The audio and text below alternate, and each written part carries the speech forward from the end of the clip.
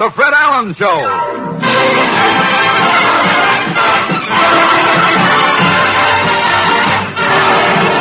The Fred Allen Show with Fred's guests James Mason, Fulton Hoffman, Minerva Pius, Peter Donald, Parker Fenley, and Al Goodman and his orchestra.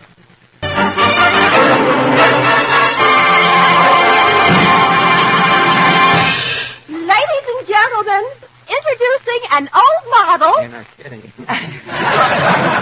And here he is, Fred Allen.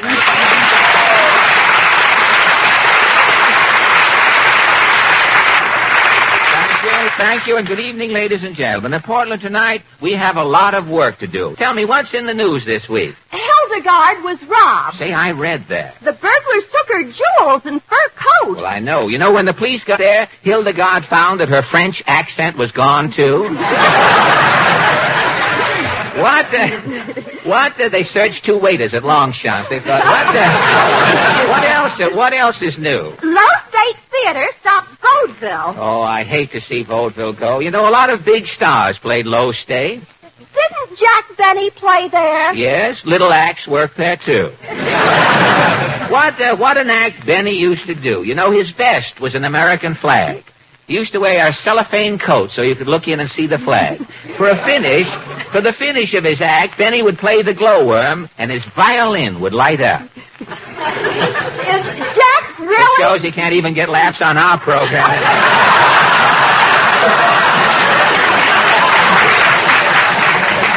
Is Jack really as cheap as he says he is? Cheap? Well, he's not doing himself justice. Even today, in Benny's house, they keep the food 2 feet off the ground.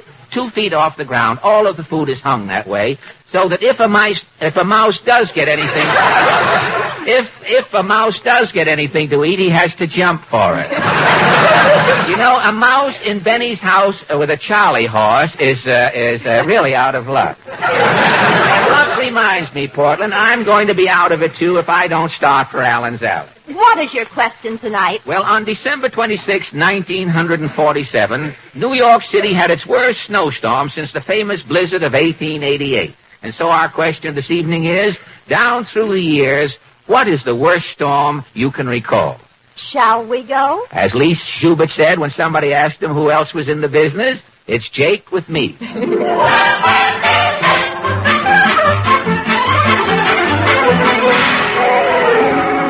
Well, here we are back in Allen's Alley, Portland. Say, I guess this Senator Claghorn had a big New Year's Eve. There are 10 empty Broma Seltzer bottles on the front steps there.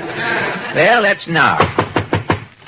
Who's whamming my naughty pine? Oh, it's you again, son. Yes, Senator. Well, son, I got the beezy-weezy. Have I got a hangover? Yeah, my head feels like there's a porcupine in there pressing his quills against my eyeballs. Irritating thought. New Year's Eve was too much for you, eh, Senator? Yeah, Washington was jumping, son. I was invited to 3 different parties. 3? Yeah, I only went to 2 of them. Well, why, Senator? Son, I ain't messing around with no third party.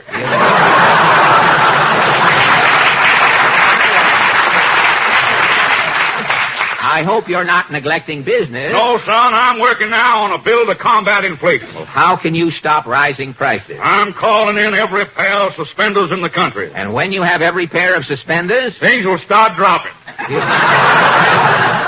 Well, tell me, Senator, what is the worst storm you have ever seen? Well, the worst snowstorm I ever seen was last week. Was the snow bad down there in Washington? Traffic was paralyzed, son. Yeah? Trains was canceled, cars was stalled, buses was tied up. Gosh. In Washington, only one thing was running. What? Henry Wallace. So long, son. So long, Elliot.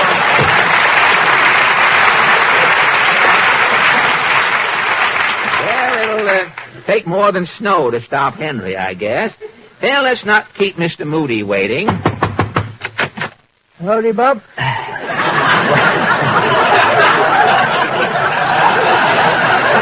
Well, Mr. Moody, what is the worst storm you ever remember? Oh, I reckon it was back in the winter of 91. It was a bad storm, eh? Yes, it started off with the wind blowing for 2 days. The wind, huh? Yeah, blew down the telephone wires. Uh-huh. Everybody's conversation was laying around all over the ground. And when this terrific wind died down? Then it snowed. Yeah? Flakes was coming down as big as buckwheat cakes. Say. Yeah, it snowed steady for 2 whole weeks. The snow must have covered everything. Groundhogs was running around with divining rods, trying to find the holes.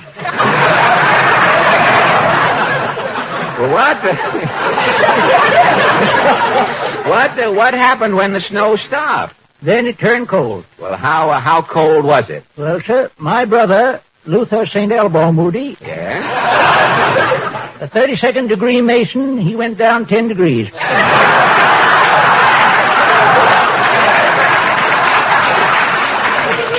Did all of this snow and cold bother your cattle? No. I had my cow all bundled up. Bundled up, eh? Yeah. Pulled over her horns, I had a big tam o' shanter. Yeah? Round her front legs, I wrapped some heavy Congress gaiters. Good. On the cow's back legs, I put an old pair of my fleece-lined pants. Well, if your cow had pants on her back legs, how could you milk her? I used to be a pickpocket.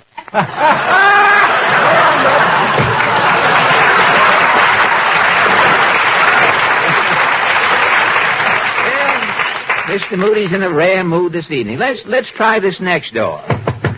Howdy, Chappie. Oh, Mrs. Nussbaum. What is the worst storm you ever remember? The first year I am married, sometime back. Well, naturally. How bad was the storm? Well, we were living in a tenement, the ground floor suite. You liked it? Liked it. The ground floor is convenient. How come?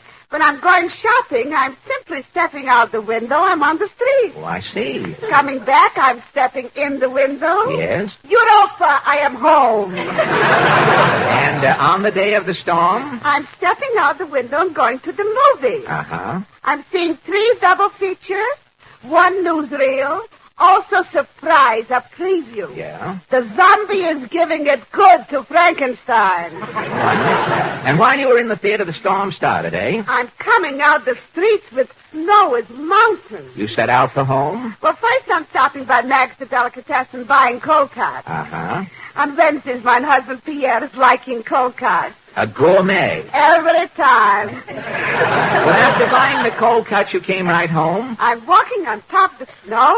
I'm stepping in the window. I am home. And then? I'm fixing up the cold cuts and sitting down to wait for my husband Pierre. Uh-huh. Then it is happening. What? A man is stepping in the window. Yes? I'm coming from behind and kissing him. Yes? The man is turning around. And? Yeah, it is not Pierre. Not Pierre? You were in the wrong apartment? The snow is so deep, I'm stepping in a window 3 flights up. Well, what happened? Luckily, the stranger is liking cold cuts. We are eating dinner.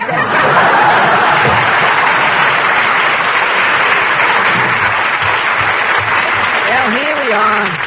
Here we are at the end of the alley with Mr. Cassidy, I imagine, waiting as usual.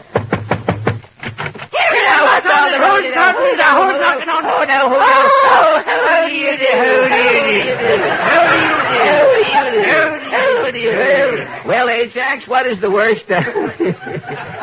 worst storm you ever remember? Me boy, that was back in Aught 11. Aught 11. I was a young bucko working in New York City as a mounted policeman. A mounted policeman? Well, now, the day of the storm, the devil was in me. Yes. Up 6th Avenue, I come galloping side saddle. A mounted policeman riding side saddle? Oh, I was handing the street cleaners a laugh. Oh,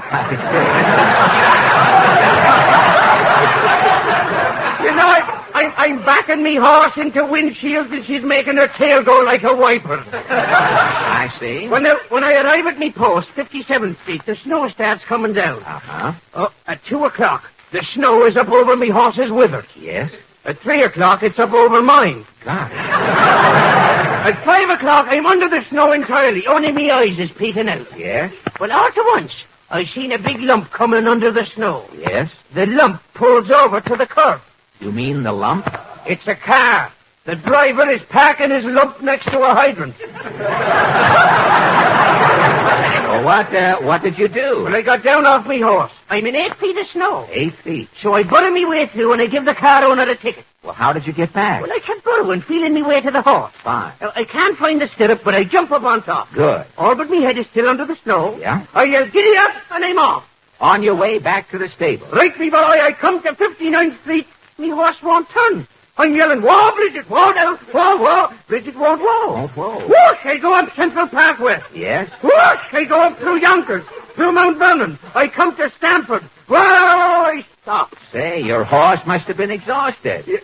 What horse? You mean that in that snow you hadn't gotten back on your horse? I'd mounted the Boston bus. Goodbye, dear. Ladies and gentlemen, Portland, Yes? will you hand me that little book on the piano there, please? This one? Yes, it's John Steinbeck's new story, The Pearl. The Pearl? Is it about an oyster? Well, I don't really know. I haven't read it yet. It cost me 3 clams, I know that. Why do oysters make pearls? Well, who knows? I guess it gets pretty dull, shut up in those shells. Oysters probably make pearls just, to pass the time. But it's so dark in their shells. How can oysters see what they're doing? Well, they wait until night when the starfish come out. But look, I don't want to argue about oysters or Mr. Steinbeck's book either. I had enough trouble buying it. Trouble? What happened? Well, I'm glad you asked me. This would be a very short program if you hadn't said that. Well, Friday afternoon, I started out for the bookshop.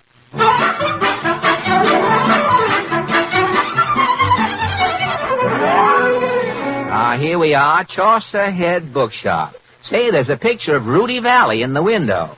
They must be advertising that new book, The Money Man. Well, I'll go in. I wonder if this clerk is busy. Pardon me, miss. Just a minute, sir. I'm waiting on this Oh, gentleman. excuse me. Miss, do you have that new mystery, The Man Whose Face Was on Backward? James Mason.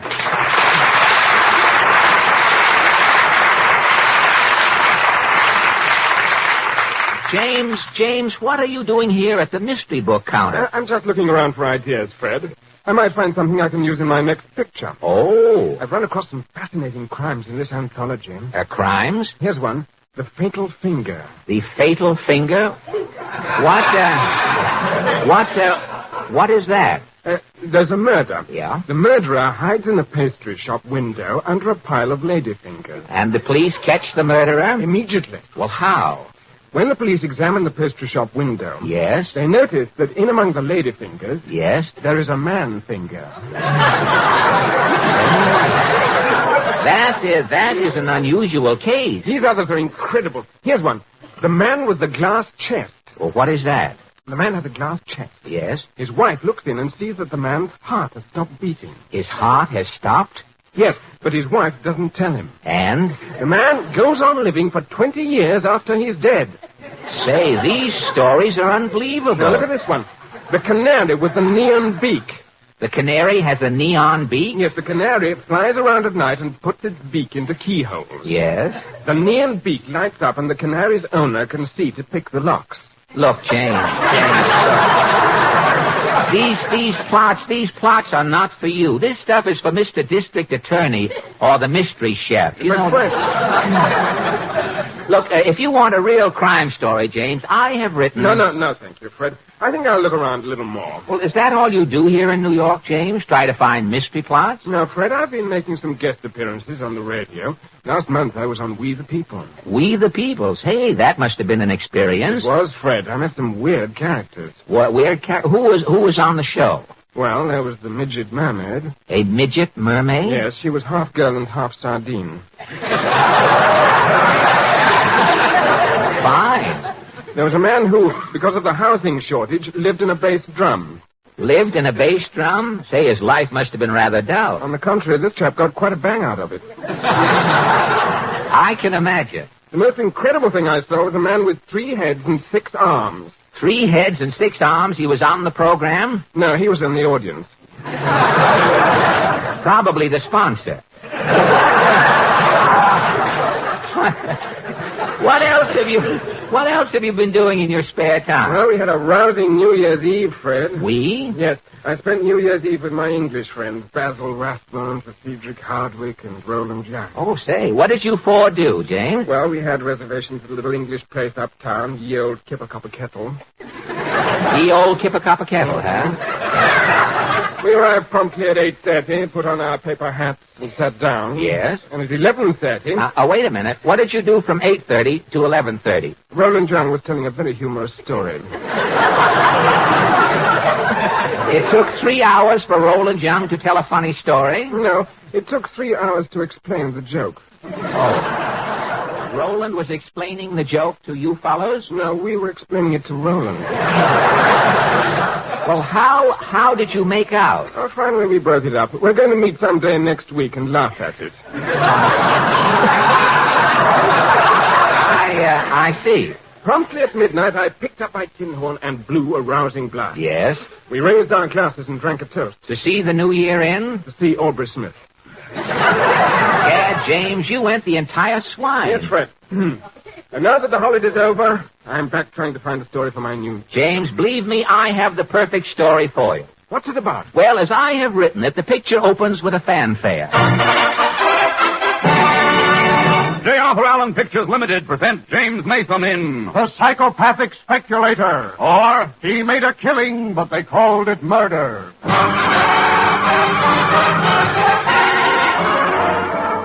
My name is Percy Peters. Tomorrow I shall be hanged for murder. The newspapers will want my story. This is it. For years I've been a gambler, speculating in cotton, oil, wool, and recently grain. Things have been going badly. I owed £50,000. I had to have the money immediately. I conceived a plan that would make me a millionaire. On the night of December 10th, I was seated in the study preparing my strategy when Chung, my houseboy, entered. Oh, dinner is served, Mr. Peters. Later, Chung. Oh, but the Chung make a special English blue plate. Beef and kidney chow mein, a bloater of subcom, mutton chop suey, everything piping hot. I'm sorry, Chung, but I'm expecting Sir Hubert Hives, the bee baron. Oh, Sir Hubert Hive. Yes. Sir Hubert arrives. When he arrives, show him in immediately. Very good, sir. If this deal goes through, tonight I shall be a millionaire. Chung, how would you like to be a millionaire? Not a Chinaman's chin.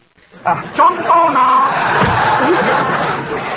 As I sat there, I went over my plan again in detail. It was perfect. I could wipe out my debts. All that stood between me and £1 million was Sir Hubert Hives. And I think it's Sir Hubert Hive.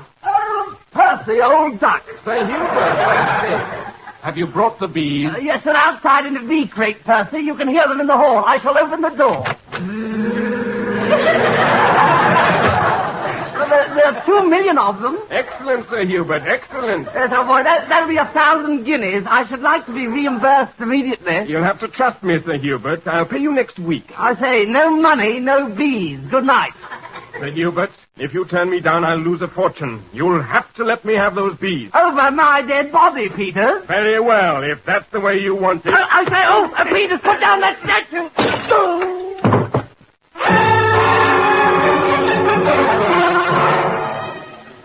I hadn't meant to kill him.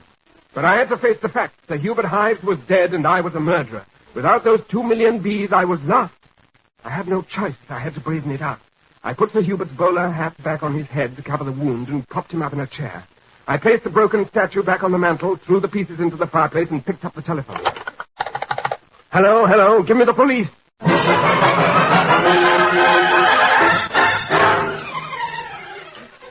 all vehicles. Calling Detective One Long Pan. Proceed to Percy Peters' residence at Wickenham Terrace, Houndsditch. There's been foul play. Calling One Long Pan.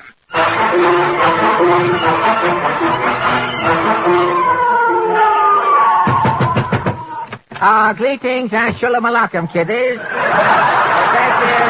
Detective One Long Pan, China J. Edgar Hoover on job. Feudin' and fussin' and fightin'. Long Pan get confession enlighten. Oh, ho, ho, ho, ho, ho. Long Pan potential Burl Ives. I say, Celestial, will you stop that infernal racket? Who are you, Mr. Kibbitz, sir? I am Percy Peters, master of this house. Very good, Mr. Peters. Nobody move. Who is that in chair anticipating?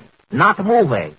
He was formerly Sir Hubert Hives. He's dead. Dead. Long Pan arrest you, Mr. Peters, for murder Sir Hubert Hives. Long Pan work fast tonight. Work very This is fast. ridiculous. Sir Hubert died from natural causes. Why Sir Hubert die in chair and not on floor? He was very neat.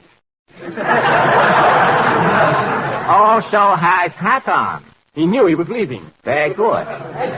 Long Pan not horse around. Long Pan examine body. Oh, you see? What? Holy smoke. Look at body's hand. Look at leg. Look at face. Sir Hubert, very lumpy. Sir Hubert was always lumpy. He was a bee breeder. Bee bleeder? Yes. Only tonight he brought me 2 million bees. They're here in the hall. I'll open the door.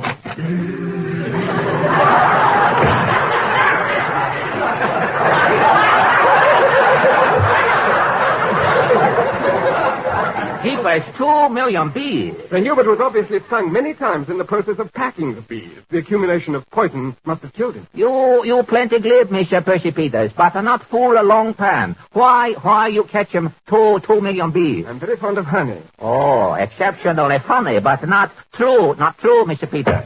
Evening, Mr. Peters. Oh, woman in case. Long Pan cherchez la dame. Plot thicken. Don't be absurd. This is Molly, the upstairs maid. Molly, confidentially shot the doctor and the dumpy. You upstairs maid? That's right. Then what you do downstairs? It's me night off. I'm just coming in. Oh, Molly doesn't know anything, Long Pan. She wasn't even in the house. exactly. Long Pan, the next question trap you, Mr. Peters.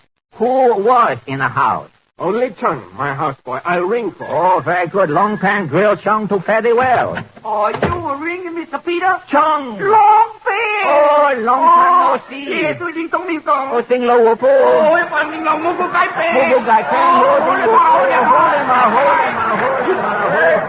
Hold him. You two know each other? Oh, Chung and Long Pan member same chapter, Anime Wong fan club. Formerly loyal friend Jack Eigen. Oh, yes. If Chung is your friend, surely you couldn't suspect him. Long Pan give Chung fast flish, routine check. Oh, you see, you catch him on the mandolin coat. You see? What? Lewalawa. Lewalawa. Very good, Chung. You maybe explain Oh, Lewalawa? very simply. Usually Waller will prepare breakfast, Mr. Peter. Use Lewalawa to play blackface. Yes, that's right, Long Pan. You see, I like my stereo shot from guns. That's the one he uses. Holy smoke, this the gun loaded? Loaded with Wheaties, don't Oh, point. Well, Long Pan, now are you satisfied? Long Pan seemingly baffled, but not for long. Long Pan examined body. Something very suspicious. Suspicious? Sir Hubert sitting in chair, gradually growing taller. Taller, but he's dead. Sir Hubert suddenly have long forehead. Longer pan than Long Pan. Look at hat.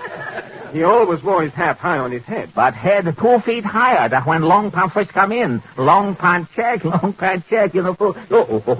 On the hat, Sir Hubert has jumbo-sized lump. Probably infected by a jumbo-sized bee. No, this lump handmade, caused by blunt instrument. You mean? Long Pan arrest you, Mr. Percy Peters, for murder Sir Hubert High. Pickful, you say I killed Sir Hubert, but you haven't found a motive or a weapon. Long Pan soon find weapon. You see here on mantle, statue Lord Nelson, broken in 2. Half Nelson. You, Percy Peters, break statue hitting Sir Hubert on medulla oblongata, blow fatal. But why should I kill Sir Hubert? You need 2 million bees, Mr. Percy Peters. You owe money. You catch them bees, you make fortune. You fessed up. Yes, I was going to make millions. Millions. I got the idea when Petrillo put the ban on record.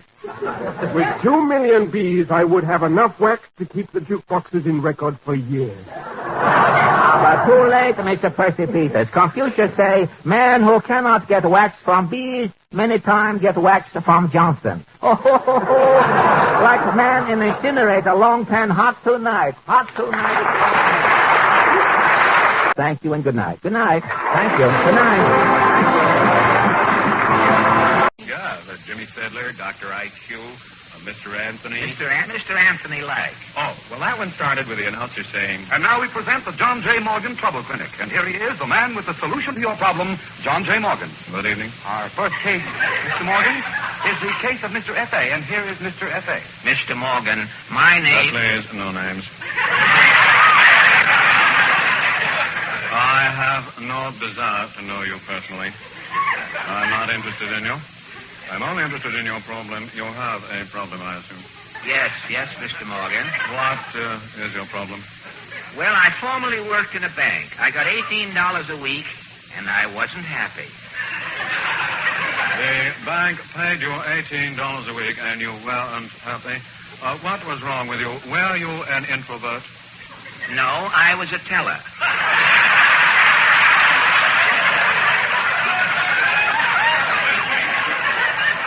And why weren't you happy? Well, on $18 a week, I couldn't go no place. I couldn't do nothing. Shall we recapitulate? Yes. You couldn't go no place. No. You couldn't do nothing. No. Well, these are the only reasons you were unhappy. Yes, sir. Very well, proceed. One day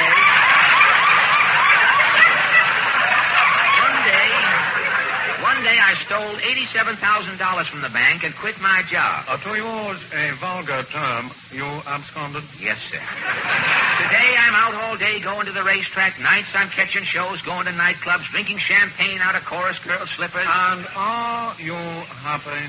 Well, I'm happy while I'm enjoying myself.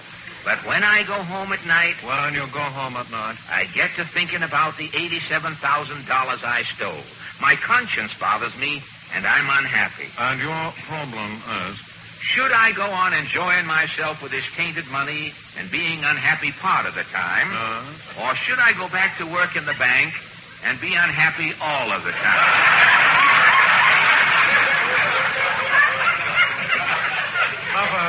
Frankly, there is no substitute for honesty. No, sir. My advice to you is give up this life of luxury and ease. Yes, sir. Go back to that bank tomorrow morning. Put on your alpaca jacket. Step into your cage. Wet your finger. And go to work as though nothing had happened. Yes, sir. And should I mention the $87,000 I stole? I beg your pardon? Should I mention the $87,000 I stole? Not unless they mention it to you.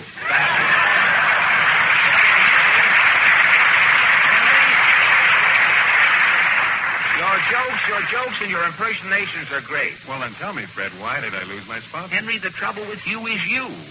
You mean people don't like me? If you want to keep this new sponsor, you have got to change your personality, become a new man. But how? Psychiatry. Psychiatry? I know a psychiatrist who is open all night. He'll give you a brand new personality, reasonable. Where is his office? Get your hat, Henry, and follow me. Let's go.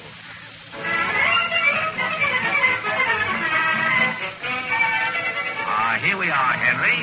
Dr. Hoffenpfeffer, let's go in. Dr. Hoffenpfeffer is talking on the phone. No, believe me, Mr. Jones, it is only a psychosis. You are not a horse.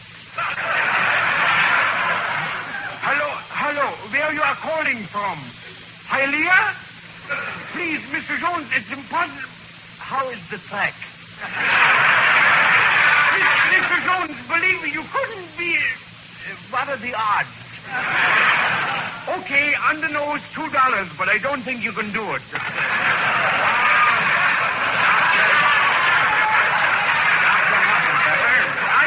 If you are coming for the couch, money I will have in a minute. One of my patients, a long shot, is running at Hialeah. You remember me, Fred Allen? So, Fred Allen, I treat you for split personality. That's right. Well, how is it coming along? The string you put on it is holding it together fine. Good. Dr. Hoffenpfeffer, this is my friend, Henry Morgan. He has a split personality also? I have no personality. No, he can't hold a job. Now, Doctor, you have got to help him. I don't like his looks. Oh, now, cut it out. Wait till you get to know me. You'll hate me. Without knowing you already, I hate you. Now, please, Mr. Morgan, lie down here on the couch. All right. Now, Mr. Morgan, relax, please. Now, what's that needle, Doc? You going to play the phonograph? No, I'm giving you an injection. So... What was that, Doctor? I feel sleepy. Gosh, Doctor, Henry went right to sleep. Yeah, I am giving him Scalopini, the truth serum. Really? You see, while he is under the influence of the serum, he will reveal his true personality. You mean while Henry is unconscious, he can talk? Yeah, Mr. Morgan. Mr. Morgan. Yes, Doctor. Tell me the truth. What happens to you during your average day? Your average day. My average day. Well, my day starts early when I hear my mother calling. Henry, breakfast is ready. What's about time? I thought we were having it for lunch. Now, Henry. This orange juice tastes like it was squeezed through a stocking. But, Tom. Look at this toast here. If it was any blacker, you could cut it up and make dominoes out of it. Now, Henry. All right, who's that breaking down his door? It's the newsboy. Let him in. I'll get the coffee. All right, I'm coming. Here's your paper, Mr. Morgan. What's the weather here, kid? Let me see. Rain, sleet. Yesterday you brought snow. Why, you little rat?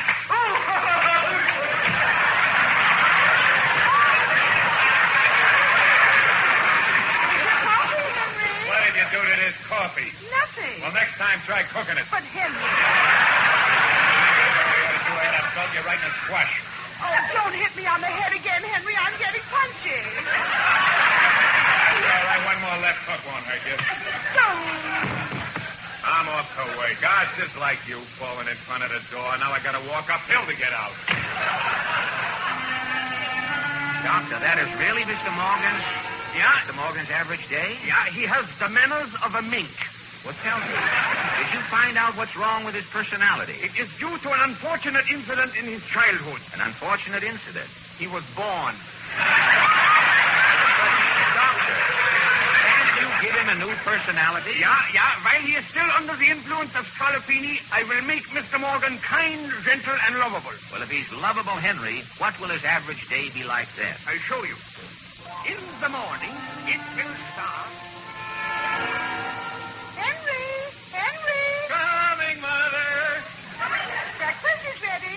I accidentally dropped some Daz in the orange juice. Oh, does the orange wonderful. The orange juice has a head on it.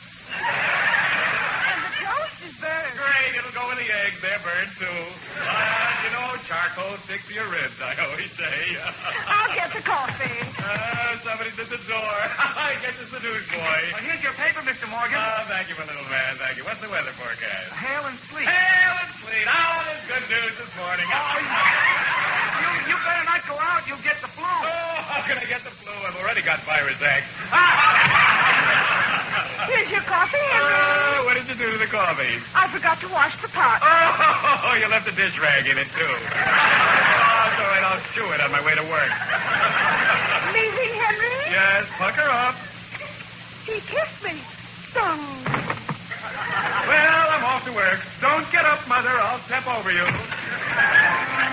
Doctor, the serum is wearing off. Henry's waking up.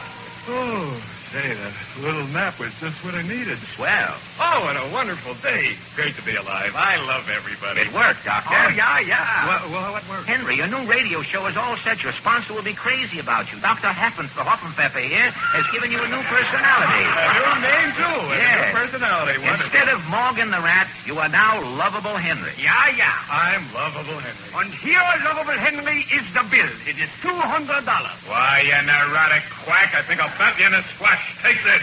Oh! Henry, you're supposed to be Lovable Henry. For $200, I'm Morgan the Rat. The Fred Allen Show.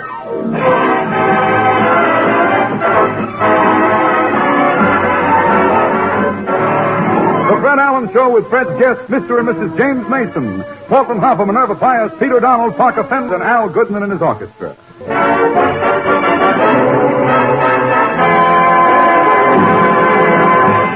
Ladies and gentlemen, this is Easter Sunday. Tonight, we bring you a man who wasn't in the Easter parade today because the parade has passed him by. He's Fred Allen.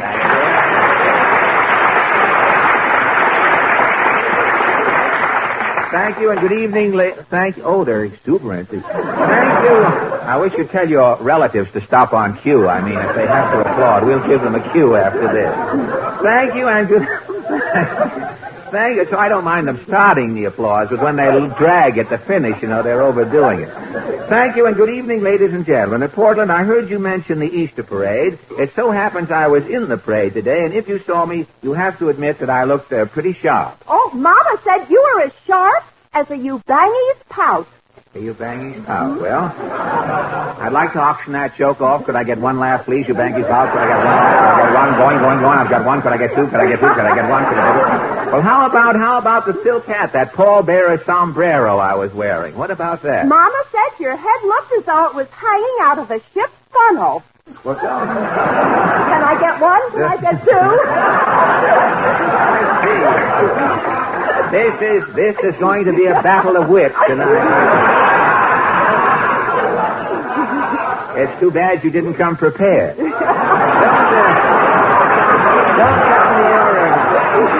Don't tell me you're. What are you laughing at? It's on you. Don't tell me your mother was in the parade. Yes, Mama wore her new Easter hat. Oh, one of those current millinery monstrosities?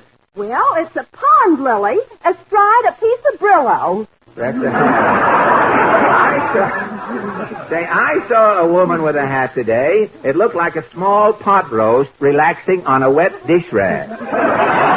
The woman with her had on a dirty pimento or something. It looked as though somebody had left an antipasto in her hair. Well, the parade was wonderful. Oh, I know that. Did you see the 40 minks marching? Oh, the 40 live mink? When they got to 59th Street, the mink all stopped and spelled out Bloomingdale. Really? That's more than Bloomingdale can do. How did they dot the I in blooming? Well, one little mink jumped up on another mink's head and made like a ball. Oh, really? Tell me, did you see Adolphe Monjou in the Easter parade? No. Oh, Adolphe was applauding himself. He had on fawn gray knickers, plastic platform shoes, and just ahead of him, Mr. Monjou had a peacock prancing on a neon leash. And his muffler was a tassel. Well, enough about Easter, Portland. What's in the news this week? 2 boys in New York won Pepsi-Cola scholarships. Oh, really? Pop is sending them through college, eh? Pop? Yeah, Pepsi-Cola is a pop. Pop is sending them through college. That sounds like one of those jokes you always give me. Yes, it does. And I should have given it to you tonight, too. A line like that I wouldn't throw to a person who was drowning. Well, tell me, what else is new? Schools of sardines are swarming off the coast of California. Well, that's good news for the actors out in Hollywood. The sardines? Any actor who has 2 pieces of rye bread and can swim is sure of a sandwich. What is a sardine? A sardine is a herring in shorthand.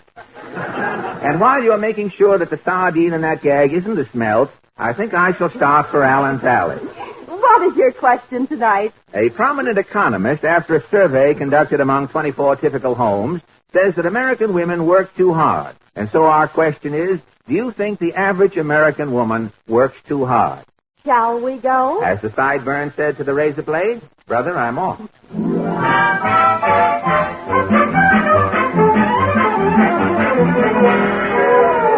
Well, here we are back in Allen's Alley, Portland. Say, I guess Senator Claghorn has been celebrating Easter, too. He has some colored possum eggs in the window there. Oh, well, I'll not. Somebody put the whammy to my panel. Yeah. Oh, it's you, Dodo Puss. Yes. Well, what's on your mind, son? Let's get going. I'm busier than the little boy's tongue when his Eskimo pie starts melting. Now? Yeah, I've been working on that new tax reduction bill. Well, will it help the taxpayer? From now on, son, the government is going to give the taxpayer a hand instead of putting it in his pocket. Well, Senator, how can the administration afford to cut down on taxes? When the administration paid its income tax this year, they got a big exemption. The administration? They claimed Europe as a dependent. Whole world mixed up, son. Yeah. Hangovers are costing this country $1 billion every year. Hangovers? People are drinking to forget. To forget what? What they're drinking.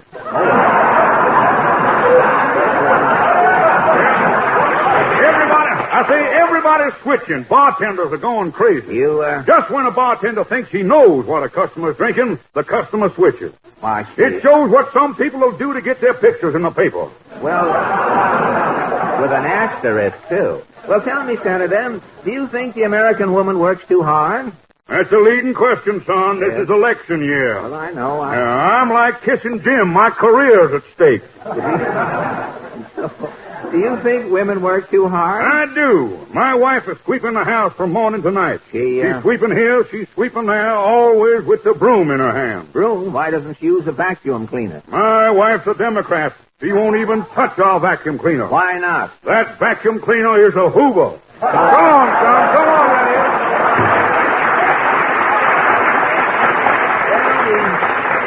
Senator has his wife on the carpet. Let's see how Mr. Moody's doing. Howdy, Bob.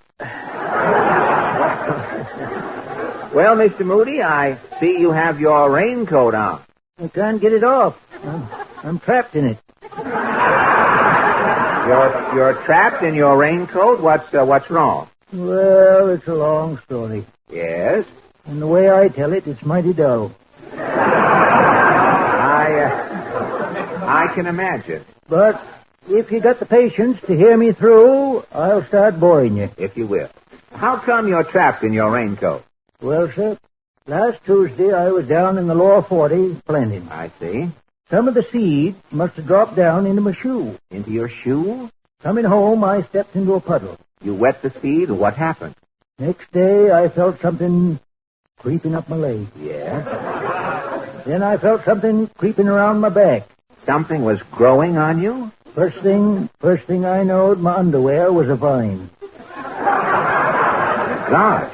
And it's still growing up my sleeves and down under my stomach. Well, isn't it mighty uncomfortable with that vine closing in on you? It's mighty difficult sitting down. When you sit down? I have to balance myself on a squash. Well, tell me, Mr. Moody, do you think American women work too hard? Oh, shucks, you better ask somebody else. I don't know no women. Well, you know your wife, Mrs. Moody, don't you? Boy, I wouldn't say I know Miss Moody, but we're acquainted. Well, does Mrs. Moody work too hard? Not since she's married. I see. But before Miss Moody was married, she must have worked like a horse. What makes you think she worked like a horse? Because the day I proposed, I says, how about getting hitched? And when you said hitched? Miss Moody backed up and stood by the wagon. So long, Doc. Looks as though Titus married an old nag. Well, let's try this next house. Hi there, Jeffrey. Mrs. Nussbaum, say you're laughing. What's so funny? I'm reading the cartoons with the comical pictures. Oh, you like the comics? Especially Little Adler. Little Adler? You mean Little Abner? Abner in your paper, and mine paper it is Adler. Oh, The Hillbillies, this Little Adler I'm enjoying. The Hillbillies, huh? Yes. They're talking with a dialect. Very amusing. Yes, Especially when Pappy Yoakum is saying to Daisy May, I'll put the frosting on your cake. To me, this is a yuck. You like to laugh, eh? Well, years ago, an old philosophical is saying, Yeah. laughing and the world is laughing with you. Uh-huh. Weeping and Bette Davis is in the picture.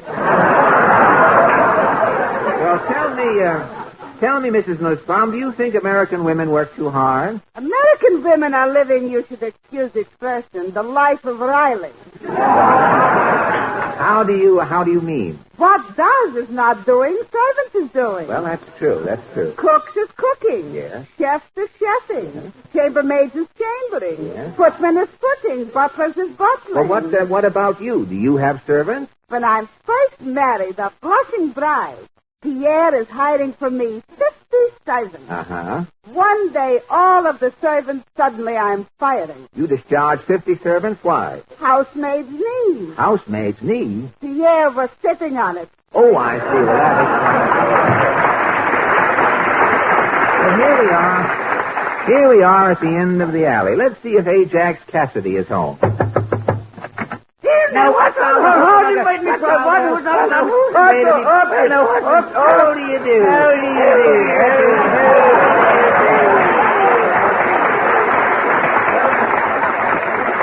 Well, Mr. Cassidy. Mr. Cassidy, how are you tonight? Oh, terrible. Me legs is wobbly. Really? One day I feel like running and the next day I don't. One day you feel like running, the next day you don't. What disease is that? MacArthuritis.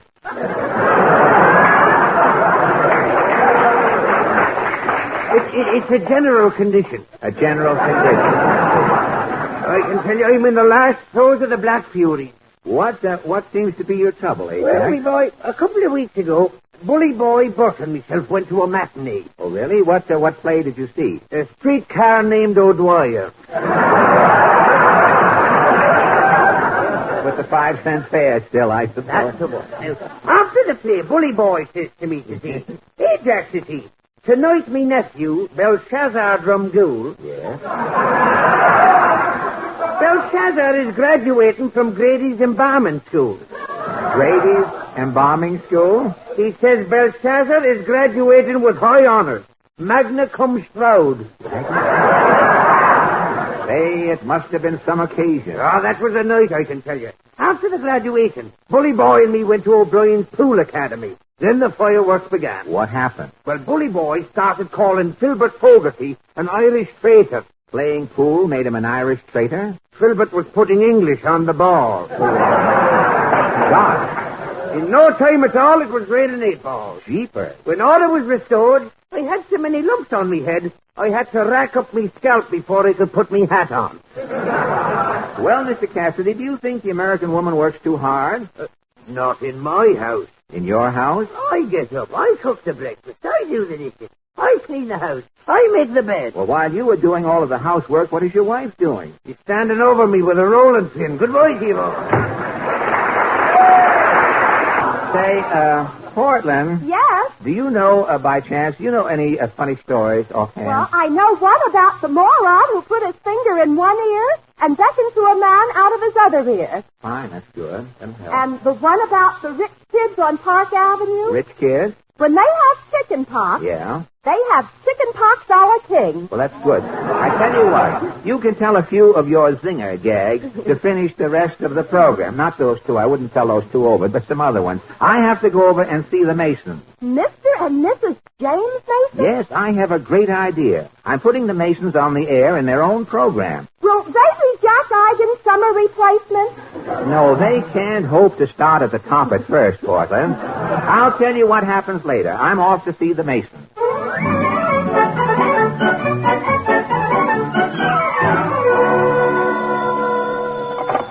Hello, yes, this is James Mason. Oh, Mrs. Mason. I'm sorry, it's you. Thank you. Hello, this is Mrs. Mason. What, brunch next Sunday? Oh, I'm terribly sorry, Elsa. We're just packing. We're leaving for Hollywood tomorrow. Right you are. Goodbye. Pam, darling, have you finished this trunk? Yes, dear, it's all packed. Good. I'll pack my rifle. You're taking rifles? Of course, darling. We're going to California. That's the Wild West. Oh, it sounds frightening. It's full of ferocious animals and cattle rustlers and train robbers.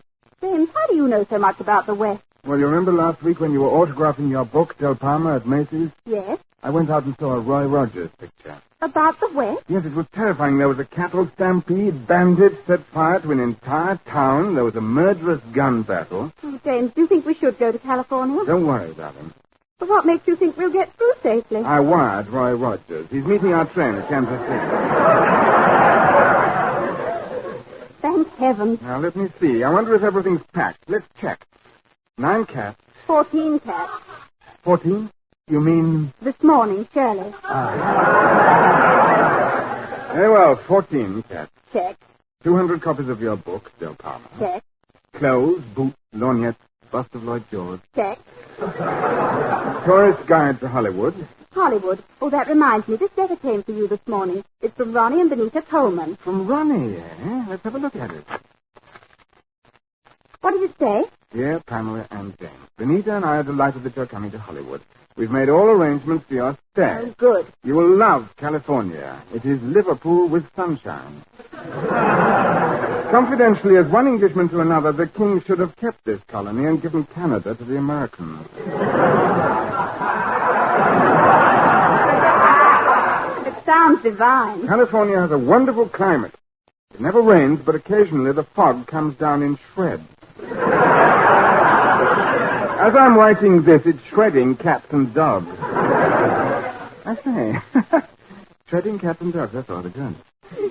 Yes, Ronnie has a rousing sense of humor.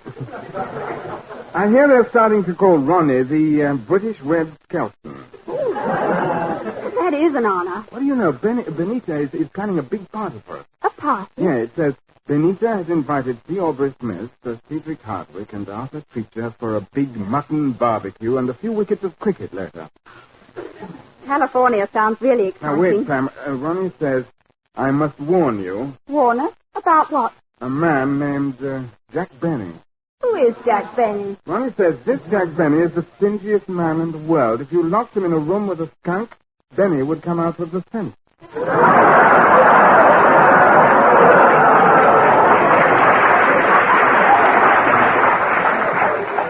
He sounds obnoxious. It says, yesterday our front yard was filled with tourists. Benny was charging them 25 cents to peek through the parlor window and see my new Oscar.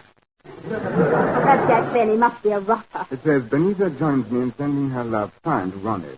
P.S. Watch your cat. Benny makes his own violin string.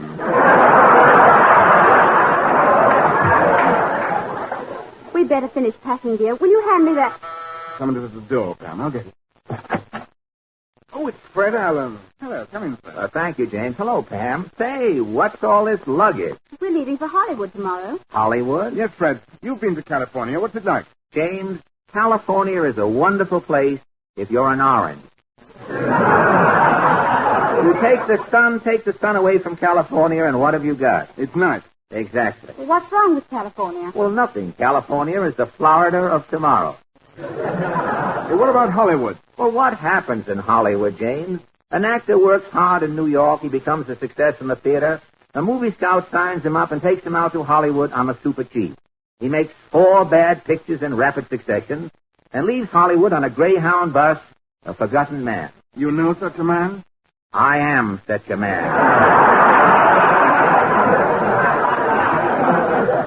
But Ronald Colman wrote us that Hollywood is wonderful. Yes, Ronnie only warned us about one thing, a chap named Jack Benny. Oh, Jack Benny. Have you met him? Yes, unfortunately. One day on Vine Street, Benny overpowered me and introduced himself.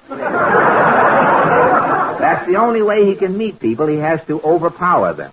What do you think of him? Well, all I can tell you about Benny, James, is that when he empties his goldfish bowl, he doesn't throw the water away. He heats the water, puts croutons in it, and serves it as fish chowder. What he doesn't eat while it's still hot, he shaves with. Ronnie says this chap Benny is tight. Tight? Benny is tighter than a goiter in a turtleneck sweater. But enough about Mr. F.E. Boone, straight man. James,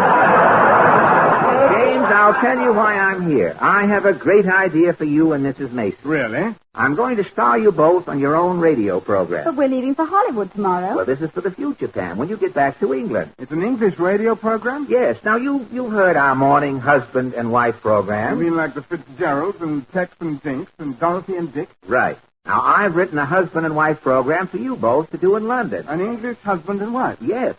What's it like? Well, as the program opens, you hear...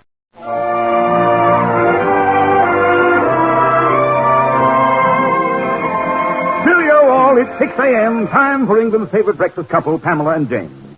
We take you to the quaint little Mason Manor, where they broadcast their quaint little program from their quaint little breakfast nook. And here they are, the quaint little Pamela and James. Good morning, Pamela. Good morning, James. I say, Mrs. Mason, you're looking absolutely top-hole this morning. Thank you. I've never seen you with such an extraordinary glow. Darling, who wouldn't have a glow after sleeping all night under one of Pringle's electric blankets? Pringle's electric blankets give you a 30-day slumber guarantee. Pringle's comes in 3 temperatures, warm, very warm, and calling Dr. Kildare.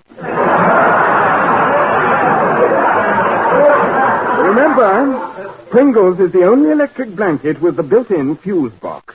Moderately priced at only 2 guineas. Darling, will you sort the mail while I fetch breakfast? Breakfast? Good. What are we having? What's on every stove in England at this hour of the morning? Lady Cavendish's kidneys. Quite.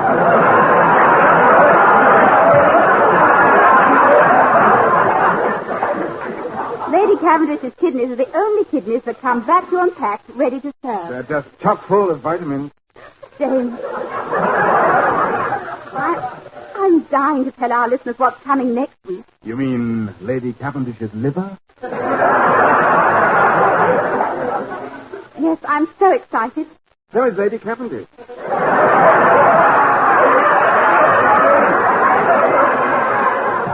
Orders are pouring in from all over the Empire. The correct time is now 5 minutes after 6. James, have you fed the dog? Yes, I gave him a bowl full of Victor's Vitalized Dog Biscuit. Yes, Victor's Vitalized Dog Biscuits give the dogs that added zest in the morning. Zest spelled Z-E-S-T. And remember, Victor's Vitalized Dog Biscuits are not touched by human hands. They're made by other dogs.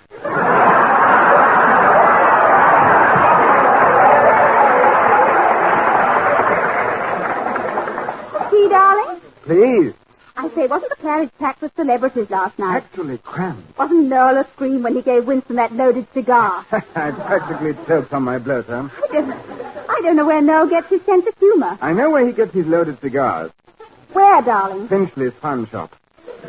Finchley's carries a complete line of amusing tricks for all occasions. False noses, squirting gardenias. Be the life of the party.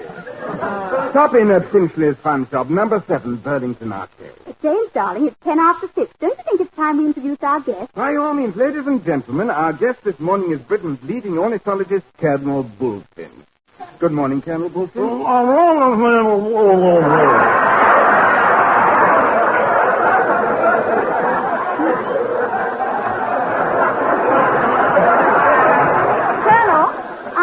Who have read your new bird book, Two in the Bush, have positively swamped us with questions. I wonder if you'd answer a few. You will? No. Oh, good. Well, our first letter is signed Bird Lover, Upper Washington. Bird Lover has 2 questions. First, Colonel, what is the habitat of the yellow-bellied sapsucker? Well, I must say that answers Bird Lover's first question.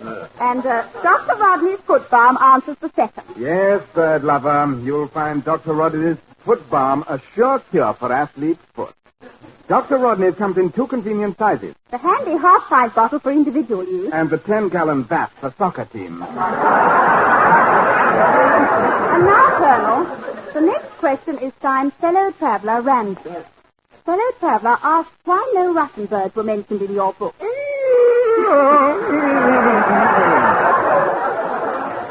Colonel Bullfinch, that is a crystal clear analysis of the Russian problem. Positively brilliant. I especially enjoyed that comment on the Iron Curtain. And ladies, when you iron curtains, be sure to use a Bromby mango. A Bromby mango cuts wash day in half. It cuts everything in half. Get your Bromby mango today. Colonel Bullfinch, our next question is from Sir Hubert Hives of Devonshire. Sir Hubert is colorblind. He would like to know how you tell the difference between the red-backed pipit and the white-rumped pipit.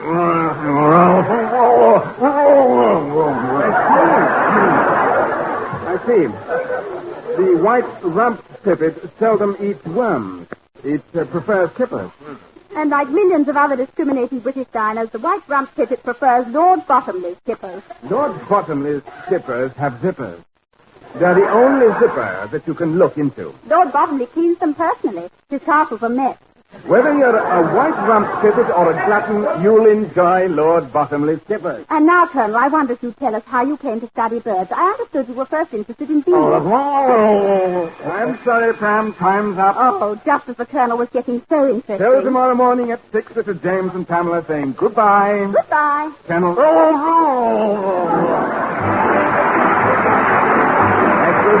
The Fred Allen Show.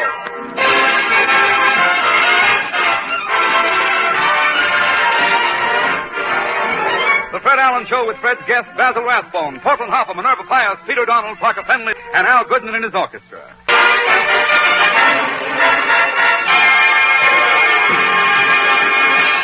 Ladies and gentlemen, in radio, such programs come to you as a public service.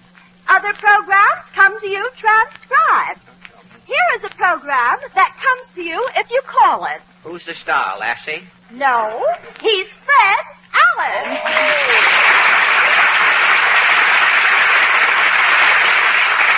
Thank you, and good evening, ladies and gentlemen. And Portland, look, after this, please, just say, "Here he is," or something. Don't make a whole big production out of the opening, if you will. I'll speak to my writer about it. Do that, if you will. That's the whole trouble with this program, you know, the writers. One writer used to work in a butcher shop. He sells his jokes by the pound. Has the scales with him whenever you deal with him. And the other writer comes to work with a hammer and a chisel. I think he used to write epitaphs, or he's a prehistoric old gentleman. I don't know which. Some of the jokes sound like epitaphs. Well, that's the other writer. He's an old Harvard man. He writes all of his jokes in dead languages. You can always tell one of his jokes, it just lays there.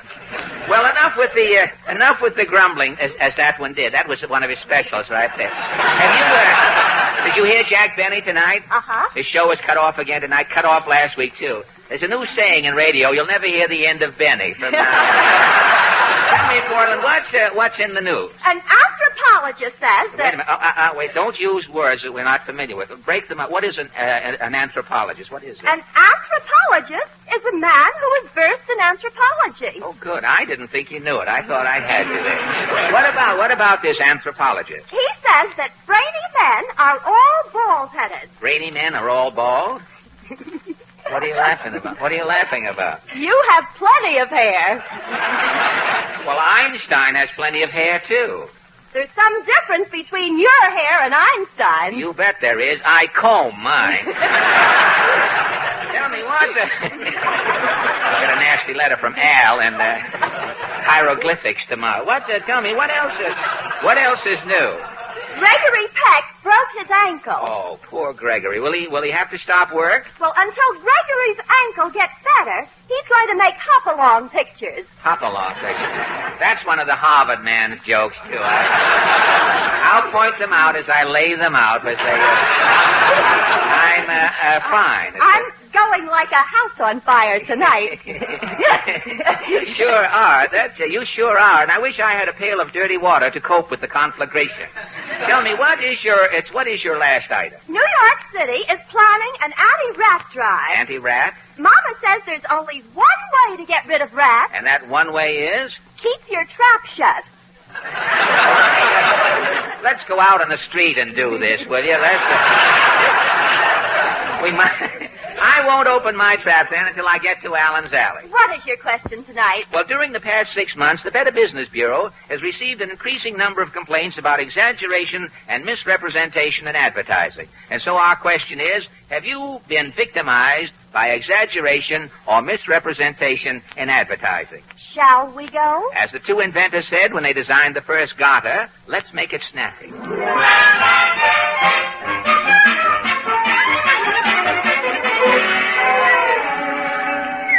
Well, here we are back in Allen's Alley, Portland. I guess Senator Claghorn's in all right. Look, his scooter is on the front veranda there. Well, let's make sure. Somebody's banging my door, trying to bag it. Oh, it's you, droop face. Yes, Senator. Well, give it to me fast, son. I'm busier than the syrup jug in a waffle shop. Now, wait a minute. I'm investigating the coal strike. Coal? Coal strike's doing the country a lot of good. Good? Today, in Pittsburgh, if you meet a man on the street, you can see who he is. As John L. Lewis says, you can't fuel all of the people any of the time unless I say so. Now, wait a minute. Tell me, Senator, about this exaggeration and misrepresentation in advertising. Advertising is the grease that lubricates the wheels of progress. You think advertising? Non-advertising gets results. How? Before advertising, a man didn't know where his T-zone was. Well, Men who knew tobacco best was chewing it. Other smokers knew as much as Philip Morris smokers knew. But, Dulles was just laying around doing nothing. Well, Senator, tell me, are the politicians keeping up with the businessmen? Are the politicians advertising? They sure are. Them Republicans is advertising a slogan. It's just 5 letters. 5 letters? LSMFT. What does LSMFT stand for? Let's swap MacArthur for Truman. So long, Tom. So long, Elliot.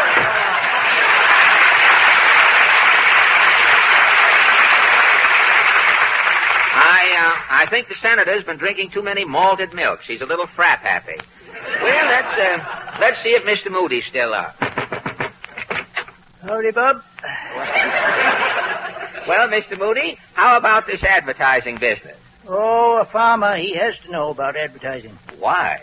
It's the only way he can make his farm pay. Oh, you have advertising around your farm, do you? On all 4 sides of my barn, I got Peruna and Liverpool ads. Yeah? My bull's all painted yellow, advertising Bull Durham. Bull Durham. And I got the longest Burma shave poem in the country. Oh, really? How does your poem go? John McGee had a long goatee. When he combed it out, it hung down to his knees. Yes? Today, John's happy. He married a wave. His goatee's gone, thanks to Burma shave. That is long. Yeah, the poem starts half a mile down the road. I see. It comes in my gate, goes once around the house. Yeah?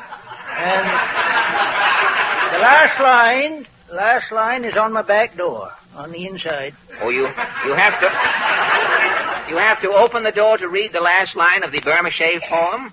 That's the trick. The trick? As you open the back door, my wife's sitting there selling the stuff. Well, doesn't all of this advertising keep you hopping? Sunday is my busiest day. Oh, what happens? On the Sabbath, I stand out in the front yard all day. Uh-huh. I'm wearing a silk hat, a swallowtail coat, an ascot tie, white spats, and I'm leaning on a Russian wolfhound. You're leaning on a Russian wolfhound? In my hand, I'm holding a highball. Well, what are you supposed to be? A rube of distinction. So long, Bud.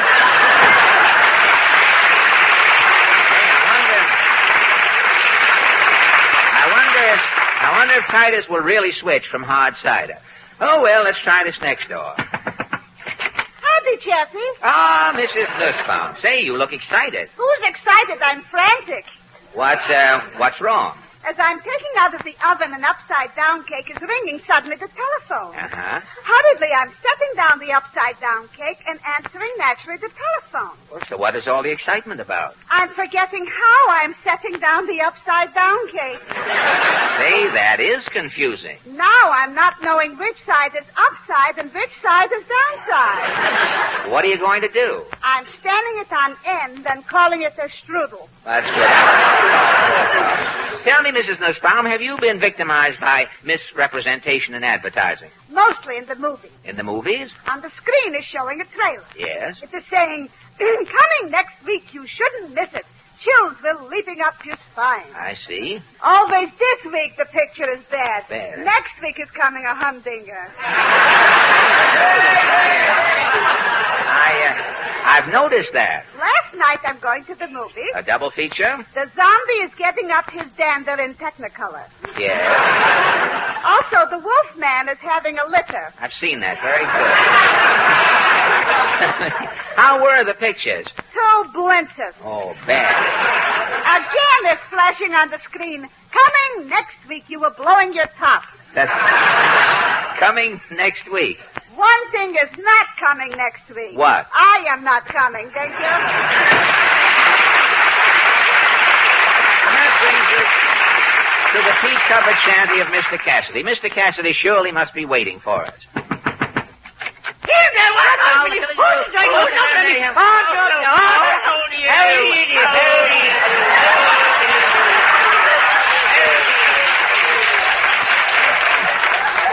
Well, tell me, Mr. Cassidy. Oh, that's I'm the other fellow. Tell me, Mr. Cassidy. Tell me, Mr. Cassidy, about this advertising discussion. Me boy, advertising should be stopped by legislation. Really? Especially them preposterous contests they have on the radio. Why do you say that? Oh, thanks to them quiz programs, every moron in America today has a refrigerator. I heard a quiz program, yeah. there. One of the contestants had amnesia. They asked him who he was. He couldn't remember his name. Yes? For making a grand try, they gave him $800. and then they gave him a brand new house in case he couldn't remember where he lived. You say you're against these radio contests, eh, Jack? Oh, no, look what contest did for Genghis Brannigan. What happened to Genghis? Well, after winning 2 limericks and a jingle prize, Genghis won the biggest soap contest in the country. What was the first prize? Genghis gets $40 a week as long as he lives. Yes. And for 52 weeks after he dies. Good. His son is getting a college education with a career guaranteed. Fine. They're sending Genghis's daughter to a finishing school until she's finished. And Genghis and Mrs. Brannigan have to take a cruise to Bermuda every 2 weeks until they're 65. Whether they want to or not. Say, that was some award. Oh, it was the Pixie Soap Contest. I use Pixie Soap because... Well, what was Genghis's winning answer? I use Pixie Soap because I'm dirty. Goodbye. And now, say, Portland. Yes? Will you be kind enough to hand me that news clipping on the piano over there? This one? Yes. I cut it out of Variety. It's a want ad. What does the ad want? Oh, no, wait. Not. It says, that's from that Harvard man, too. The ad says here, wanted immediately radio scripts for new mystery program. Must be very exciting, very dramatic, and very cheap. Call Basil Rathbone, Biltmore Theater. Isn't Basil Rathbone in that play, The Heiress? Oh, yes, he's still in The Heiress, but he must be coming back into radio in his spare time. Now, I have a story that just fits Basil. When my mystery goes on the air, Sam Spade will start digging his own grave. Has Mr. Rathbone seen your script No, yet? not yet. I have an appointment tonight. I'm going over to Basil's apartment right now. Portland, I'll see you later.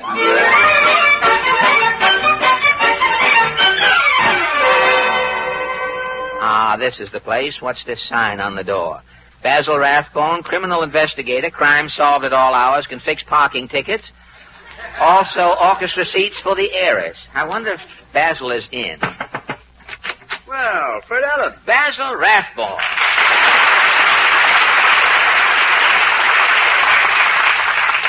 Say, Basil, if you're busy... Not at all, Fred. Come in. You know, I thought you might be posing. I've seen your picture in so many ads lately. Yes, I'm using Persona Blades. I've accepted the Savron Coffee Challenge, and I'm drinking Schaefer's, the finest beer I've ever tasted. Gad, Basil, you're doing everything but stepping out of thousands of store windows. I endorse cigarettes too, Fred, over the radio. You endorse cigarettes on the air? Why, who do you think Willie the Penguin is? Basil, you mean? Smoke cool, smoke cool, smoke cool.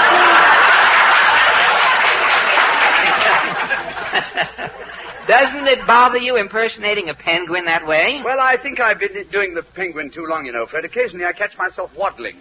Well, you'd better stop before you start snapping at Admiral Burr. But speaking of ads, Basil, I saw your ad in Variety. Oh, about my new radio program? Yes. Yes, if I get the right script, Fred, I can put my program on the air tomorrow. What about a sponsor? Oh, I have a sponsor. It's a frozen fruit concern. Fruit? I've heard of frozen food. But this company only freezes watermelons. Oh, watermelon.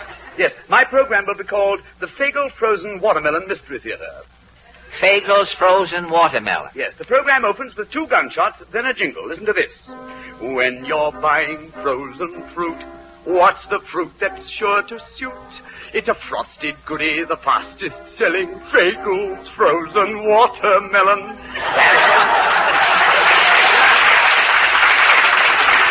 That is, without a doubt, the finest singing commercial I've heard since a Royal Pudding. If I can only find a script that's exciting... They'll both be on the hit parade by Saturday. Fred, I want a script as exciting as Fagel's commercial. Well, Basil, Well, look here. Look at all these mystery scripts that I have here. They're sending in to me. They're impossible. But, Look at this one. It's called The Man with the Neon Jimmy. The Man with the Neon Jimmy? What is it about? Well, a burglar goes in to rob a factory. Yes? The safe is too heavy, so he saws the safe in two and carries one part of it away. Do they catch the burglar? The next night. Yes? The burglar comes back for the other part of the safe. Why does he come back? The burglar doesn't want to be half safe. Hey, that sounds like a case the fat man has sat on. Frankly, Fred, As you can see, I need a good mystery. And that is why I am here. I have the perfect story for your Fagel Frozen Watermelon Mystery Theater. Is it good? This script will hold television at bay for 20 years. What is your mystery about, Fred? Well, as the story starts, we hear dramatic music.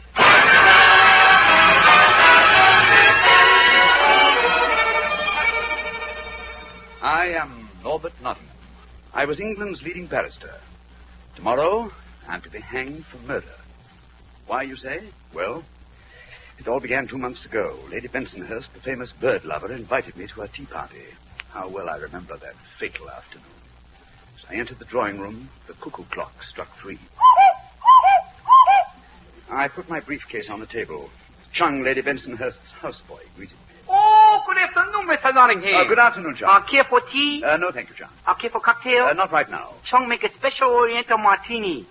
Oriental martini? Instead have Oliver Chung use lychee nut. Very tasty. I was about to accept Chung's offer when Lady Bensonhurst rapped her fan for attention. Quiet, everyone. Quiet, please. I'm now going to divulge why I invited all of you bird lovers here this afternoon. Mr. Nottingham here is my solicitor. I've called him here to change my will. But Lady Bensonhurst... I'm leaving my entire fortune to buy worms for undernourished English sparrows. Worms? From the day I die, no English sparrow will ever go hungry.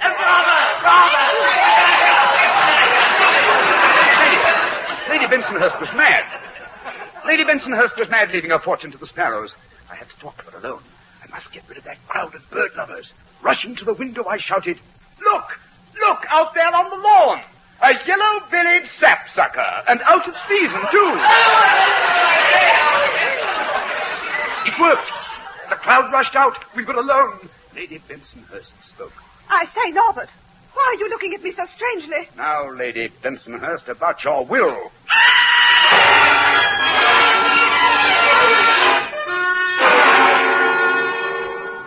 I had finished my business with Lady Bensonhurst and was putting on my Inverness cape when one of the bird lovers rushed in. I say, Lady Bensonhurst, the yellow-bellied sapsucker got away.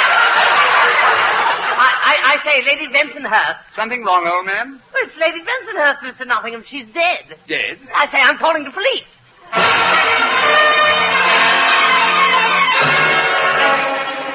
Summoning all vehicles. Calling Detective One Long Pan. Proceed to Bensonhurst Manor, Lower Uppington on the Scrod. Lady Bensonhurst has come a cropper. Calling Detective One Long Pan.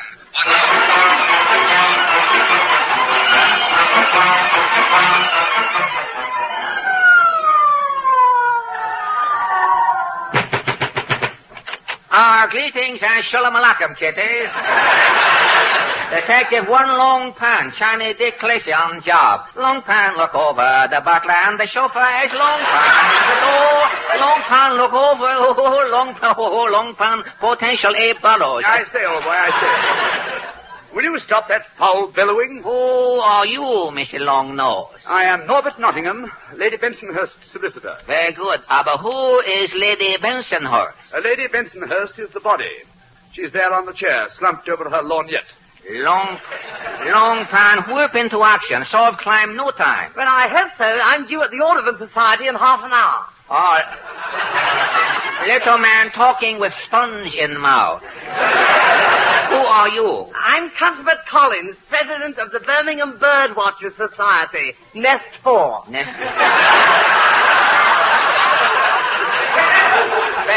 Very good, Mr. Calvert Collins. Long Pan arrests you for murder, Lady Swensonhurst. Oh, that's ridiculous. Yes, when Lady Bensonhurst was done in, I was out on the lawn looking for a yellow-bellied sapsucker. Long Pan leave no stone unturned. Long Pan grew yellow Kelly strap knocker. The sapsucker is a bird, Long Pan. You're just beating about the bush. Exactly. Confucius say, many men who beat around the bush get bird, but not yellow Kelly strap knocker. Your car's waiting, Mr. Nottingham. Oh, thank you, Molly, thank you. Well, I must trip along. Can I drop you somewhere, Long Pan? Not so fast, Mr. Bottingham. Woman in case here look very suspicious. Who are you, Mrs. Short, Dark, and Dumpy? I'm Molly, the maid. Long Pan, cherchez la femme. Here, get your hands off me, you heathen. You ain't no chiropractor.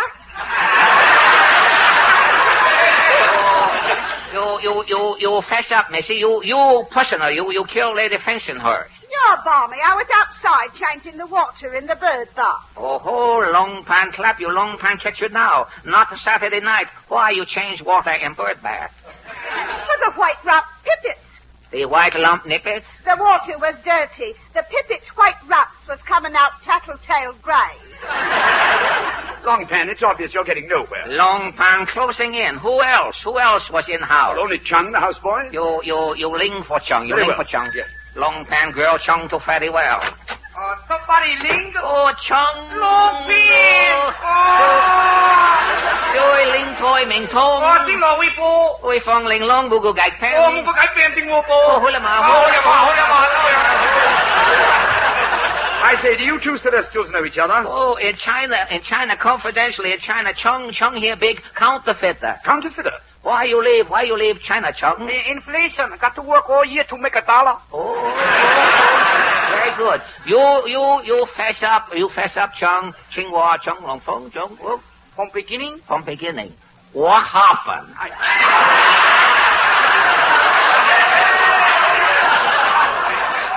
I'll tell you exactly what happened. Lady Bensonhurst was giving a tea party for bird lovers. Exactly. I was Lady Bensonhurst's solicitor. She told me to bring her will. By Jove, now I recall. You recall what, Mr. Stool Pitcher? Well, Lady Bensonhurst announced she was changing her will. Changing will? And then someone shouted, "Oh, look, on the lawn. There's the yellow-bellied sapsucker."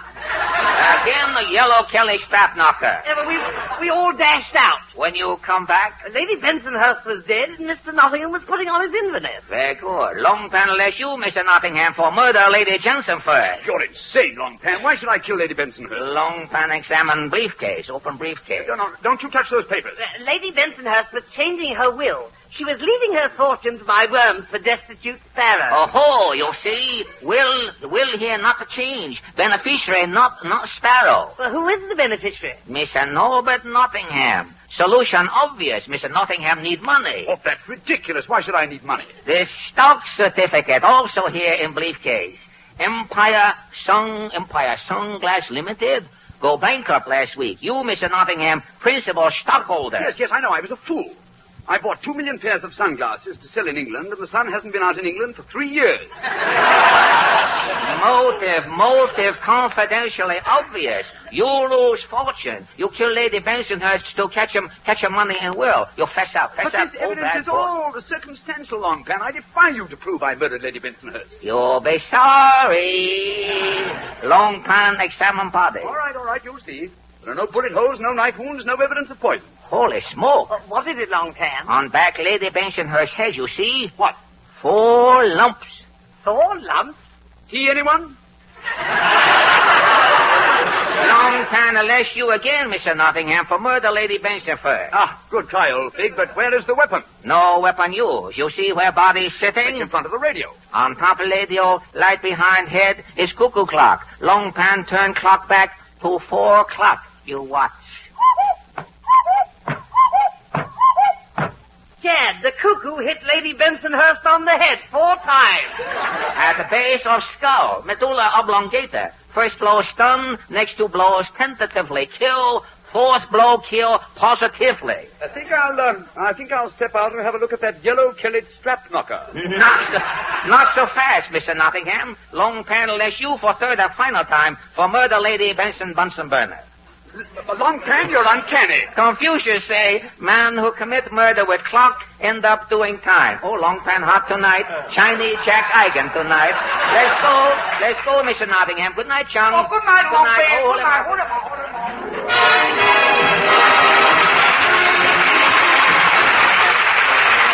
The Fred Allen Show.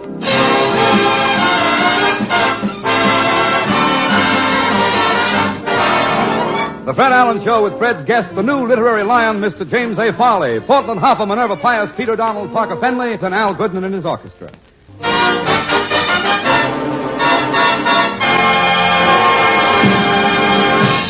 Ladies and gentlemen, this week a survey reported that the life expectancy of the average man is 62 6/10 years. Tonight, we present an average man who hopes to live to be as old as his jokes. He's Fred Allen. Thank you. thank you, and good evening, ladies and gentlemen. In Portland, what is this life expectancy business? What is that? The average man is supposed to live 62 years. Oh, that's silly. That's what Mama says. What? A man can't get his Social Security until he's 65. Well, if he only lives to be 62. The man will have to be dead 3 years before he can apply for his Social Security. Well, the Marshall Plan is better than that. How does that work? Well, to get money under the Marshall Plan, you have to be living, but not in this country. Enough about life expectancy. What is our laugh expectancy for this evening? Oh, I have some clippings. Oh, clippings. Good. What's in the news? Last Sunday, Edgar Bergen's program wasn't on the air. No kidding. You mean Edgar's listeners didn't have a chance to hear that singing jingle, a royal pudding. Rich, rich, rich with flavor. Smooth, smooth, smooth. They didn't have a chance. Music lovers, No. jingle lovers didn't hear that, And Jack Benny's program was off at the beginning, and he was cut off at the end, too. The beginning and the end were off, eh? Uh-huh. Now, if they can only find a way to do something about the middle of Benny's program, radio will really be making progress, Portland. I read that Jack's going to England this summer. Yes, he's America's answer to C. Aubrey Smith. Oh, you're always picking on Jack. Why not? Benny is the only actor in Hollywood who has a burglar alarm on his garbage pail.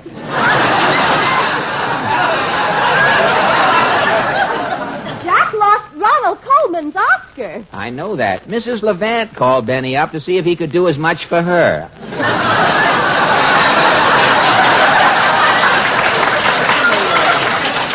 Tell me that's not libelous, is it? Is that libel? You're liable to get a letter from Oscar for that. Tell me, what else is new? They caught a man from New Jersey selling horse meat in New York. No kidding. How did they catch him? Somebody found a racing form and a beef stew. No kidding.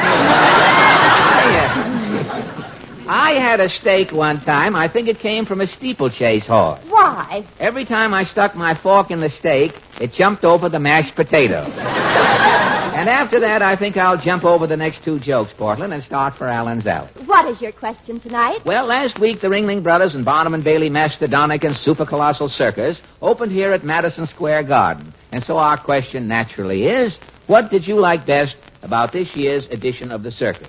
Shall we go? As the stocking said when the garter broke, there's nothing to hold me up.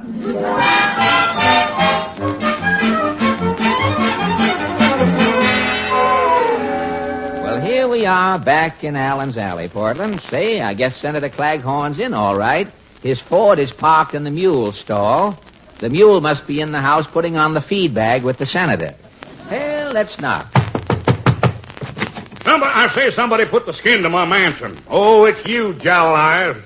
Jowl Eyes? Now, wait a minute, Senator. Oh, your head looks lumpy, son. I can see you got something on your mind. Well, yes, Well, Senator. spill it, son. I'm busier than a sinner's kneecap at a revival meeting. You know, the baseball season opens in Washington tomorrow. I'm getting little old Harry in shape. Well, is the president going to participate in the game? Why, sure is. This year, Harry will play ball with anybody.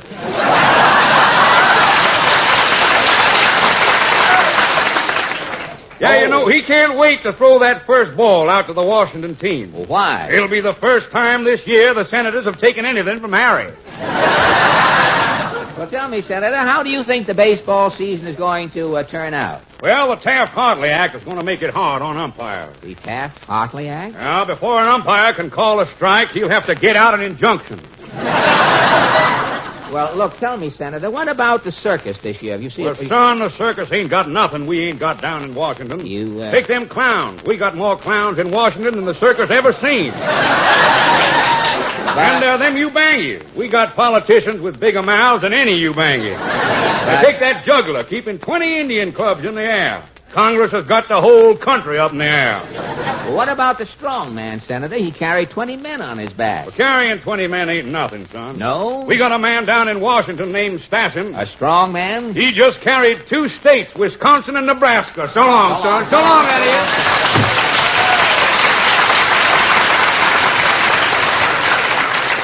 I wonder if Harold will put those down later. Well, let's see.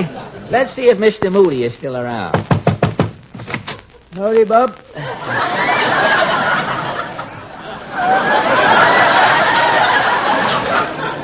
Well, Mr. Moody, what is your reaction to the circus this year? Oh, shucks. Circus don't mean nothing to me. No? No. My whole family was circus folks. Oh, really? They was freaks, mostly. My Uncle Geek Moody. Geek Moody? Geek L. Moody. Yes. He was known as Jojo, the dog-faced boy. He was famous. Oh, yes, I've heard of Jojo. Yeah, he used to pose for dog food ads. Posed? He posed, eh? Jojo was a man of distemper. Oh. And then my aunt, Mona Moody. Yes. She traveled as Madame Lafarge. Oh, Madame Lafarge, eh? She was a bearded lady. Oh. Well, how did your aunt become a bearded lady? Why, she was raised on goat's milk. Yes. As a baby, she had a little goatee. I see. I could see how that would develop. Yeah. But the time she went with the circus, Mona was sure hairy. She was hairy, eh? Her face looked like the elbow of a raccoon caught. Well, what other relatives did you have with the circus? Well, my brother, Bunch Moody, he was a duck impersonator. A duck impersonator, eh? But things got bad and he disappeared. He took his feathers and his webbed feet and disappeared completely? Yeah. There was only one trace. The duck impersonator? He left a big bill at the hotel. But have you yourself ever been with the circus, Titus? Oh, once when I was a boy, but I got fired. Fired? What happened? Why, my job was feeding Jumbo, the elephant. Yeah? After 2 months, Jumbo lost 400 pounds. He wanted nothing but skin and tusks. Well, how come? I was nearsighted. Nearsighted? For 2 months, I was leaving the elephant's hay at the wrong end.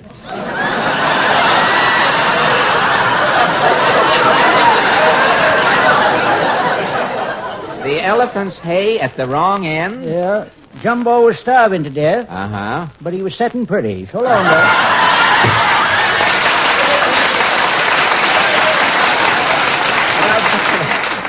Titus is too much for me. Let's try this next door. Howdy, Jeffy. Ah, Mrs. Nussbaum. How do you feel about the circus this year? I am going with Mr. and Mrs. Epstein. Oh, the Epsteins, eh? He is in the fur business, a big squeeze. Oh, in the fur business. Well, tell me, what happened at the circus? First, we are seeing the Siamese twins, 2 girls. Girls, Siamese twins? And standing in front is a big crowd, and everybody's guessing. Guessing what? Which Siamese twin is having the Tony Permanent? Oh, I see. Well,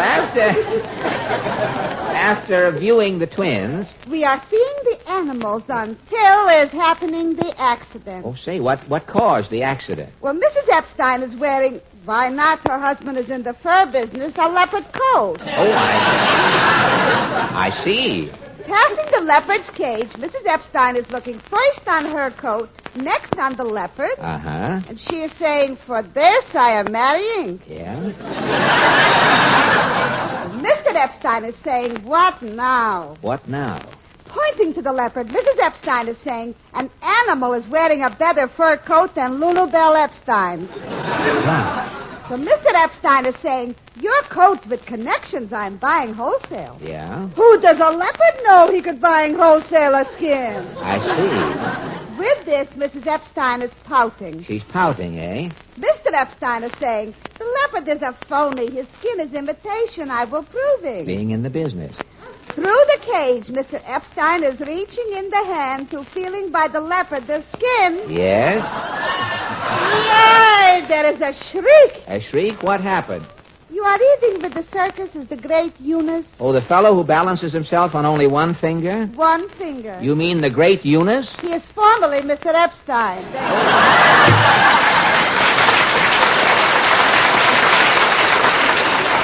And that brings us to Mr. Cassidy's shanty. Well, let's stop for a minute or so with Ajax. What's on, amigo? What's on the hook you? What's on, amigo? Oh, how do you do? Well, Ajax, have you been to the circus yet? Don't mention circus to me. The opening matinee, I took my little nephew, Cosmos O'Shaughnessy. Cosmos O'Shaughnessy? Oh, sure, he's a human wildcat. Really? Well, to keep Cosmos from disrupting the circus, I bought him a box of Cracker Jack, and I held him firmly by his sticky hand. You walked around holding little Cosmos by the hand. Well, only once I let go. When was that? Well, I was passing a big cage, you see. Yeah. And outside it said Gargantua. Gargantua. Well, I looked in the cage, and this gentleman was in there. Yes. And I says to myself, says I, Gargantua. He looks like an uncle of mine, Mullet Muldoon. Mullet Muldoon, eh? Says I, hello, Mullet. But he just sat there cracking peanuts between his toes. Well, it must have been Gargantua. Unless Mullet was playing possum. That's possible. Well, after this episode... So I reached out and I took little Cosmos again by the hand. I see. And I looked down. Glory be. What? By the hand, instead of holding little Cosmos O'Shaughnessy with his box of Cracker Jack. Yes? I'm holding a midget, a little wrinkled one. A wrinkle? Well, what did you do? Well, the circus was over. What could I do? You took the midget home? I explained the circumstances to Mr. and Mrs. O'Shaughnessy. Yes? They took a shine to the midget. Uh-huh. And the midget took a shine to the O'Shaughnessy's. Oh, there was blessings all around. Well, what happened to little Cosmos? If you happen to visit the circus... Yes? And you see a midget with a sticky hand eating Cracker Jack... Yes? You're looking at Cosmos O'Shaughnessy. Well, tell me, Ajax, how did you personally like the circus? Me boy, they call it the biggest show on earth. To me, it is the biggest disappointment on earth. Disappointment? The circus? All that sawdust on the floor and you can't buy a drink in the place. Good night.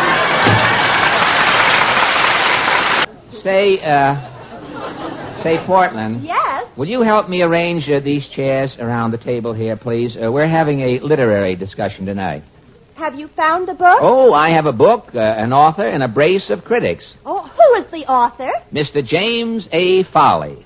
Who is Mr. James A. Farley? Who is Mr. James A. Farley? He is only one of the most famous figures in American political life. Why, Mr. Farley's new book is sweeping the country. It's number 2 on the best-seller list as of today. Has it been banned in Boston yet?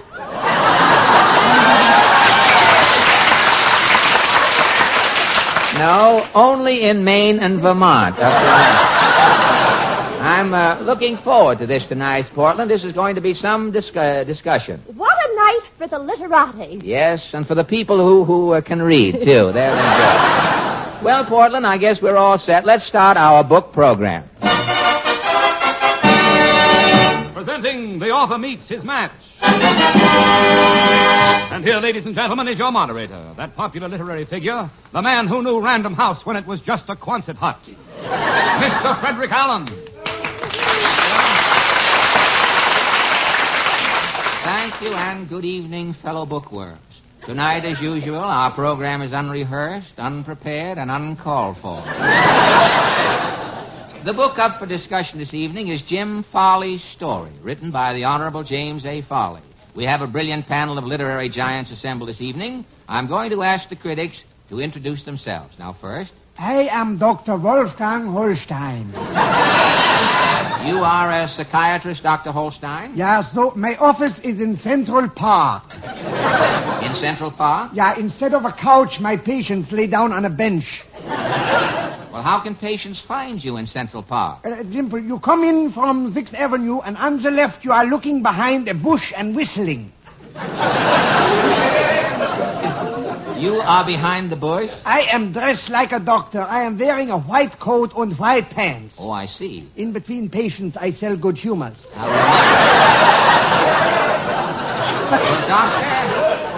Doctor, do you by any chance have a literary background? Oh, so I am writing a book now on psychiatry. Oh, a book? It is called From Neurosis to Halitosis. Very good. Very good. The bookmark is a package of Sen-Sen. Well, thank you, Dr. Holster. You're welcome. Now, our next critic. I am Prudence Paddleford. And you, Miss Paddleford? I am the literary consultant and hostess in charge of tea bags for the Rexall drugstore.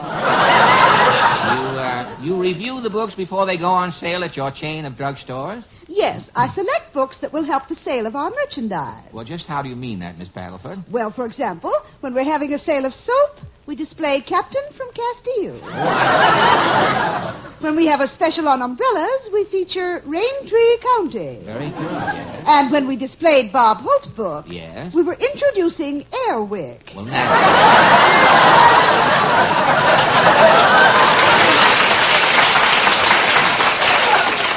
Thank you, Miss Paddleford. And now the international celebrity. I am Sergei Stroganov from the Soviet Union, literary correspondent for the world's outstanding daily newspaper, Pravda. I am the sworn enemy of yellow journalism, bourgeois music, and things in general. Mr. Stroganoff, you are a critic. All my life I have been a critic. That is why I'm in America today. Well, why? I criticize something in Russia. Mr. Stroganoff, how do you feel about American books? Americans? Bah! They are all capitalists. The only books the Americans are reading are bank books. God will hold you, plutocrat. Well, thank you, Mr. Stroganoff. And now, ladies and gentlemen, our distinguished author of the evening. I am James A. Farley.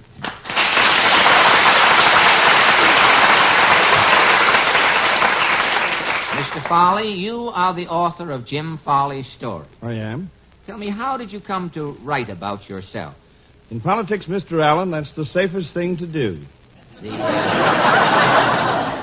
safest? You better write about yourself before somebody else does. Well, will you tell us something about your book, Mr. Farley? I'd be glad to. Jim Farley's story is a sort of a record of my life in politics. Over 35 years of service in the Democratic Party. Well, at what point in your life, Mr. Farley, did you first suspect that you would join this party? When I was a baby, my parents knew I would grow up to be a Democrat. Well, how? A Republican politician who was running for office came around kissing babies. Yes? When he bent over my crib to kiss me... Yes? I bit him on the nose. And? Biting that Republican was my first service to the Democratic Party. Thank you, Mr. Farley. There, ladies and gentlemen, you have our brilliant lineup for tonight. Our author, Mr. James A. Farley, versus our three astounding critics. And now, critics... Oh, excuse me, please. Yes, Dr. Holstein? Mr. Farley is a very interesting psychological case. Well, how do you mean that, Doctor? Well, as a baby, he bit a man on the nose. Yes? This is a sign of frustration. The baby could not bite his own nose, so he bit somebody else's nose. Noses. You Americans always, you're sticking your noses into somebody else's business. In Russia, everybody has his nose to the grindstone. It looks terrible. Speaking of noses, give your nose a treat.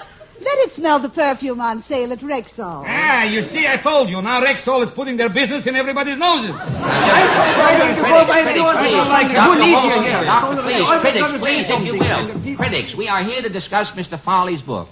Mr. Farley, I've heard you on several radio programs recently speaking about your book in glowing terms. Yes, Mr. Allen, I've appeared with the Fitzgeralds, Mary Margaret McBride, Dorothy and Dick, and author meets the critic. Radio in America, bah! In Russia is the real radio. What programs?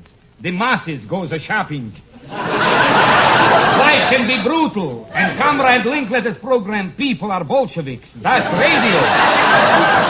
Excuse me, please. Yes, please, Dr. Holstein. Yes, Dr. Holstein. I had a patient once who was on the radio. He was a sound man. A sound man? Yeah. All he did was open and close doors. Yes? After 5 years, he thought he was a door. You say this man thought he was a door? Yeah, he took the buttons off his vest and had a knob sewed on. All day he went around knocking himself. Doctor, did you cure this patient? Oh, absolutely, yeah. He no longer thinks he's a door? No, today he thinks he's a window. He goes with his vest pulled up, he thinks he's open. Still working. Yes, it is very. Speaking of radio, Rexall carries a complete stock of radios. And remember, if there's no Rexall drugstore in your neighborhood is no neighborhood. It's a wilderness. Ah, in America, that's a wilderness. Siberia's a wilderness. Your brain is a wilderness. Who needs you here? Critics. Dr. Holstein, please, if you will. I'm sorry. Control yourself, Doctor. I must remind you, critics, we're here to discuss Mr. Farley's book. Now, Mr. Farley, would you tell us, please, some of the highlights of Jim Farley's story? Well, I think one of the most exciting days of my life was the day I was appointed Postmaster General. Postmaster General. That is capitalism. A general can't make enough money being a general. He's got to be a postmaster on the side. And also, the mail is... Mr. Farley, excuse me. Yes, Dr. Holstein. You said you were the Postmaster General? Yes, I was appointed in 1933. Yeah, so in 1933, I mailed out a bill to one of my patients. The patient never paid me. He said he never got the bill. But what does that concern me, Doctor? Well, did you ever have a letter left over in your mail bag? I didn't deliver the mail, Doctor. I was the Postmaster General. Oh, excuse me. Dr. Holstein, did you put a stamp on that letter in 1933? A stamp? I knew I forgot something. Oh, stamps remind me. You lick a stamp with your tongue. This week, Rexall is featuring a delicious tongue sandwich. As we say at Rexall, our tongue sandwich speaks for itself. Yeah, this is America. Only a sandwich can speak. A man can't open his mouth. Open your mouth. You don't say nothing. That's all. You just keep talking. Open your mouth. I must warn you. One more outburst, and I'll adjourn this discussion. I'm sorry, Mr. Farley. Getting back to your book, today in the New York Times, I noticed that Jim Farley's story is second on the bestseller list. How do you account for that? Well, Mr. Allen, this is an election year. Probably everybody is interested in politics. Yeah, Mr. Farley, as a psychiatrist, I would say that politics is the most... is bourgeois propaganda. Stroganoff, I was talking... Talking, always you're talking yada. At least I say something when I talk. Is the only honest politics. We are having the secret ballot. The secret ballot? The Communist Party and the other party. What is the other party? That is the secret. How could a big march like you keep a secret? In your book, quiet, please. Please. In your book, Mr. Farley, in your book, do you deal with any other subject, or do you confine yourself to politics? Well, I mentioned of my business association with the Coca-Cola Company. Yeah, you know, that is most interesting, Mr. Farley. I once had a patient who thought he was a Coca-Cola bottle. A Coca-Cola bottle? Yeah, every time he returned himself to my office, I had to give him a nickel back on himself. Doctor, what finally happened to this patient who thought he was a bottle of Coca-Cola? He blew his top. The top drink is vodka and Coca-Cola. In each glass we are putting 2 bear's feet. 2 bear's feet? Those are the paws that refresh us.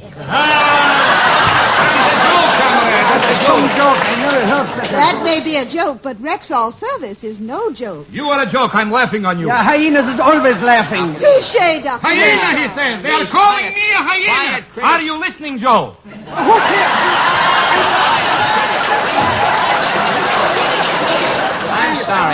I'm sorry, Mr. Farley. Mr. Farley, we don't seem to be getting anywhere with your book. I don't want to be an old spoil sport, Mr. Allen, but something tells me that none of your critics has read my book. Well, I'll soon find out. Critics, have you read Mr. Farley's book? No. This is indeed embarrassing, Mr. Farley. No one on the panel apparently has read Jim Farley's story. If we could get a few copies of the book in a hurry... I can take care of that. Well, this is Sunday, Mr. Farley. The bookstores are all closed. Fortunately, I always carry a suitcase full of books with me. Wait until I open this case. But, Mr. Farley...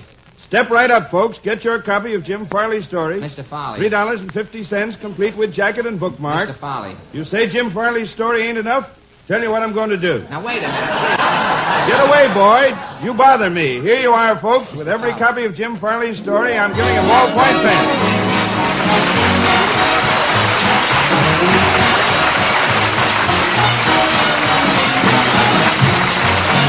The Fred Allen Show.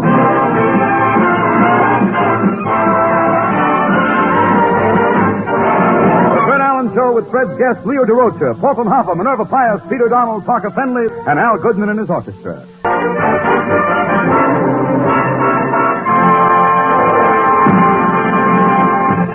Ladies and gentlemen, to observe daylight saving time, today all clocks were moved ahead 1 hour. Tonight, we bring you the man of the hour the country lost. He's Fred Allen.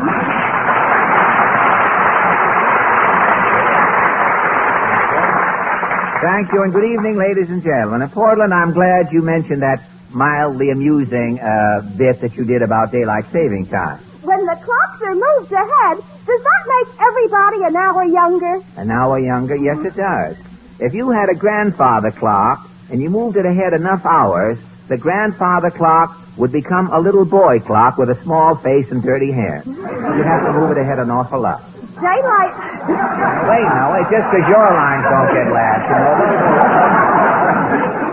Daylight saving spoiled Mama's cuckoo clock. Really? How? The cuckoo doesn't know what time it is. Really? What makes you think so? Today at 12 o'clock, the cuckoo came out and just shrugged its wings. If you think you're... I saw a man come out of the Audubon Society and do the same thing. I think he was cuckoo too, but if you think your cuckoo is confused, you should see Misha Auer today. He doesn't even know who he is. Say, I just happened... We have awfully slow acoustics in here.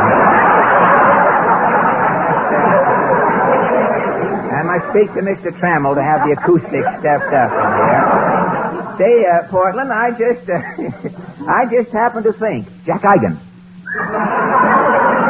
What is that? Well, Jack Eigen only listens to our program until he hears his name. Now, he asked me to mention his name early tonight. He has to go over to the circus. He's doing a special broadcast from inside Gargantua's cage. After the show, Gargantua is going over to the Copa, I think, for Jack's anniversary. It looks like a big night with fur on at the Copa. Wait till they get Gargantua to check his coat. Wait till they...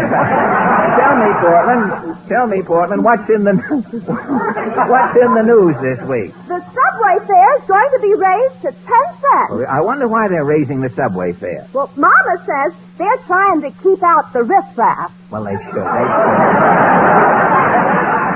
The subway really could use a better class of people. It's going to cost 10 cents to come from Jackson Heights. And it's going to be worth it. Have you heard the new subway jingle? Really? What is the subway jingle? The subway fare is now a dime. Commuters think it is a crime. The good old days are forever lost when a ride in the subway only costs a nickel, nickel, nickel, nickel, That's nickel. very good.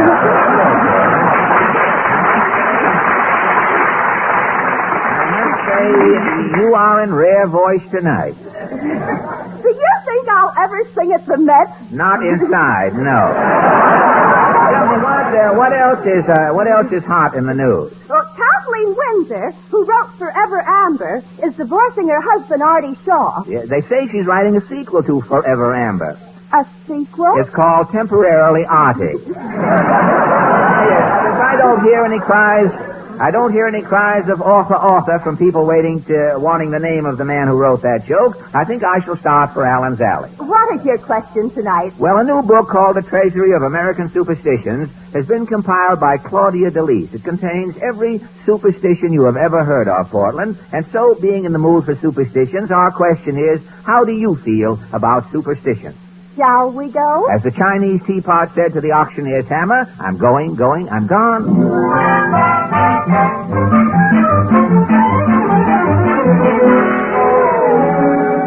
It's good to get back to Allen's Alley, Portland. I guess the Senator's having mule meat for dinner. There's something braying in the barbecue pit.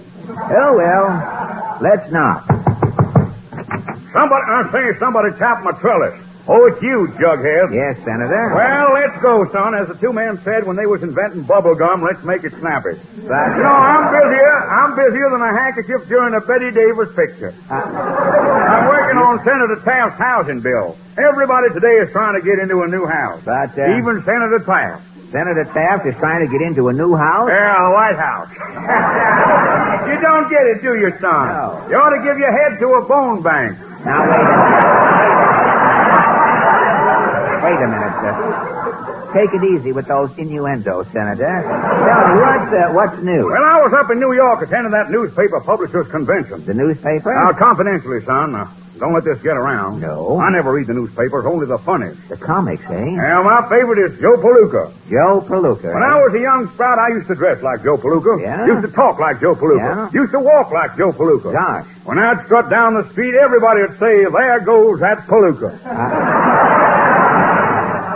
And they can still say that today, Senator. I'm honored, son. Well, tell me, Senator, how do you feel about American superstition? Well, son, down where I come from, we've got one superstition. And that superstition is? That a drink of whiskey will cure a snake bite. I see. For 20 years, every morning when I get up, I drink a full tumbler of whiskey. Every morning? Every noon before dinner, I drink another full tumbler of whiskey. Every noon? Every night before going to bed, I drink a full tumbler of whiskey. You've been drinking whiskey for 20 years. Have you ever been bitten by a snake, Senator? Not yet, son. No? But the first snake that bites me is going to find me well prepared. So long.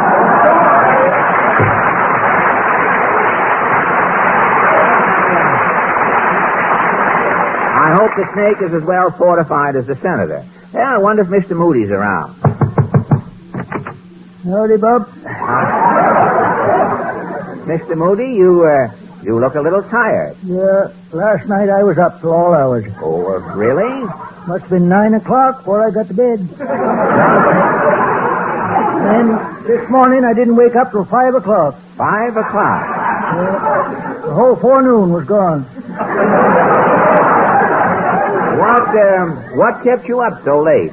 Oh, our Townsend Club had to do. Oh, really? What was the entertainment? The first act was a feller in yellow balbriggans and bare feet. An acrobat? Yeah, he kept skinning the cat for 20 minutes. Oh, I see. Next, two fellas come on dressed in blood-red tuxedos. Yes? They played Chinatown, My Chinatown on musical bottles. This was some show. The grand howdy-do and climax was Miss Mona Huckabee. Yeah? Miss Huckabee, she gave an exciting description of a honeysuckle bloom unfolding and opening up that she'd spied on through a magnifying glass. Hey, you had some evening. I'd think twice before I'd go through it again. Mr. Moody, what about these American superstitions? Why, some of them make sense, some don't. Well, how do you mean? Well, some people think keeping a whale in a closet is bad luck. Yes, that's true. And a family I know, they wouldn't open an umbrella in the house. They said that was bad luck. Really? One spring it rained, 32 straight days and nights. Yeah? Rain started pouring through the roof down inside the house. They wouldn't raise an umbrella? No. Whole family was drowned. What do you mean? Well, tell me, Titus, do you have any superstitions? Why, I ain't decided. No? Last summer I nailed a horseshoe up over my front door to bring me good luck. And it did. What happened? Why, one night lightning struck the metal horseshoe. Yes? And my house burnt to the ground. But how were you lucky? I wasn't home. So long.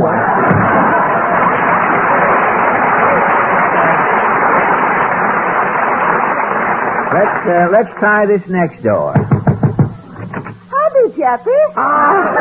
Mrs. Nussbaum, I see you have your gold wedgies on. I'm practically only now this minute from the theater returning. Really? What play did you see? Macbeth. Macbeth. It is written by Shakespeare.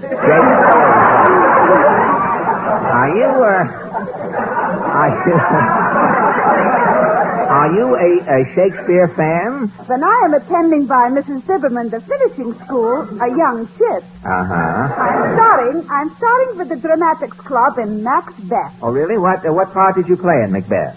With long hair, also one tooth, I am a witch. Oh, a witch? Doubling, toil with troubling, fire, burn, also cauldron bobbling. From the play of the same name. That's very good. Mrs. Zibberman is saying that closing the eyes, you are not knowing me from Morris Evans. I can say that. Well, Mrs. Nussbaum, how do you feel about superstition? Oh, walking under a mirror, breaking a ladder, throwing over the shoulder saltines, I'm laughing.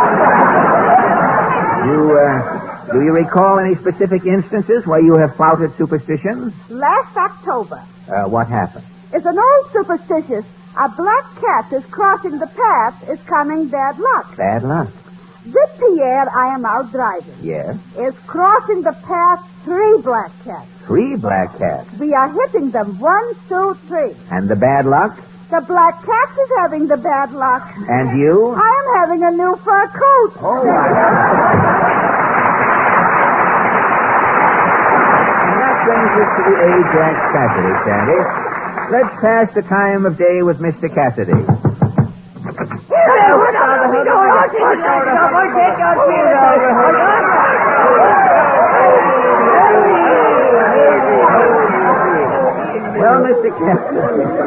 Well, Mr. Cassidy, what about these superstitions? Me boy, superstitions are not to be taken lightly. No? When the supernatural is flaunted, dire are the consequences that can ensue. You know of a specific case, Jack? I do. For 3 on a match, put Balzac Brannigan in the hospital. 3 on a match? Well, now, you see, Balzac was at the circus. Yeah? And the Siamese twins was just lighting 2 cigarettes. Uh-huh. Balzac stepped up and asked the Siamese twins for a light. I see. Well, after he got the light, Balzac started to walk between the Siamese twins. He was stopped. I see. Balzac says, whatever it is, let it down, boys. I've got to get through. Well, a fight started. Yes? One of the Siamese twins was arrested, the other one got away, and Balzac came to in the accident hall. Say, there must be something to those superstitions. Oh, there is. Now, you take Knocko Nolan, the waiter. What happened to Knocko the waiter? Well, now, all his life, to ward off rheumatism, Knocko carried an acorn in his pocket. An acorn? When he finally died, Knocko the waiter was buried in his waiter's suit with the acorn still in his pocket. Uh-huh. 20 years later, what happened? What? Out of Knocko the waiter's grave, there grew a giant oak tree. A giant oak tree. And the oak tree had on a tuxedo coat and a dickie. Are you superstitious, Jack? Oh, I am, me boy. I'm convinced the number 13 is unlucky. What makes you think so? Well, 13 has caused me to disappear at frequent intervals for periods of 30 days. 13? 12 jurymen and a judge. Good night. And now, ladies, yes, Portland? Who is our guest tonight? Well, we haven't any guest, Portland. No guest? That is one of the things that is wrong with radio today. Every program has refrigerators and guests. But guests are radio has too many guests. I heard a guest on Mary Margaret McBride's program the other day. He brought a guest with him. Well, while Mary was interviewing her guest, the guest was interviewing his guest. It was very confusing. Mr. Bohack objected, I heard later. But last week, you said Leo DeRocher was coming tonight. Leo DeRocher is the reason I am finished with guest Portland. The trouble I had with that Leo DeRocher. What happened? Well, last Thursday, I was walking along 50th Street. Just as I passed Peg Woffington's tea shop, the door opened, and I heard a voice say, "Hello, Fred." Leo DeRocher.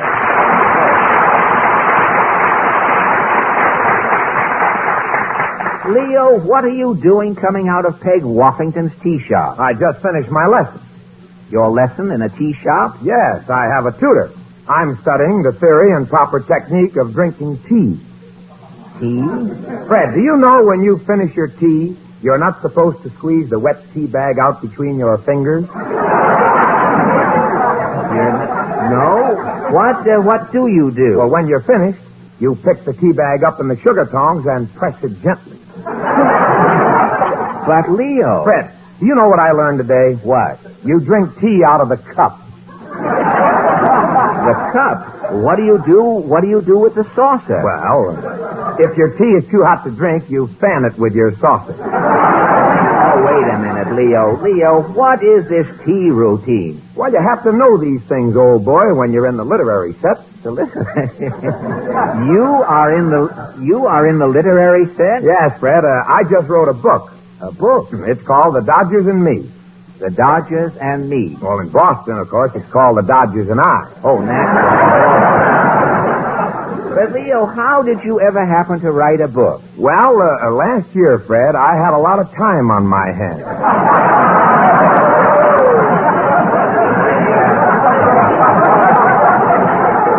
I know. And I read that Babe Ruth was writing a book, and it gave me an idea. Oh, so you started to write a book, too? I wrote day and night for 6 months.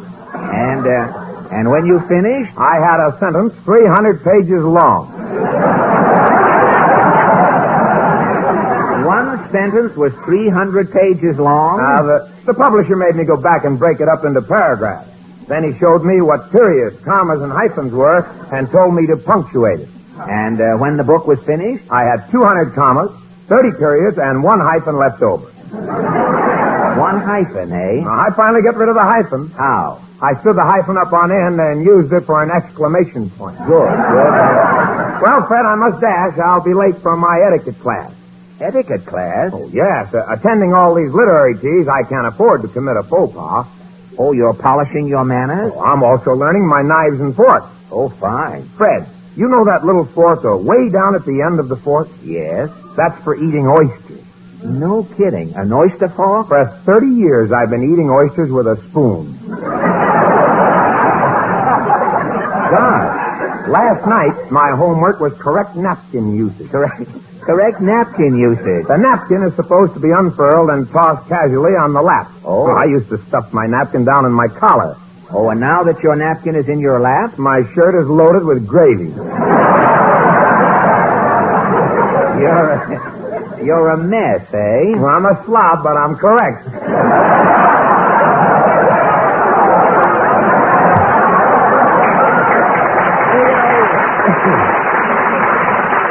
Leo, take my advice. Stay a slob. What do you want with etiquette and writing books? Why, you're one of the best managers in baseball. But I'm thinking of my future, Fred. That's why I became an author. Why? Well, George Bernard Shaw is 92 years old, and he's still writing, isn't he? Yes. When a baseball player is 92, well, where is he? Where? He's pitching for the Giants. Leo, I wonder if you... Oh, I'll be glad to, Fred. I'll have my publisher, Ziff Davis, send you a copy of my book, The Dodgers and Me, tomorrow. No, not the book, Leo. I know the Dodgers are playing at Ebbets Field. I thought you might have a ticket. Oh, it just so happens I have 2 extra tickets. Eugene O'Neill couldn't make it. Here you are, Fred. Gosh, 2 tickets. Thanks a lot, Leo. Well, I'm having a beret made. I've got to get a fitting. So long, Fred. So long, Leo.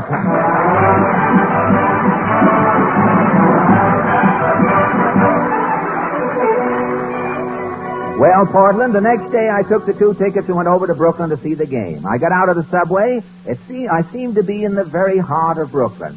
Natives crowded around me in their quaint costumes, chattering in a strange tongue. I stopped a native girl and said, "Pardon me." The native girl replied, "What's eating you, jerk?"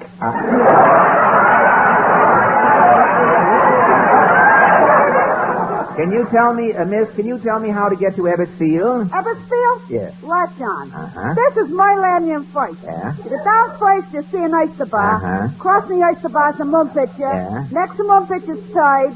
The downside, 30 blocks. That's 30 side inside. That's Ebbets Field. Well, I know, but where is Ebbets Field? Oh, you refugee. Now, look,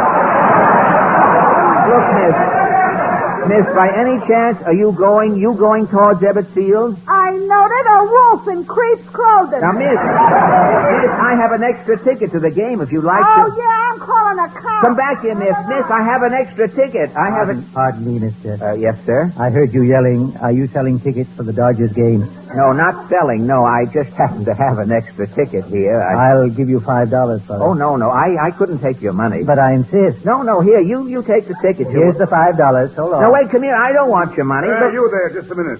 Yes, officer. Got a license to sell baseball tickets? A license? No. I thought so. A scalper. A scalper? Mr. Joe Copper, he tried to give me the eye. Molester, too. All right, come on, Chisler. But, officer, I can explain. Tell it to the judge. But I'm going to Ebbets Field. Oh, yeah? I'm Leo DeRocha's guest. He invited me to see his team. Never mind the team. I'm calling the wagon. Come on. Now, wait. Take your cold hand out of my collar, officer. You're chilling my Adam's apple, officer.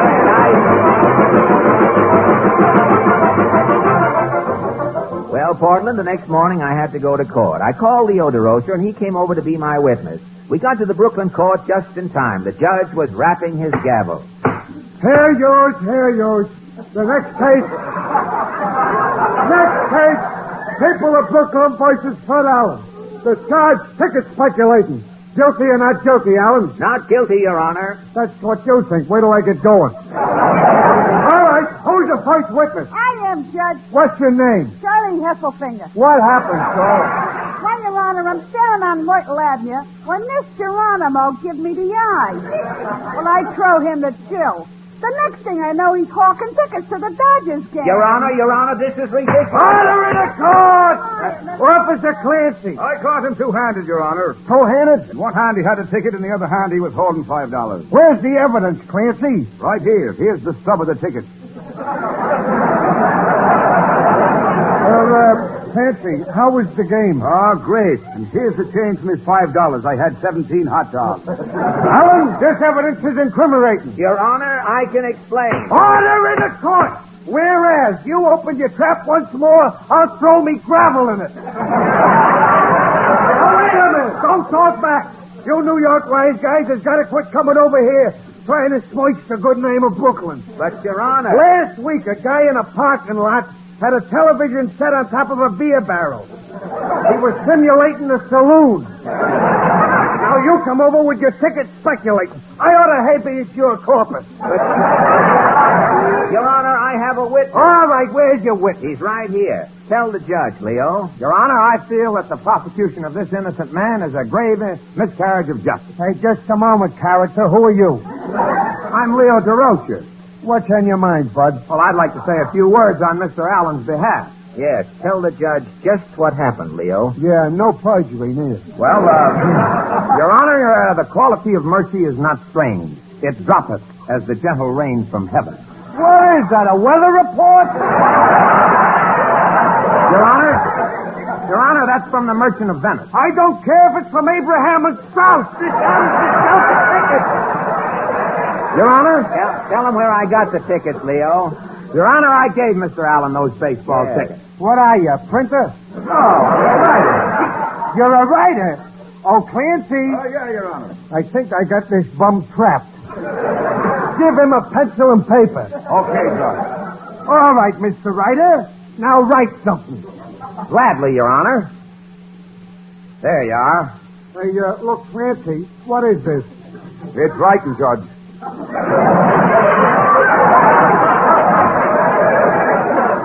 No kidding. I thought writing was bigger than that. No, Judge, that's writing. All right, Mr. Wise Guy, you wrote it. Now read it. What does it say? It says, The Dodgers and Me, on sale May 18th at all bookshops. How'd you hear that, Judge? The Dodgers are for sale. Yeah, that does it. Allen is scalping tickets, and this con man is trying to sell the Dodgers. Clancy, hand me the reservation book for Sing Sing. Your Honor, this is ridiculous. Leo, tell him who you really are. But Fred, my literary standing. But Leo, Sing Sing. Oh, all right. Your Honor, I'm manager of the Brooklyn Dodgers. What did you say your name was again? DeRocher. Leo DeRocher. Leo DeRocher. How long you been managing the Dodgers? 9 years. Oh, yeah? Where was your last year? Well, it's a long story, Judge. Part of the time I was writing a book. And you say this year you're managing the Dodgers? Yes, Your Honor. Better you should start writing another book. What do you mean? Well, what happened last Wednesday? The Giants beat us. What's the big idea, using 24 men? Well, the Dodgers had a bad day, Your Honor. Why don't you fix the lineup? What's wrong with the lineup? Well, you got Ward on first, Robinson on second, Cox on third. What lineup would you use? Well, first I put Stanky on second. Stanky's in Boston. What's Stanky doing in Boston? The Dodgers is playing in Brooklyn. We sold Stanky to Boston. Brooklyn sold Stanky. Would the Mine Workers Union sell John L. Lewis? I'm not managing the Mine Workers Union. Well, anyway, there's one consolation. We still got Dixie Walker. Judge, haven't you heard? Leo, you didn't. Dixie was sold to Pittsburgh. Leo, do we still have 9 men left? What do you think we're playing with? You knucklehead bat boy. Okay, Leo, but let's get them organized. Maybe we won't win the pennant, but at least we won't fall out of the league. Hey, Judge, Your Honor, what about my trial? Quiet. The court's busy trying to save the Dodgers. Now, Leo, here's your line. All right, Judge. Who's on first? Now, what's on first? That's what I said. Who's on first? Who's on second? What's on first? Your Honor, what about me? You're on first. Now, listen, Leo. Quiet,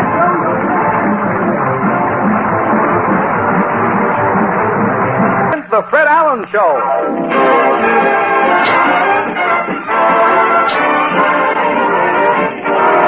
The Fred Allen Show with Fred's guests Henry Morgan, Minerva Pius, Pete O'Donnell, Parker Fenley, and Al Goodman and his orchestra.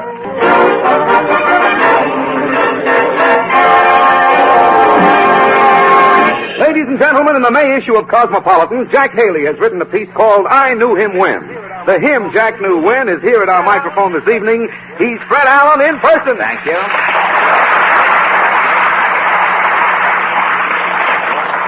Thank you, and good evening, ladies and gentlemen. And Kenny, I'm certainly glad that you mentioned that story in Cosmopolitan. Jack Haley and I, as you may have heard, were boys together up in Boston. Yeah, when did you and Jack leave there? Wait a minute, that's the mayor. Thank you very much. What did you had a straight line, didn't you? Yes. Does it cost anything more from AFRA if I ask you to read it again? No, Fred, I can say it over. I just wanted to know when you and Jack left there. Well, the day we heard that Boston was a city of culture and refinement, Haley and I left so they could keep it that way. Well, I guess they're still pretty strict in Boston, Fred. Oh, yes, Kenny. You know, the first book ever banned in Boston was the arithmetic. They found 2 improper fractions in the arithmetic. Have you, in your travels, have you ever seen a striptease dance done Boston style? Oh, what is the Boston striptease? Well, a girl comes out on the stage, Kenny. The girl has on an old-fashioned gown, pantalettes, a long shawl, and she's wearing glasses. Yes. The music starts to play a soft, tantalizing melody. Yes. The girl moves slowly across the stage, undulating as she walks. Well, just as she's about to exit, yes, she takes off her glasses. The dance is over, Kenny. That is the Boston striptease? Yes. The girl takes off her glasses? Well, sometimes she has on a monocle underneath, but that is taking a chance up there. Well, in Jack's story, he says that as a boy, you were a member of the Beacon Hill Birdwatching Society. That is true. I was a bird watcher for years, but I used to watch birds, but I wasn't happy in that capacity, paid up as I was. I wasn't happy watching the birds. I finally had to get into the theater, Kenny, where I could hear them. Without benefit of Audubon Society.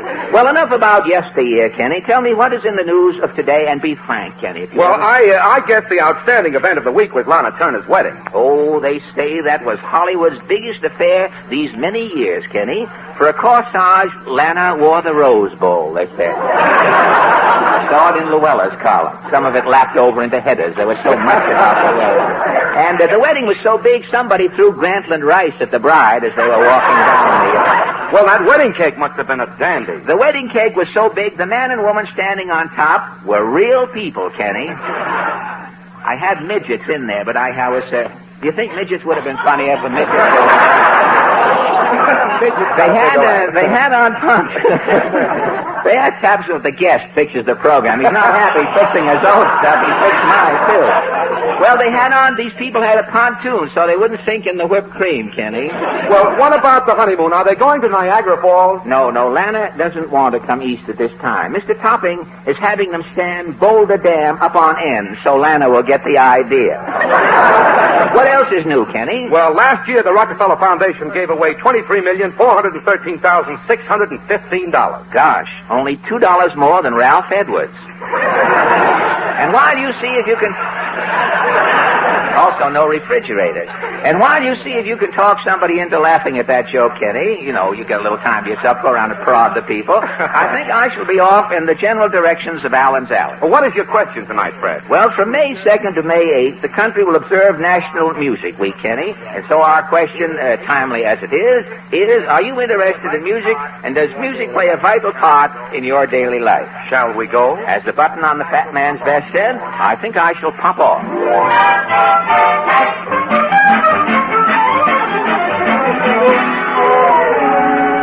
It's good to be back in Allen's Alley, Kenny. I guess Senator Claghorn isn't taking any chances these nights.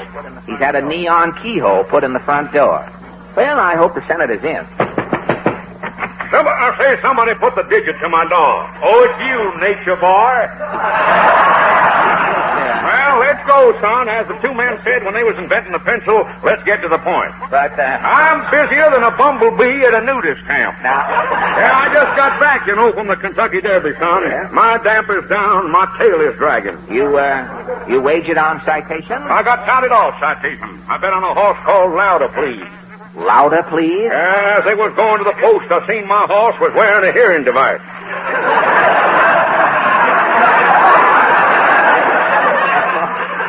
horse with a hearing device? Yeah, the race started. The battery in my horse's hearing device went dead. Yes? The jockey's yelling, giddy up, giddy up. The horse can't hear nothing. The jockey keeps yelling. The horse is turning around, squinting, trying to read the jockey's lips.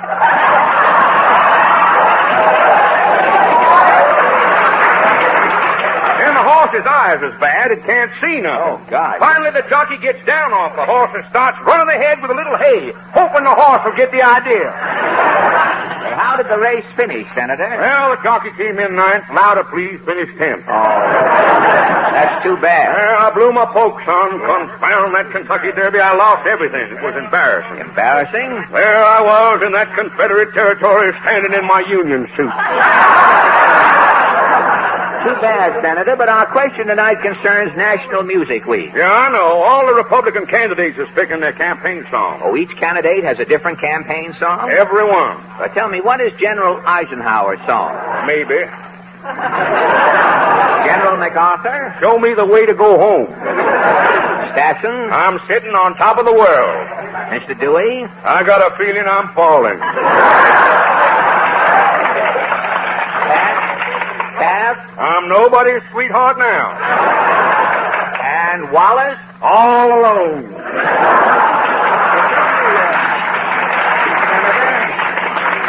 Does the president have a theme song? No, son, he ain't observing the week until election time. And when election day rolls around? Harry's gonna face the music. So long, son. Come on, Harry.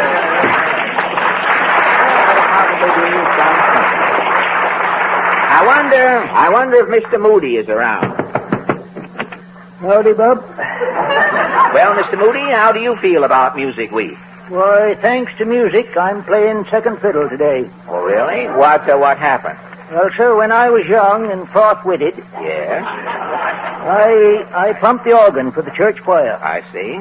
The organist was a young minx named Mona Boone. Was Mona good-looking? To me, Mona was as pretty as a pear orchard in full bloom. Really? Her eyes was like two gumdrops bobbing in little pools of buttermilk. Her mouth looked like a gash in a freestone peach. You were in love, eh? My heart was rotating on Cupid's spit. How did Mona feel about you? She knew I was froggy in the meadow and couldn't get out.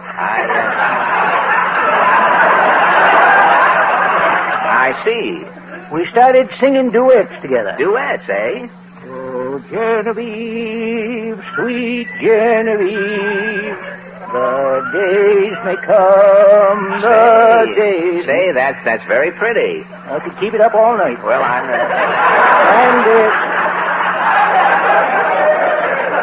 Twasn't long before Mona and me was going around to weddings and funerals every night, singing duets together. How long did you and Mona go around singing? Why, about 20 years. And you never mentioned love? No, we were too busy singing duets and turning the music. What finally happened? Why, one night, after singing a mess of duets at a balloon ascension... Coming home, I helped Mona out of the buggy. Out of the buggy, eh? And the top button, it popped off one of her gaiters. Her gaiter opened? I saw Mona's shin bone. And? I done the decent thing. I married her.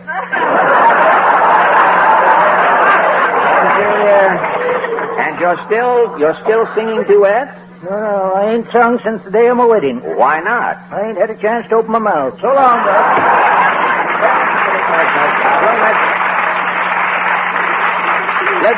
Let's try this next door. Howdy, Jeffrey. Ah, Mrs. Nussbaum. Say, you look angry tonight. I am so mad I could turn him into a bread knife.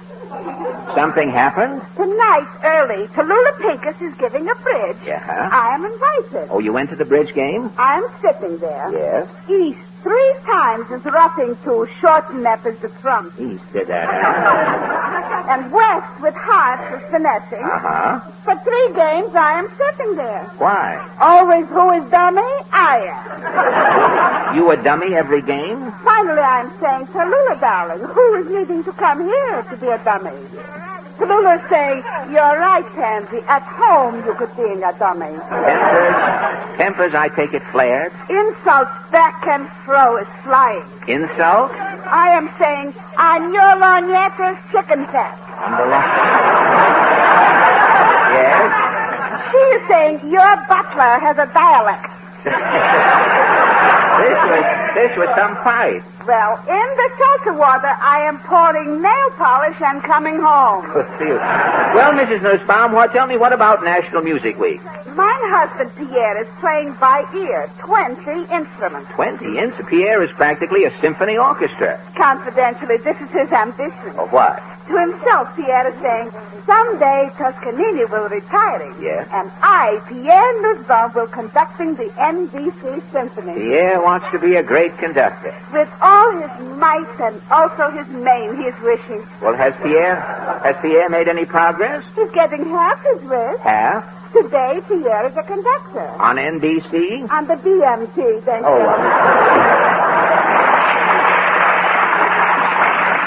well, we always seem to end up in front of Mr. Cassidy's house. Let's see if Mr. Cassidy is in.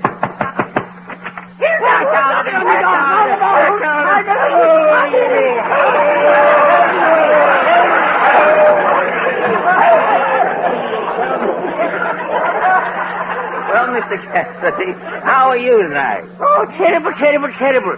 Due to circumstances beyond my control, I haven't been home for 3 nights. What happened? Well, I attended Phineas Fogarty's Flounder Festival and Fish Fry Farewell.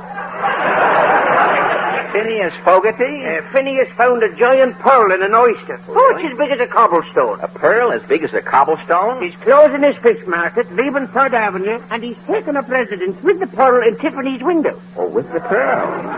And Phineas gave a farewell fish fry, you say? Me boy, it was a glutton's utopia. Everything was on the house. Good. I must have 30 pounds of crab meat. 30 pounds of crab meat? I haven't been home for 3 nights. You mean the crab meat? Every time I start straight home, yes? I walk sideways. Well, tell me, Mr. Cassidy, are you celebrating National Music Week? I am, me boy. For years I have been a virtuoso. I play alto piccolo with Grogan's Grenadiers. Oh, Grogan's Grenadiers. Grogan is the Irish Guy Lombardo. Oh, I didn't know that. Every Saturday night, we play on the bandstand in the square. What type of music do you play? Grogan's Grenadiers play only one selection. When the midnight choo-choo leaves for Glockamora. One selection? Well, there must be a reason. Oh, there is now. At one place in the tune, the whole band can run off the bandstand into Kerrigan's Cozy Corner. You mean in the middle of a musical number, the whole band runs into a saloon? Why? On the music, it says 1 bar rest. And? The 1 bar to rest in is Kerrigan's.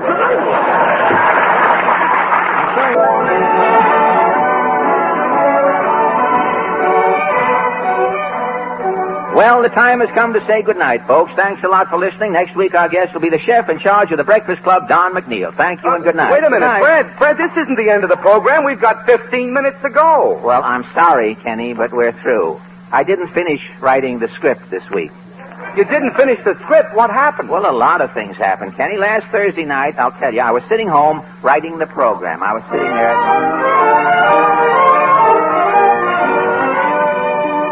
Well, that finishes Senator Claghorn's routine. Now I have to find a place to mention Jack Eigen and some jokes for Titus Moody. First line is howdy, Bub. Let me see what would go after. Oh, the door. Every time I start to write the program, somebody's at the door. Coming. Good evening, sir. Could I see the lady of the house? Henry Morgan.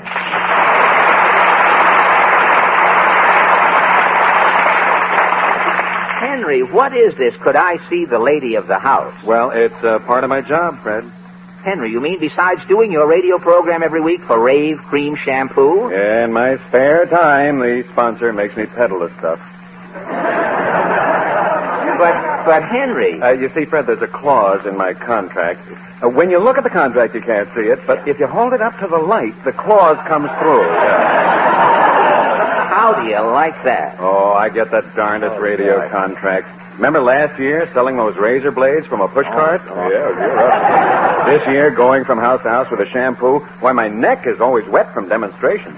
Look, Henry, you don't have to go around hawking this foam. Well, it isn't peddling the shampoo that Did I go too fast? That old pushcart background of yours. It isn't, frankly, the peddling the shampoo that burns me up. No? No, it's the other chores the sponsor has me doing. Other chores? Yeah, every morning I have to be at the sponsor's office at 8 o'clock. 8 o'clock for what? Well, first I have to get the Energine and clean all the ink spots off his blotter. No kidding. Yeah. Then I pick out the old Dixie cups that have been squeezed together and block them back into shape. And if a Dixie cup leaks, I light a candle and drop a blob of wax over the hole. Oh, fine. Yeah. Next, I oil the sponsor's buzzer and write out his cliches for the day. Oh, the cliches? You know those tired expressions that all businessmen use. Check. Let's get on the ball. I'll buy that. Hold everything. I just got a flash. Well, I write that stuff. Oh, you write it for the sponsor. What else do you do at the office, Henry? Well, at 9 o'clock, I put on short pants and start blowing spitballs. I'm the office boy. Oh, it's 9 o'clock. Mm-hmm. At 12 o'clock, I get the sponsor his lunch. Well, what does he eat? Well, the sponsor's too busy to go out himself, so I take his stomach down to the drugstore. Oh, and after lunch? After, I put on my white coat, take my big plastic paddle, and go down into the laboratory and start mixing. Mixing what? The Rave Cream shampoo. Henry, you have to make the shampoo, too? I'm in the vat until 6 o'clock. That's third. Then 3 nights a week, the sponsor and I follow Lucy Monroe around.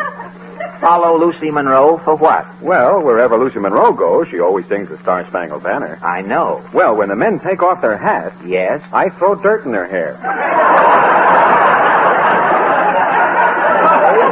And while you are throwing dirt in their hair... The sponsor runs through the crowd selling shampoo.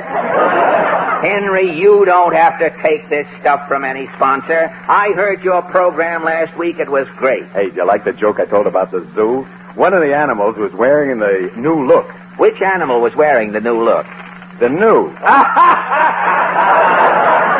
definite yuck, Henry. A yuck. I heard it Thursday, and I heard it again tonight. It holds up well. Well, later in the program, didn't you do a burlesque of Mr. Anthony's program? Yes, I call it Mr. John J. Morgan. Oh, how did that go again? Well, first you heard the organ. And now we present the John J. Morgan Trouble Clinic. And here he is, the man with the solution to your problem, Mr. John J. Morgan. Good evening. Our first case, Mr. Morgan, is Mr. F.A. and Miss J.M. Here they are. Mr. Morgan, my name is... Please, no names. I have no desire to know you personally. I'm not interested in you as you. I'm only interested in your problem. You have a problem, I presume? He certainly has, Mr. Morgan. You are his problem? Yes, sir. I'm J.M. Mr. Morgan, I want to get married and she don't want it. Yeah, tell him why I don't want it. Madam, if you insist upon interrupting, I shall remove you from the studio. Yes, sir. And I can do it, too. I'm strong as an ox. Remember that? Yes, sir. Yes, sir. And take your dirty hands off my shiny new microphone. Yes, sir. Now, F.A. Yes, sir. When did you propose to this toothless charmer? Mister, last night at Hamburger Heaven, Mr. Morton, I was sitting there. I found her hand in my pocket, so I started holding it. Now, F.A. He proposed, but I turned him down. There's another woman. Madam, one more interruption, and I shall sit on your lunch.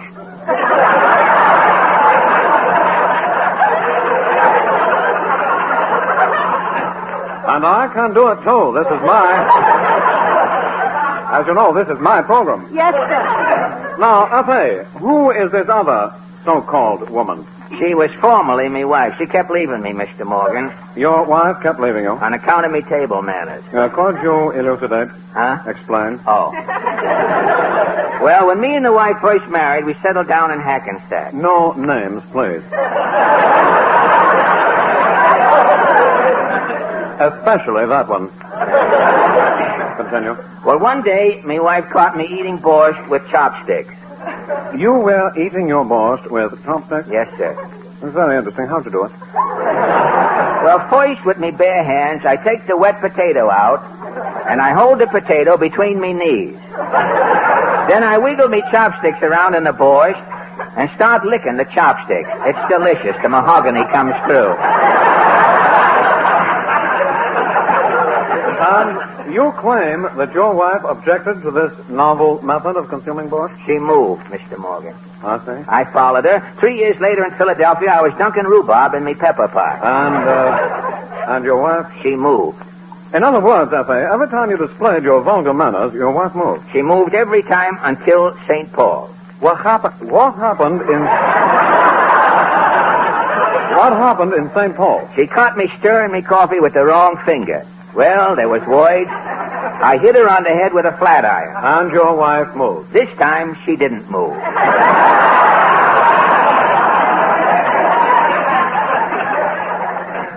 She just lay there? Yes, sir. The cops closed in, then I moved. Today, I'm wanted in St. Paul. You poor, unfortunate slob. You're wanted in St. Paul.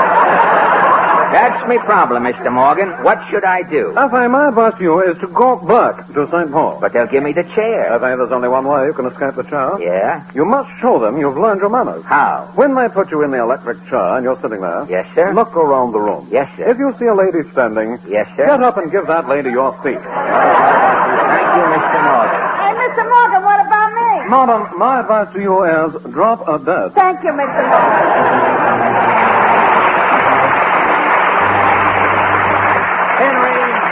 Henry, with material like that, you shouldn't be out peddling shampoo. I know, my writers should. Why, you're a big comedian. Henry, you do a radio program. You're not a peddler. Where's your dignity? Oh, why should I have dignity? I'm not ashamed of the product. Listen to these testimonials. Shampoo testimonials? Sure, here's one from the Bronx. I use Rave Cream Shampoo because... Signed, Brenda Gundelfingers. Say. Here's one from Hollywood. There isn't a day goes by that I don't get out my tube of Rave Cream Shampoo and reminisce. Who is that from? Guy Kibbe. Guy Kibbe? His head looks like a Boy Scout's knee. Yeah, well, Fred... I'm sorry, I gotta be scooting along. Back to business, eh? Yeah, I gotta sell one more tube tonight to fill the quota. One tube? With your personality, Henry, you won't have any trouble selling that. Yeah, my feet are kind of tired. Say, maybe I can sell it here. Well, there's nobody here to buy it, Henry. I'm the only one in the house. Well, Fred, you wash your hair, don't you? Oh, yes. What do you use, Dutch cleanser? Well, no, I've been using Dove. With the lather I have left over, I can shave and do the dishes. Fred, have you ever thought of trying another shampoo? No, Henry, I'm fine. Fred, look at this tube of Rave Cream Shampoo. Feel it. No, Henry. Look how easy the cap comes off. No, I can see Let me read you what it says on the tube. Quote, no lemon or special rinse is needed. Fred, how many times have you gotten your head all lathered up and then you had to run down to the store for a dozen lemons to make a rinse? No, Henry, I don't... Fred, this is my last tube. No, please. For Fred, Rave Cream Shampoo contains lanolin. What is lanolin? Wool fat. Wool fat? Fred, have you ever seen a sheep with dandruff? No. Of course not. Have you ever seen a bald sweater? No. Fred, I tell you what I'm going to do. Try Rave Cream Shampoo once. If you don't like it... I get double my money back? No. If you don't like it, we give you 24 more tubes of the same stuff to teach you a lesson. Now, Fred, you're not going to turn down an old friend. Oh, all right, Henry. All right, I'll try it. Fred, swell. You're not only saving my quota, you're getting a shampoo you'll never forget. I'll get the water. This goldfish bowl will do. I'll put the goldfish here in the ashtray. Would you please bring the goldfish bowl over? Yes, I'll take my coat off, Henry. All right, put the towel around your neck. Put the towel around my neck. That's the old idea. Wait till I get the towel around. All right, just put the towel around. It'll be perfectly all right. Now, I'll tell you what next. I read the directions to you. First, you've got to wet the hair thoroughly. Wet the hair. Put your head right in it. Get a lot of water on it. That's so. Right now, it says rub small amount of Rave Cream Show into your hair to get a good rich lather. Wonderful. By gosh, it bursts in the lather. That's great. Hey, magnificent. You know something? You look like Martha Washington. Henry, something's biting my head. Biting my head.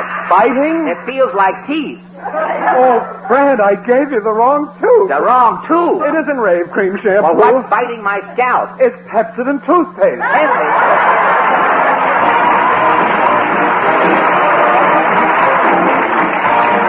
The Fred Allen Show.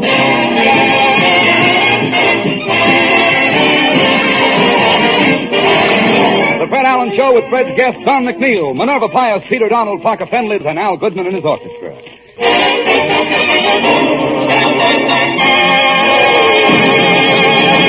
Ladies and gentlemen, this is Mother's Day. If I had my way tonight, I would introduce my mother. But since I have a family to support and I need this job, you know who I'm going to introduce. So here he is again, Fred Allen.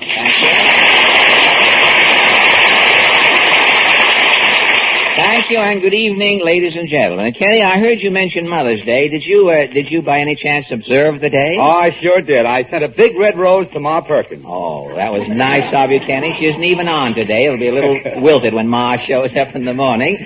But Mother's Day always bothers me, Kenny. How? Well, a famous humorist, Bugs Bear, once wrote, in America, we have National Apple Week and Mother's Day. A whole week to glorify an apple, and only one day to pay tribute to Mother. Yeah, why should the apple be more important than Mother? Kenny, if it wasn't for the apple, there wouldn't be any mothers.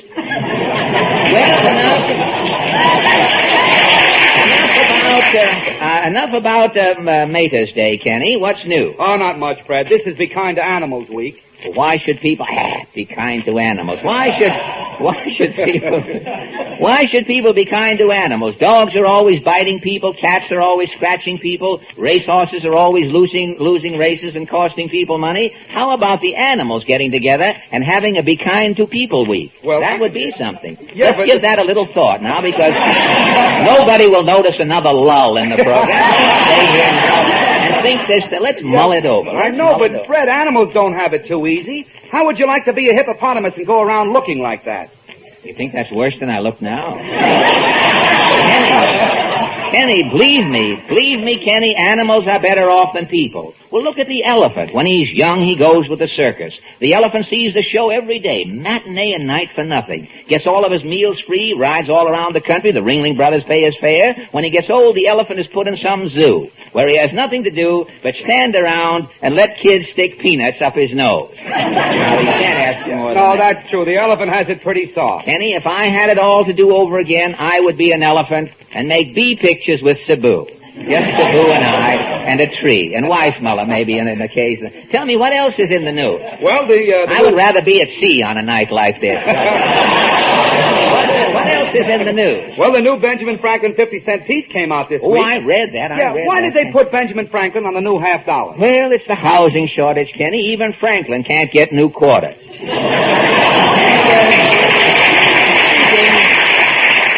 Speaking, those are the writers. If they'd only write and let it go at that, but they insist on applauding everything they write. If they just go write and drop dead. I mean, just those two things. Speaking of money, Kenny, did you see that Chinese money has recently hit a new low? Yes.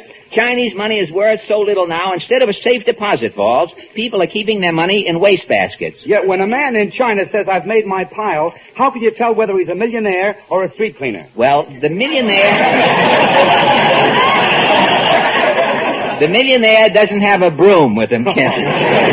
His paper is clean. That's really how you can tell. Tell me, is there anything else new, Kenny? Yes, there is. Next Tuesday night, Henry Wallace's radio speech will take the place of the Red Skelton program. Say, if Wallace keeps Skelton off the air, Kenny, it's good for 2 million votes. But somebody better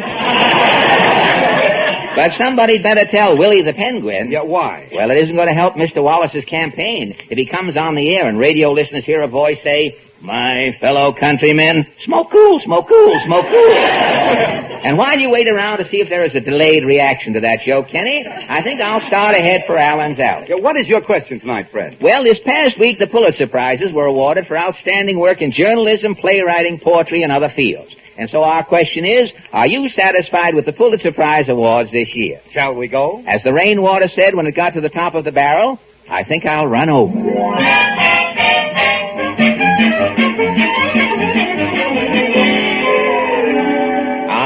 It's good to get back to Allen's Alley, Kenny. I guess the senator just washed his hair. His toupee is hanging on the line. See, the old pompadour is waving in the wind there. Well, let's not.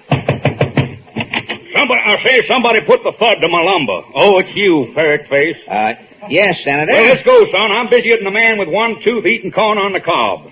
Oh, no, nobody could be that. I'm heading the Senate committee on that new clam survey. Clam survey? Yeah, the government's spending $500,000 to increase clam production. Oh. My job's to see that the boy clams start courting the girl clams.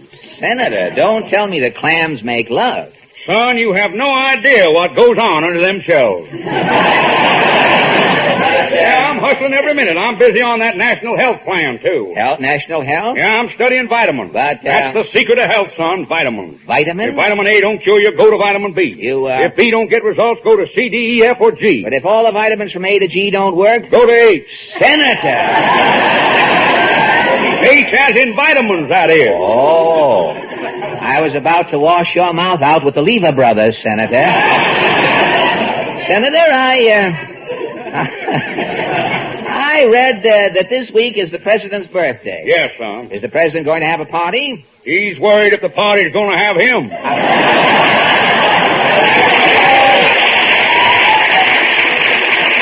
This is a good time to stop the program. I'm going home. I'll see you. All I can do is read a commercial here.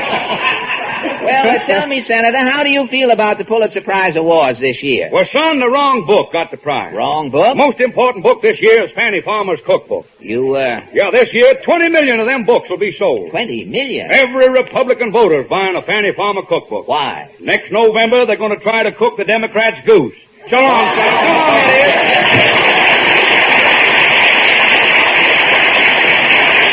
Well, sounds as though the senator's getting ready to duck with his goose. Well, let's see if Mr. Moody's here. Howdy, Bob. Mr. Moody, do you tell me confidentially, do you approve of all of the Pulitzer Awards? Why, not the most interesting story of the year, I don't. No? No. The most interesting story of the year, it happened on my farm. Really? What was it? Well, sir, one night last winter, my roan mare, Big Babe, was whinnying and moaning in her stall. Uh-huh. I called Dr. Gidney Pruitt. He's the vet. The vet, huh? Big Babe was laying on the floor groaning, and she was pointing to her stomach with her hoofs. No kidding. Doc Pruitt, he says, it's her appendix, sure as you're born.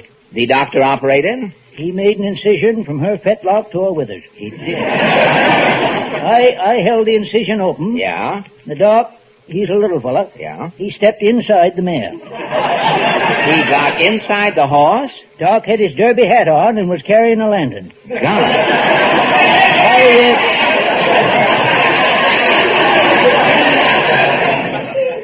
As I was saying, I could see different parts of the horse light up, so I knew the doc was looking around inside.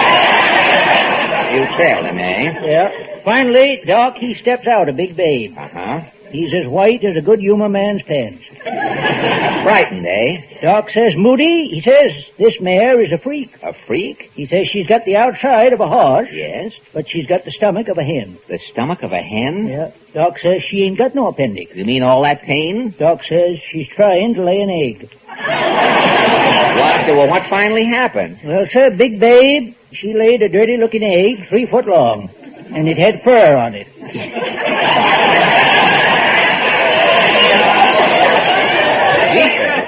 I hatched the egg. You hatched the egg, and? Inside there was a chicken as big as a St. Bernard. A chicken? And that chicken had a harness on. So long, Buck.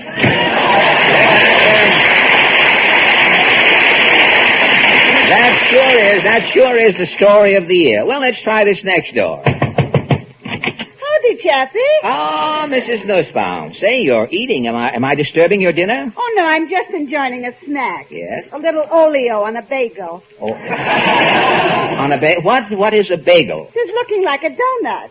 It is feeling like a donut, but it is tasting like plaster. Oh, like that. Well, that bagel you have there looks hard. Eating through the side, it is tough. Uh-huh. But when you are coming to the whole, it is delicious. I see. Well, Mrs. Nussbaum, how do you feel about the Pulitzer Awards? For poetry, to me, they are making a big mistake. Poetry? For 1947, the outstanding poem is written by John Greenbaum Whittier. John Greenbaum Whittier. Confidentially, the Whittier is a nom de plume. Oh, a nom de plume. But he is a poet. He is getting his inspirations mostly in delicatessens while eating a la carte.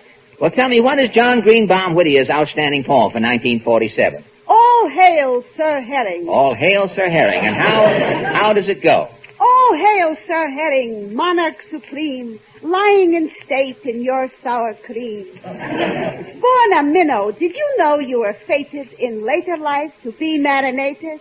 Swimming the 7 seas off the West Indies, little thinking one day you would end up in Lindy's. All hail, Sir Herring, I am here to greet you. You will give me gas, but I'm going to eat you. Well,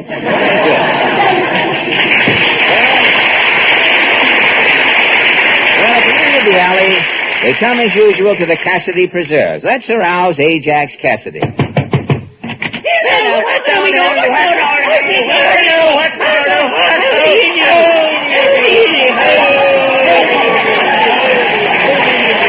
Mr. Cassidy, how are you tonight? Oh, me boy, I'm at death's door. I'm just fumbling for the key. What's wrong? I've got a touch of virus Y. Virus Y? You mean virus X? So I caught this at the Y. Oh, it's the Y. I didn't know you remember. I'm not long for this water. Well, tell me, before you pass out, Ajax, what was your reaction to the Pulitzer Prize Award? Me boy, I'm disgusted. Disgusted? Why? A streetcar named Desire was voted the best play. Well, I know. It was written by Tennessee Williams. Tennessee Williams. The best play was written by North Carolina Nolan. North Carolina Nolan? His play was called The Respectful Potato. Oh, I see. It was a symbolic fantasy that told the entire history of Ireland in 3 significant acts. Well, what is this play, The Respectful Potato, about? I'll tell you. Now, as the curtain goes up, the stage is bare. Yes? In the center, there's a potato. I see. The potato only has one eye. The eye is closed. Oh. The curtain comes down. That's the end of Act 1. Very entertaining. Fine. Now, there's a short intermission, you see. The curtain goes up again. Yes. The potato is still alone on the stage, but its one eye is open. Uh-huh. The audience sees there is something in the potato's eye. Yes. It is the finger of a hungry man. Oh. The curtain comes down. That's the end of Act 2. Well, after another intermission? The curtain goes up. The potato's one eye is looking toward England, and in the eye there is a tear. Down comes the curtain, the play's over. Well, tell me, what became of the author, North Carolina Nolan? Oh, the author never wrote another play. He was never heard of again. Really? What happened? Well, the opening night, you see, they charged $6 to see The Respectful Potato. Yes? When the final curtain come down, the audience cried, Author! Author! Author! When North Carolina Nolan strutted out on the stage to take his bow with the potato. Yes? The audience rose as one man, which it was. And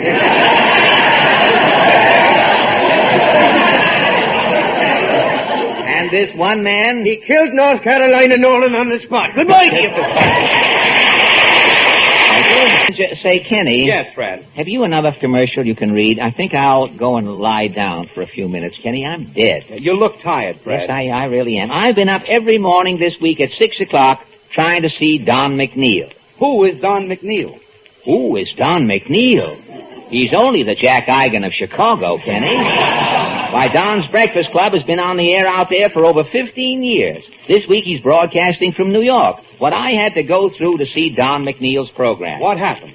Well, I couldn't get a ticket for the Breakfast Club anyplace, and I heard that Don McNeil was having a contest, a novel contest. He was going to stand on Fifth Avenue, and the first person who recognized Don was going to be his guest on the program the next morning, you see. Now, it was up to me. If I could find Don, I could get in to see his show. And you? Thursday, that's your line, is it? Thursday evening, right after the Breakfast Club broadcast, I started up Fifth Avenue.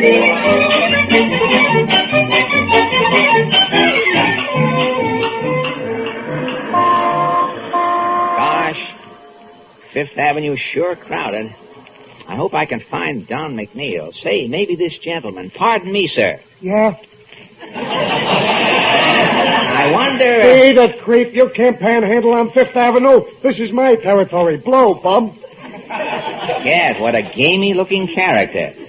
Say, he couldn't be Don McNeil. Or could he? Oh, no. Don wouldn't be in his bare feet wearing a faded beret with an old army overcoat. Say, this chap with the elk's tooth coming. Pardon me, sir, is your name? Yes, I'm Don McNeil.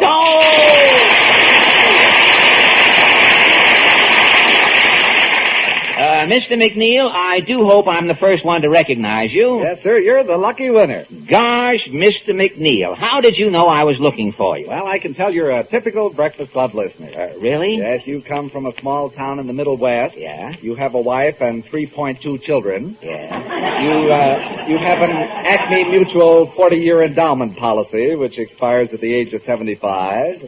Guarantees you $12 a week in absolute security as long as you live. Yeah.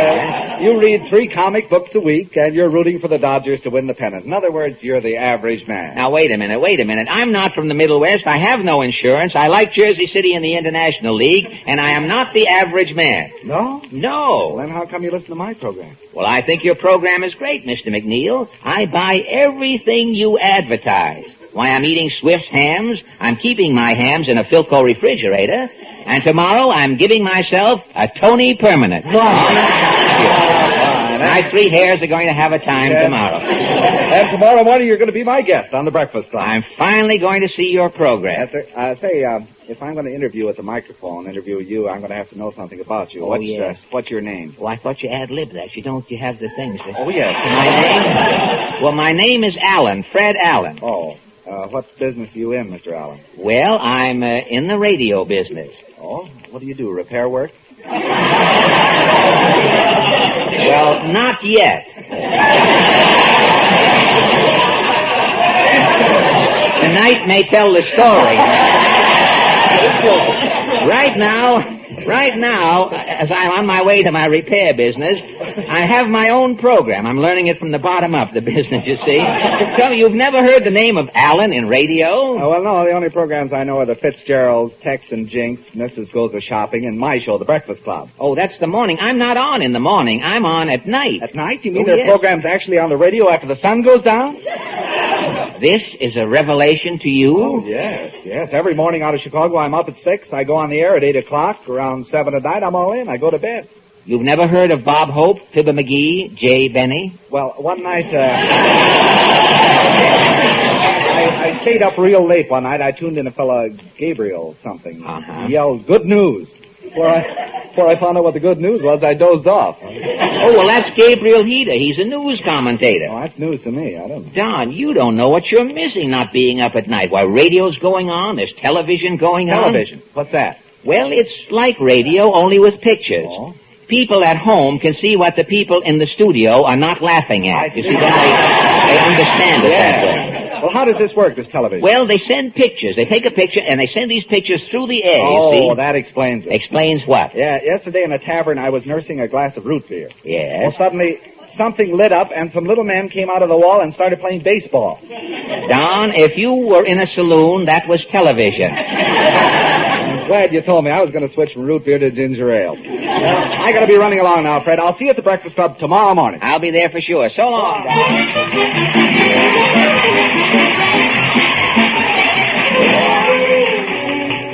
Well, Kenny, the next morning I was guest on the Breakfast Club program. After the show, Don said... Oh, Fred, how'd you like my program? Oh, it's wonderful, Don. Watching you work gave me a great idea for a radio program. Something new? Yes. Today in radio, quiz programs are giving away money, refrigerators, automobiles, houses. Yeah. Radio is soon going to be bankrupt. Now, my program will put radio back on its feet again, and you can be my master of ceremonies. Well, what's your program like? Well, instead of giving things to people, my program will take things away from people. Ah, what's your show called? Break the Contestant. Ah. Now, as Break the Contestant starts, you hear a fanfare. Wake up, folks. Here it is, the revolutionary quiz program, Break the Contestant. Break the Contestant is brought to you by Lefkowitz's Liverwurst.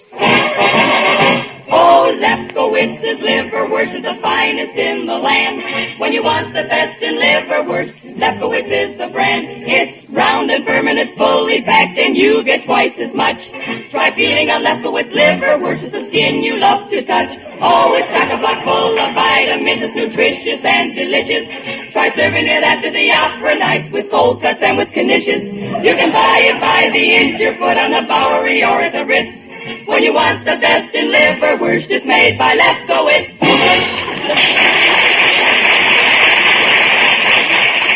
Folks, you suffer from liverwurst hangover? Does the liverwurst you eat keep you awake at night? Try Lefkowitz's liverwurst, the liverwurst that comes with a sleep guarantee. Lefkowitz liverwurst lets you sleep. Why? Because Lefkowitz's liverwurst contains sheep livers. No more counting sheep at night. The sheep livers... Didn't expect it there. These sheep livers are counted for you at the factory and then stuffed into Lefkowitz's liverwurst. Remember, if you don't sleep after eating the big economy size 7-foot liverwurst, here's all you have to do. Return the greasy string from the top of your liverwurst, and Lefkowitz will send you by return mail. This offer is not good in Canada or in the United States. And now, on with our quiz. Break the contestant. And here he is, your contestant breaker, Don McNeil. Thank you, Hoss. Thank you very much. Now, our first contestant is this lady with the mink wedgies. Your name, madam? Blossom Nestle Road, formerly a housewife. Formerly? Yeah, me husband threw me out of the house. I see. Blossom, are you ready to play Break the Contestant? Shoot the questions to me, Don, boy. I got a moving van outside waiting to be loaded. Now, wait. This is a different kind of a quiz. You play with your own money. My own money? Brother, this is the end of radio. How much money have you, Blossom? I got $8. Good. All right, I'll bet you $8 against your $8. Now, what category have you chosen? Politics. All right, here we go, Blossom. For $8. Who is the President of the United States? It's too soon to tell. We ain't had the election yet. I'm sorry, the country does have a president. You'd never know it the way things is going. Blossom, now, who is the President? I give up. The answer is Harry Truman. Okay, you pulled a fast one, but here's your $8. Is that all you have? Yeah, I'm flat broke. Which way is Ralph Edwards? There goes another contestant, leaving the studio without a stamp. Blossom, stop panhandling the page boy, if you please. All right, this stuff shouldn't be written for me. Stand by while we break the next contestant. This gentleman, your name, sir? Lomax Nishball. What is your occupation, Mr. Nishball? I work in the automat. I'm a lettuce vendor. Lettuce vendor in the automat? Yeah, sometimes when they put a salad in one of them little compartments, the wet lettuce hangs out and they can't close the door, you see. And you? I bend the lettuce back so they can close the door. With rhubarb, it's stiff. I bite it off. All right, Mr. Nishball. Are you ready to play Break the Contestant? Yes, sir. How much money do you have? Well, I ain't got no money. All I own in the world is what I got on. Oh, you've got to bet something. Well, all right. Tell you what, I'll bet you my coat against your coat. Mr. Nishball, you got yourself a bet Nishball. here. Yes. What category have you chosen? Music. All right, it's your coat against my coat. Now, here's your first question, Mr. Nishball. Who wrote the Cacciaturian Saber Dance? The Cacciaturian? That's correct, Mr. Nishball. Correct, really? Yes. You win my coat, I'll take it off you. That's fine. You now have 2 coats. Would you like to try for 4? 4 coats? Yes, sir. I'd like to try for 4 coats. All right. In one word, finish the line of this popular song. Bongo, bongo, bongo, I don't want to leave the what? Bongo, bongo, bongo? It's one word. Manana? No. Bongo, bongo, bongo, I don't want to leave the Congo. Oh, that's a song? Yes, you lose, Mr. Nick. I'll take my coat back and your coat, here, too. You take your coat. You have the both coats now. Yes, all right. What's your next question, Mr. McNeil? What are you betting this Let time? me see. What could I... Oh, my belt. I'll bet you my belt. All right, fine. For 1 belt. What was Peter Tchaikovsky's middle name? Bongo, bongo, No. bongo. I'm sorry. Yeah, lost again. Yes. Take off your belt. Yeah, lost again. Thank you very much. I'm gradually getting the hang of it. I'm getting the hang of it. Yeah. What do you want to bet now? Well, what could I bet now? Yeah. Well, all I've got left to bet is my trousers. Your pants. You'll be sorry. Come on, give me the question. I got to win back me coat and belt, Mr. McNeil. All right. For 1 pair of pants. Who wrote Alexander's Ragtime Band? Alexander? No, I'm sorry. It was Irving Berlin. Could you repeat the question, please? No. Could you repeat the answer? Now quit stalling, Mr. Nushball. You lost your pants. Come on, take them off. Give well, them to me. all right, mister. I don't know.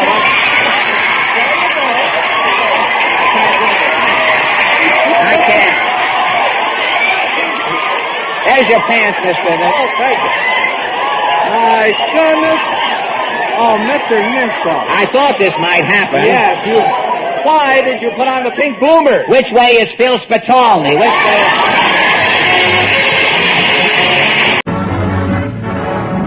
The Fred Allen Show with Fred's guests Bing Crosby, Minerva Pius, Peter Donald, Parker Fenley, and Al Goodman and his orchestra.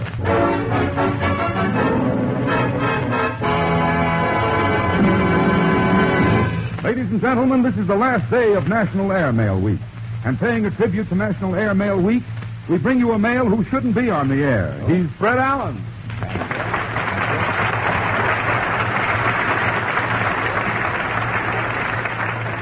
Thank you, and good evening, ladies and gentlemen. Kenny, I hope you observed National Airmail Week. Yes, I was high all week.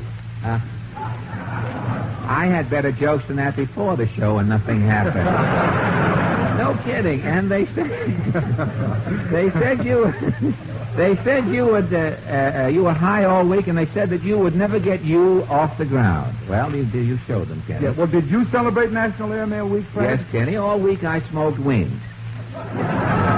You know, people today don't appreciate our airmail service, Kenny. Do you realize how many people it takes, truck drivers, messengers on motorcycles, pilots on planes, and postmen on foot, to get an airmail letter from here to California? It sure is some operation. Yes, it is, Kenny. Where else can you get that much action for practically nothing? Only at a Wallace rally. Right you are. Say, Kenny, I forgot. Did you know that this week we are also starting National Foot Week? Say, National Foot Week reminds me. Reminds you? Yeah, feet remind me of dogs, and dogs remind me of frankfurters. So? If the bakers go on strike this week, the baseball parks will have no rolls to go with their hot dogs. No rolls? No rolls. Kenny, with the new Ford coming out, who's worried about the rolls? I'm sorry, Fred. I can't laugh at that joke. Well, nothing to be embarrassed about. You weren't the only one, Kenny. You want to give it some thought? Are you sure? Positive. Kenny, it so happens this weekend the Ford dealers are having their convention here in New York. They are here to see for the first time the new Ford car. Kenny, tonight, every man in our audience is a Ford dealer. And the Ford dealers, as you may have heard, are our sponsors. Fred, what was that joke again? With the new Ford coming out, who's worried about the road?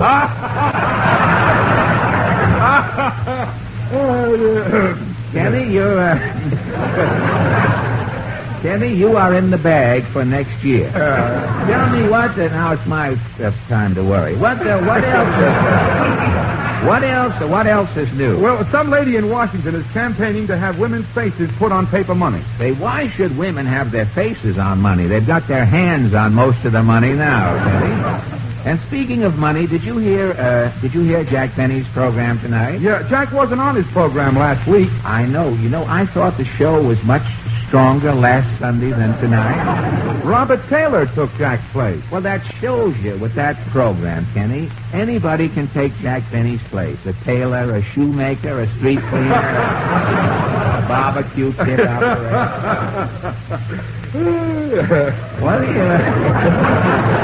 What are you laughing at? Well, with the new Ford coming out, who's worried about the road? Oh, now wait a minute.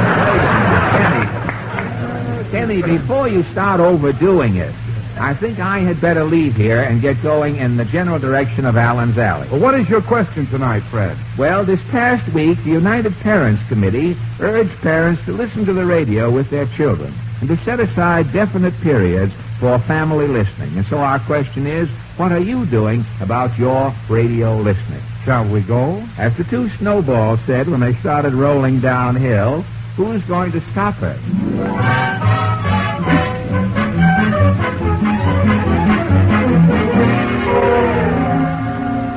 Ah, it's a wonderful night in Allen's Alley, Kenny.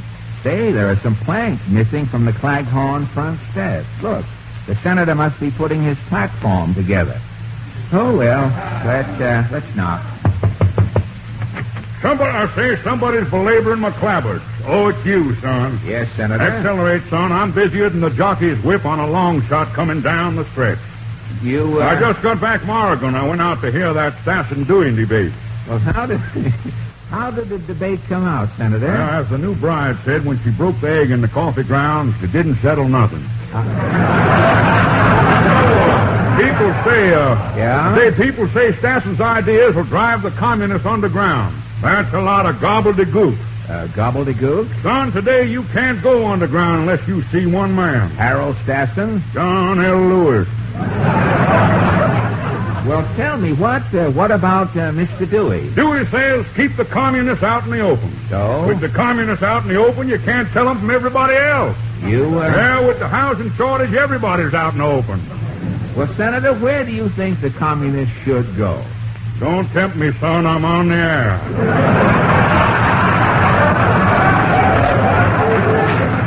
But, if you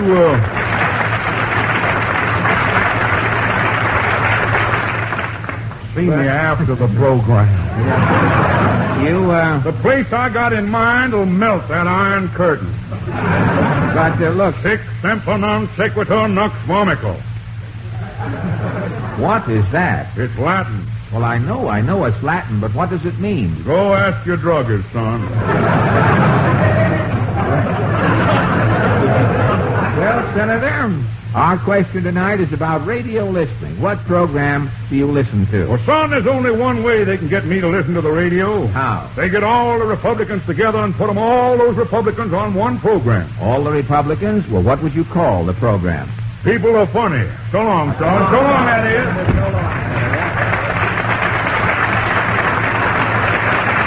Well, the Senator's got something there. Let's see how Mr. Moody feels about it. Howdy, Bob. Well, tell me, Mr. Moody, what about your radio listening? Why, I used to keep a radio in the barn. Yeah? I'd turn it on while I was doing my chores. Well, what was your favorite program? The Grand Ole Opry. You like the Grand Ole Opry, eh? Yep. 1 minute I was laughing, and next minute I was crying. Yeah? Then I was laughing and crying together. Your emotions alternated. I was laughing and crying together. Well, that's fine.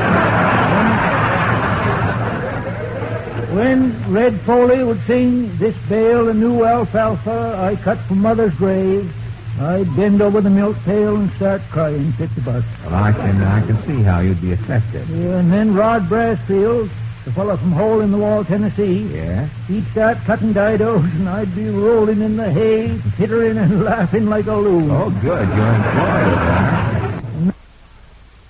Sing, I rapped on the hearse, Granny darling.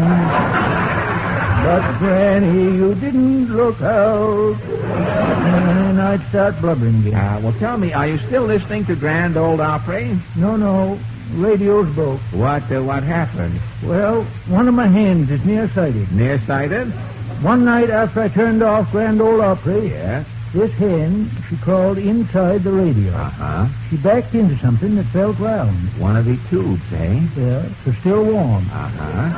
Well, the hen being nearsighted, she thought she'd laid an egg. Oh, yeah. She backed up and she sat on it. You mean that hen? She sat on that tube until she hatched it. Your hen hatched a radio tube? Well, what came out? A big chicken that's the spitting image of Mary Margaret McBride. So long.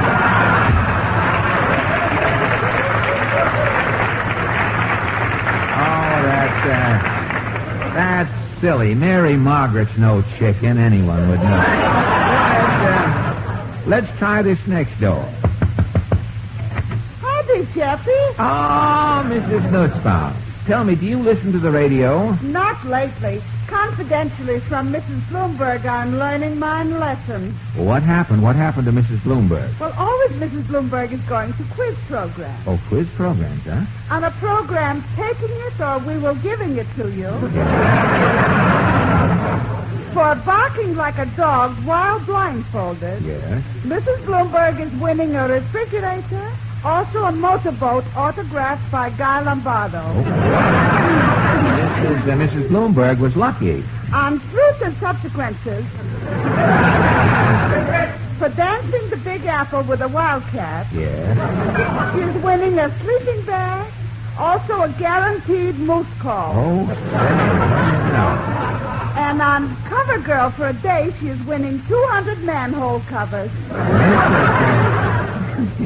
Mrs. Bloomberg had a streak. Oh, on Morons Are Suddenly Millionaires. Yeah. For eating an antipasto with chopsticks. Yes. While sticking in 2 pounds pot cheese. Yes.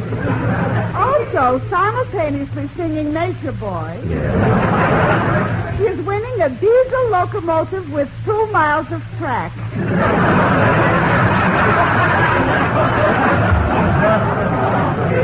She is going places, Mrs. Bloomberg. Radio, I must say, has been good to Mrs. B. Also, it is her undoing. Undoing? Where is Mrs. Bloomberg today? She is living wearing a mandarin coat in Japan. In Japan? Well, last year on a program, everybody is going on a vacation. Yes. Mrs. Bloomberg is winning a ticket to Tokyo first class. Well, why can't Mrs. Bloomberg get back from Japan? The ticket is only one way. Oh, I see.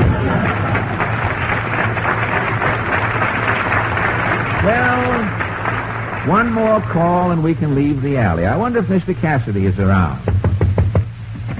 Now, what's on the door? I know you don't think I'd see the toy. Oh, no, what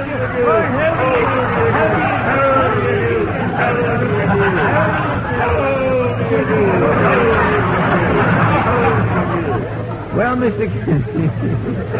Mr. Cassidy, how are you tonight? Oh, terrible. What's wrong? I got Alaskan indigestion. Alaskan indigestion? I've been eating too much of that frozen food. Frozen food? For 2 days I've been coughing up snow. Golly. Look at the front of me suit. Say, what's all that white stuff? My stomach's so cold it's frost on me vest. Frost? If I ever get gas on me stomach, it'll be a blizzard. Oh.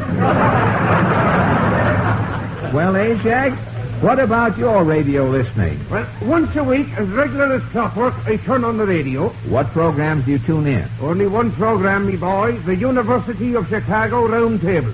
Well, how come, Ajax, you listen to an intellectual show like the University of Chicago Round Table? I happen to be a charter member of the 3rd Avenue Guild for the Preservation of Culture and Genteel Tippling.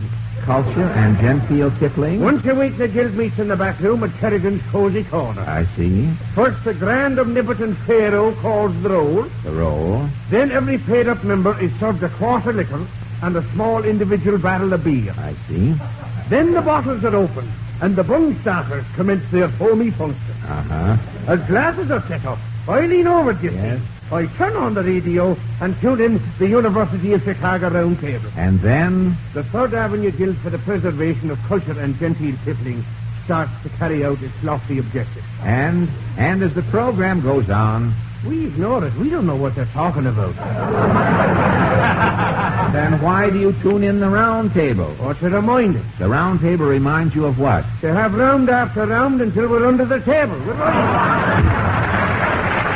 Say, Kenny. Yes, Fred? I just remembered. Have you a piece of paper? I have to write my weekly letter to Portland. Well, here's part of a radio script on this table. Oh, thanks. Say, this is the back page of front page Faro. I can write on this. Well, let me see. May 23rd, the date. Dear Portland, glad you liked last Sunday's program with Gracie Field. You are wrong. I sang the song with Gracie. It wasn't Frank Munn. This week I finished reading a new book. It's The Life of Bing Crosby, and it gave me a great idea. If I could only find Bing. I heard he was in New York incognito using the name William Morrow. So last Thursday, I started out to track him down.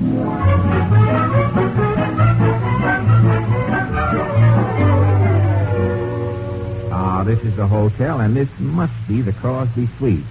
I just saw a horse go in the other door. Hey, I wonder if Bing is in here still incognito. Well, I'll knock. Yes? Mr. William Morrow? No, my name is Bing Crosby.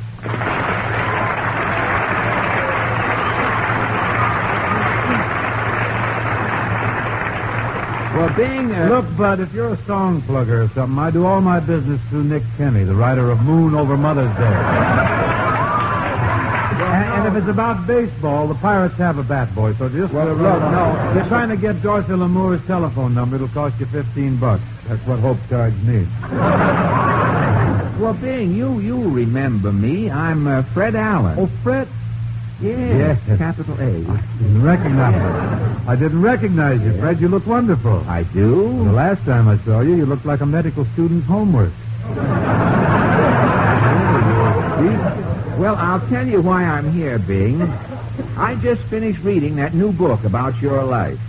Oh, how does the story finish? How do I end up?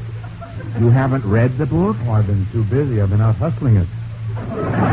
Bing, you mean Oh, that not you... only me. I've got Dixie and the kids. They're out peddling the book door to door. No kidding. Yeah, yesterday one of my kids had a little trouble, though. What trouble? Well, he was going from house to house. Yeah. And he ran into Jim Farley working the same block with his book. Jim Farley was out peddling? Yes, and Jim is rough competition. You see, with the Farley story, Jim gives away a bottle of Coke. We can't have no premiums with our books. Bing, you and I can take this book and make the story of your life. Make a picture of it. It'll gross $4 million. Oh, no, Fred. I'm too busy. Too busy to make $4 million? Well, Fred, you can't take it with you, you know. Well, I know. But when Gabriel blows his horn, Bing, you can come back and look around for it. Tell me what do you say? What do you say, Bing? No, Fred. I got a lot of things to do. I have to be out at the ballpark every day with the Pittsburgh Pirates, you know. When we have a night game, I have to hold the lantern. Oh, you hold the lantern? Yeah. Oh, Bing, why don't you forget about baseball? Forget it. Why, this year Pittsburgh's going to win the pennant. Pittsburgh? Yeah. What's wrong with the Dodgers? That's what the Brooklyn fans want to know. Tell me, what do you do when you're not with the Pirates? Well, during the day, I'm generally tied up playing golf. Yeah. My nights are fraught with banquets and speaking engagements. Speaking engagements? Yes. Last night at the Philco Dealers Convention, I gave a short talk entitled, You Can Have Fun, with the 1201. This was for the Philco dealers. Yes. And then we had a rather spirited debate on whether the Philco television could be seen more clearly through a glass of beer or a highball. Oh, that must have been interesting. I handled the rebuttal for the highball. Well, tell me, where else have you spoken? Oh, I've been around. Last Tuesday, I was guest of honor at a chicken pluckers banquet in the Bronx. Oh, and Friday, I gave an exhibition at Roseland to plug my new picture, The Emperor's Waltz. At Roseland? Yeah. Gad, Bing, you are a busy man. Oh, yes. Tonight, I may appear with Jack Eigen if I can find out who he is. Who is this Jack? Are you going to tell me later? Yes, I give you What's a plain field envelope. Bing, I tell you what I'll do. If you'll let me make the picture of your life, I will tell you who Jack Eigen is. Honor bright. Done, by George. How does your story go? Well, of course, you're the star. Naturally. The picture opens in 1925. We open in Spokane, Washington. You are 10 years old. The first scene is the living room of the Crosby home.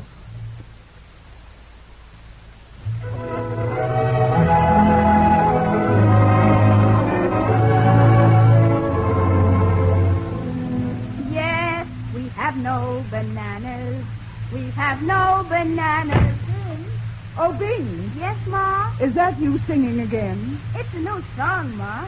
Yes, we have no bananas. Singing? You're always singing. Why aren't you ambitious like your brothers? But, Ma... Look at your brother Larry, up at 4 o'clock every morning with his paper route.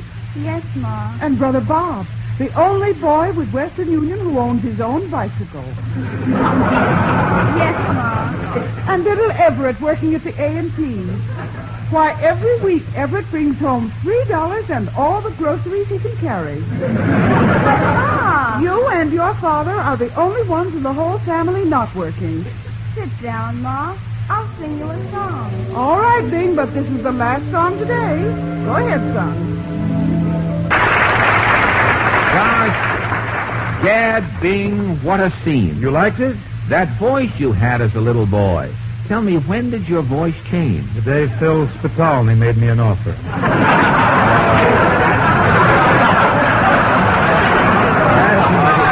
That was tough. I wasn't discouraged, though, Fred. I packed my bag, borrowed Brother Bob's bicycle, and I left Spokane for New York. Well, how old were you? By the time I arrived in New York, I was 20. Great. When did you get your first break? Well, one day I went to my agent's office. Yeah. Hello, Rosie. Oh, it's you again, Crosby. Any bookings for me today, Rosie? Look, Crosby, I only book talent. You ain't got none. Now pick up your rhinestone megaphone and skidoo. Oh, but Rosie, with the megaphone, I can be another Rudy Valley. Who needs another Rudy Valley? How's it going to look 20 years from now with 2 Rudy Valleys out of work? Oh, but Rosie, I even had my eyes slanted. Rosie, you gotta help us out. Yeah, what's up, Al? The Rhythm Boys are in trouble, Rosie. You hocked your tuxedos? No. Our baritone's sick. The doctor says it may be malnutrition. Malnutrition? If that's an epidemic, I'm getting vaccinated. Rosie, you've got to get us a baritone. Wait, what about me, fellas? I can sing baritone. Well, who are you? What's your name, kid? Bing Crosby. Bing, my name's Al Rinker. This is Harry Barrett. Well, I'm glad to know you, fellas. Well. Give me a chance with the Rhythm Boys, will you? I'll make good. Okay, Bing, do you know Bye Bye Blues? Oh, sure. Let's see what you can do. 1, 2.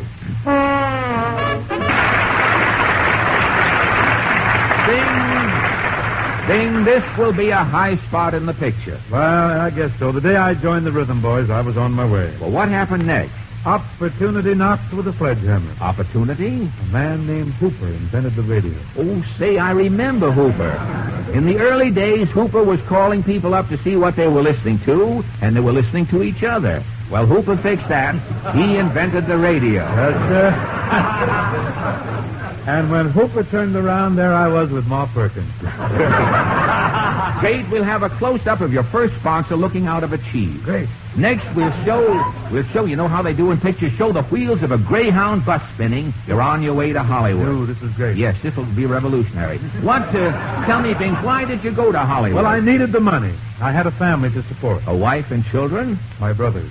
Your brothers? I thought they were the ambitious ones. Things have been going against the boys, Fred. Oh. Larry lost his paper route. And Bob? Western Union had started those singing telegrams. That let Bob out. Oh, naturally. The only one working was Everett. He was still with the A&P? And doing rather well. Everett was bigger. He could carry more home. Bing, I've got it. An inspiration. Forget the family angle. The next scene is the Paramount studio. You're going into pictures. Sounds great. Cecil B. DeMille is directing Barry Fitzgerald in The Road to Dublin. As the scene opens, Cecil is introducing you to Barry Fitzgerald. Barry, this is the stunt man for your picture, Bing Crosby. I'm glad to know you, Mr. Fitzgerald. I'm the star of the picture. Frankly, I'm disappointed. Disappointed in me, Mr. Fitzgerald? Yes, they promised me Buster Crabbe. Buster and I have the same initials. And there the resemblance ends. I don't think you do, Mr. Crosby. Oh, but Mr. Fitzgerald, I can act. Well, we'll soon find out. Now, take this script. I'll give you an audition. Yes, sir. The scene is a peat bog in Ireland. You are playing me half with its son. Now, let me hear you read your part. Okay. Faithful to dar and the jabbers and bad sesty the god of the back of the shillady to you and the Sashay second the Galian Fogaballa. How was that? Terrible. I can't use you in the picture at all. Why not? Well, you've got an Irish accent. You speak with a definite brogue. But Mr. Fitzgerald... No. Where's Mr. DeMille? Crosby's out. Get me Buster Crabbe. Please, Mr. Fitzgerald, before you go, before you get Buster, give me one more chance. Maybe I can't act, but I can sing. Well, we might be able to use a song in the picture. Let me hear you. Go ahead, sing, Mr. Oh, thanks, Mr. Fitzgerald. Next week I get Dr. Rocco and I'll spare your radio for instance. The Fred Allen Show.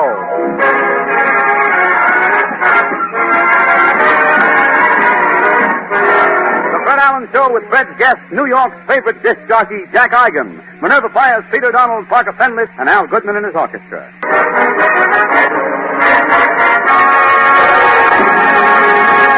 Ladies and gentlemen, at this time each year, most of the leading comedians leave radio for their annual summer vacation.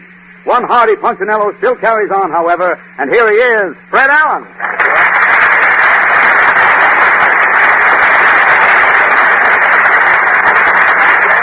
Thank you, and good evening, ladies and gentlemen. And Kenny, you're right about most of the comedians starting on their summer vacation. Yeah, Red Skelton finished this week. Right. Right. McGee and Molly. Yeah. Bill Harris, Amos and Andy. I know. Jack Benny is still on, isn't he? Oh, yes. Up until this year, you know, Benny had to finish before the weather got too hot. Oh, and Jack can stay on in hot weather now? Since Airwick has been invented. Well, I read that Edgar Bergen is going to spend his vacation in Sweden and Norway. Yes, sure. That's right, Kenny. Edgar is taking his fjord back home for service. What is a fjord? Kenny, did I hear you correctly? That question coming from the announcer on this program can lead to sudden unemployment, Kenny. Before you get fired, though, what is new? Well, I heard you on We the People last week. Oh, really? Yeah, Nature Boy was on the program with you. Yes, Kenny. I had a long talk with Nature Boy through an interpreter. You know, Nature Boy is only going to stay in the swamps one more year. In the swamp? If he doesn't find Chloe by then, he's giving the whole thing up. Well, didn't New York confuse Nature Boy? Yes, he confessed to me behind a video executive there. He told me that New York did confuse him. The first time Nature Boy saw the Holland Tunnel, he fainted. He thought it was a big gopher hole. And gopher reminds me, I think I'll go for the writer who wrote that joke. On my way to Allen's Alley. I think I'll go. Well, what is your question tonight? Well, this week, the Federal Reserve Board announced that credit buying is at a record high, and most families in America will overspend their incomes for 1948. And so our question is, are you spending more than you are making this year? Shall we go? As the big toe said when the man stepped on the lawnmower, I am off.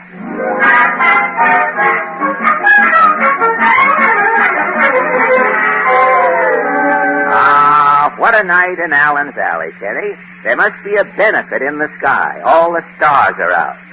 Well, let's see if Senator Claghorn is around. Somebody fogged my flap. Yeah. As the tax collector says, let me have it, son. Well, look, Get going. I'm busier than a man with a stiff neck trying to watch a tennis match. Now, wait a minute. Yeah, I'm leaving for college tomorrow. I'm getting an honorary degree. A degree? I'm flattered, son. I never had no education. I'm a self-made man. A self-made man? I'm demonstrating the horrors of unskilled labor. Well, tell me, Senator, what do you want in college? I'm polishing up my Spanish, son. Spanish? Yeah, Henry Wallace is down in New Mexico speaking Spanish. I gotta head him off. But, Si, amigos. What was that? Si, amigos. I speak Spanish like a castanet. I could tell that. Las Antiguas Senora Popona ella Polillo Pogo en Mezcla Patata. Now, wait a minute. What is that translated? The old lady is sticking a pogo stick in the mashed potatoes. Well, isn't that an unusual sentence? Not in Spain. You can't trust an old lady in Spain, son. The minute your back is turned, she'll pull an enchilada on you. Oh. Well, look, Senator, our question tonight is about families overspending this year. The Democrats started that trend, son. Democrats is in favor of spending. Spending what? The next 4 years in the White House. So long, son. So long, Eddie.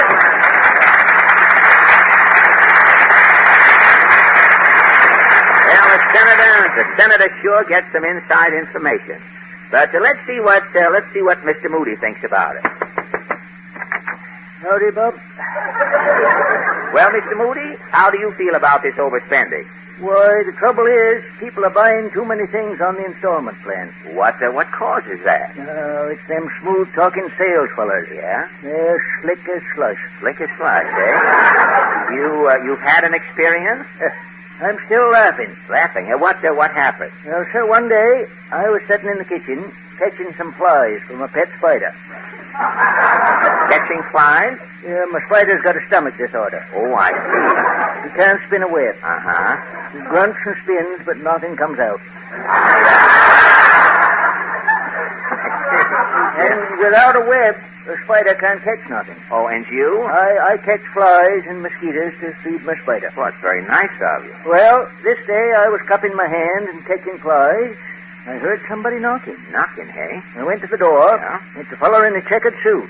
He's a fast-talking Weisenheimer. A Weisenheimer, huh? Yeah. He says, Rube, can you write? I says, yes. Yeah? Easy words. Yeah. He says,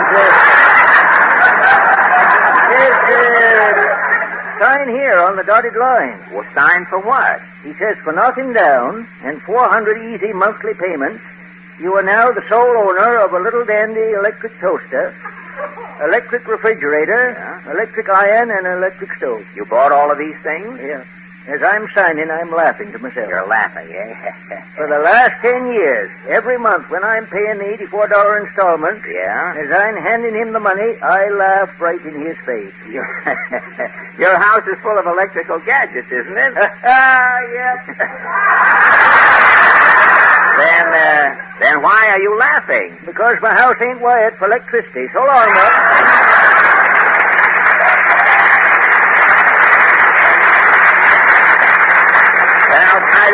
has them. Well, let's try this next door. Howdy, Chappie. Ah, Mrs. Nussbaum, is that a new book you're reading? This is to Moby Dick, a sequel. Oh, Moby Dick? Moby Dick, that story about the whale? This they are calling Moby Max. Moby Max? For 3 weeks is living inside the sturgeon a man. A man inside a sturgeon? To me, it is silly. Well, how do you mean? If inside the sturgeon is trapped a man, Yes? he could eating himself out from inside the sturgeon. From inside? Eating from inside out the sturgeon is delicious. Well, I've never tried it that way. Well, Mrs. Nussbaum, what about this overspending business? I'm calling to mind an old saying. Yes? The leg is not knowing what the pocket is thinking. That is an old saying. What? But that doesn't make sense. Overspending also is not making sense. Oh. I'm bringing it in cleverly so you will catch the point. I see. Well, never mind the cleverness right now. Tell me, what about people spending more than their income? A neighbor, Taboo Rappaport, is constantly overspending. How do you know? Although she is not working, always Taboo is buying fur coats, jewelry, also nicks with necks. Well, if Taboo Rappaport doesn't work, how can she afford to keep buying things? From Europe, a sister is sending cash. Well, where does a sister in Europe get the money? From a plan. The Morris plan? The Marshall Plan. Oh,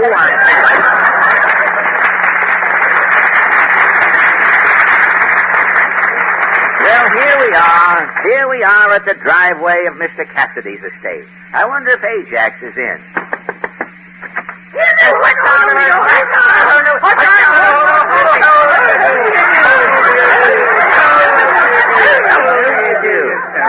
Well, Mr.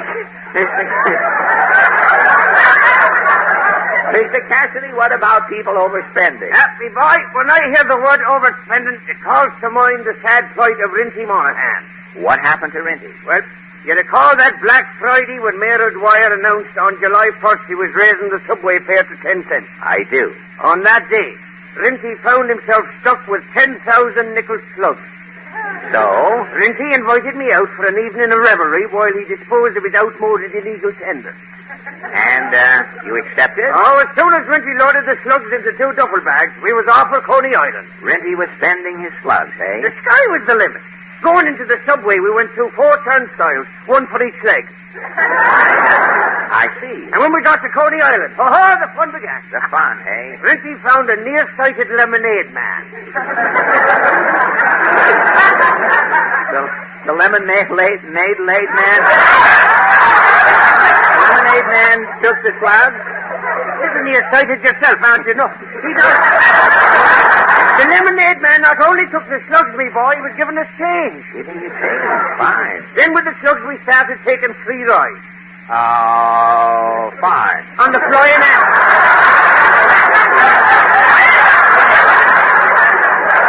We went on the Flying Atom. The Flying Atom? What is the Flying Atom? Well, you step into a capsule, yeah. They throw in a little uranium, and whoop, get off. Say, that's some ride. About 3 o'clock in the morning, I says, Rinty, I think me spine is gone. Yeah. I just sat down up to me shoulder blade. Yes? Rinty says, Cassidy, we'll have one last free ride. Uh-huh. With that, a man in a blue ensemble stepped out of the tunnel of love. Says he, gentlemen, you'll have your last free ride with me. And your last free ride? Was in the patrol. Well, tell me, where is Rinty? Oh, he's still in the Hooskow. Still in? Rinty forgot himself. How? When the judge sentenced him. Yes? Rinty tried to pay his fine with slugs. And now, ladies and say, Kenny. Yes, Fred. Could you run out and get me a stamp, please? I have to write my weekly letter to Portland. Okay, Fred. Now, let me see. June 6, capital 6. Dear Portland, a funny thing happened this week. Letters have been pouring in for months, all asking the same question. Who is Jack Eigen? Well, I couldn't very well answer every letter, so I thought the best thing to do would be to ask Jack Eigen to be a guest on our program. Jack is a disc jockey at the Copacabana nightclub, so last Thursday after midnight, I went over to the Copa. The Eigen program was just going on the air. As I came in, I heard Jack say, "Meet me at the Copa." Good evening, ladies and gentlemen. It's midnight here in New York, and this is your Broadway and Hollywood reporter, Jack Igan.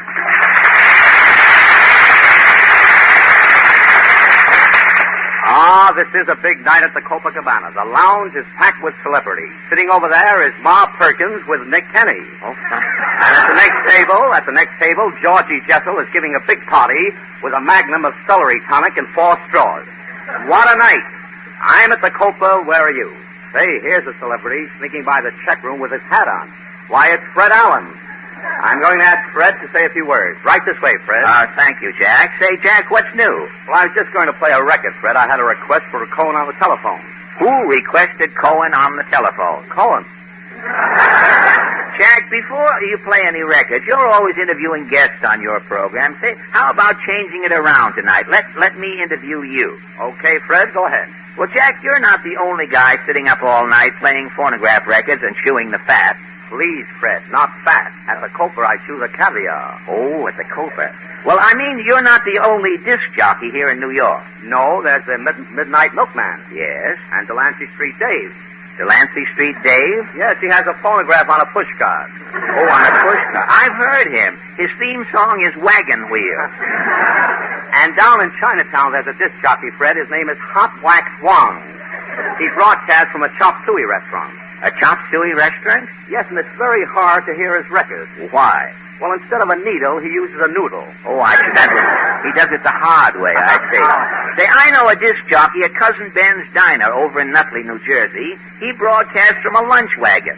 Well, one morning about 5 o'clock, the disc jockey was a little groggy, and instead of a record, he put on a buckwheat cake. Well, he was off the air for 2 hours until he scraped the batter off his needle. But, Jack, working all night, you must lead a very irregular life. Yes, Fred, I live just the opposite from most people. Well, what is your average day like? Well, every day I get up at the crack of dusk. The crack of dusk, eh? Yes, and after I eat breakfast, if it's a nice day, I go to a night baseball game. I see. And after the game, it's almost midnight. Well, I'm ready for lunch. Where do you eat? At the automat. Well, at midnight, isn't the automat closed? I have my own key, Fred. Oh, they give you very nice of Yes, they leave me some food in a special compartment. Well, how do you find one of those little compartments in the dark? They keep a light burning in the window just for me. Oh.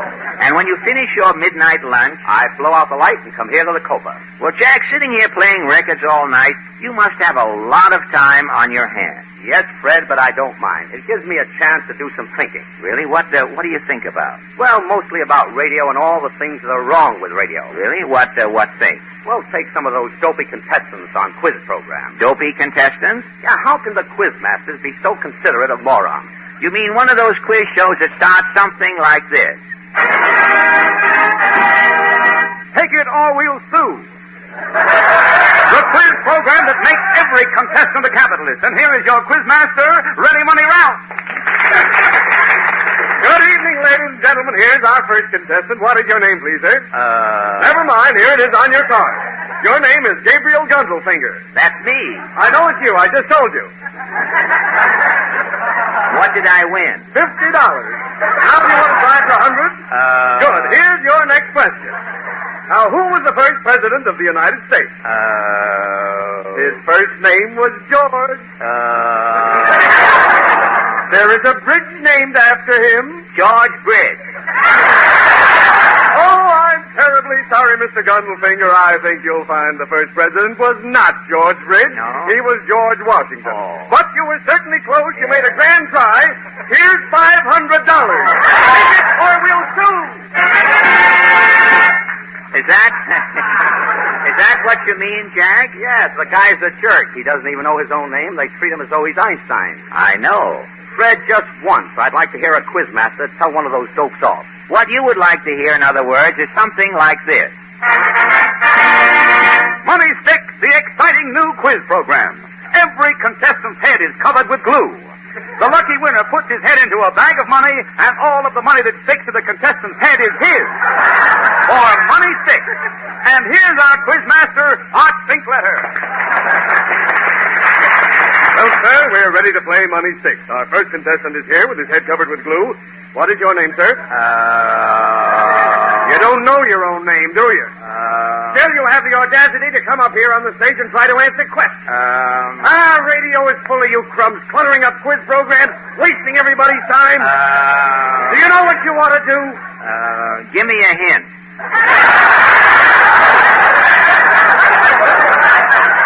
I'll give you a hint. What should I do? Drop dead! Is that what you mean, Jack? Oh, that was a pleasure, Fred. Yeah. All those morons should be told off. Well, what else bothers you in radio? Those soap commercials where people whisper about you if you don't use a certain soap. Oh, that whispering. You mean one of those soap commercials that starts? Folks, have you tried Aroma? The new all-purpose scientific soap? Aroma has the lather with the locked-in perfume. Do your friends say, wow, when you come into the room? You may have elbotosis, the medical name for potent elbows. Try a cake of Aroma in your bath. You will be as fragrant as a tiger lily. Do what John Brown did. John Brown was a secretary to a big businessman. John Brown had you know what? His desk was not inside the office. John Brown sat outside in the hall. When the boss wanted to dictate a letter, he opened the door. Come in, Brown. Yes, sir. Wow!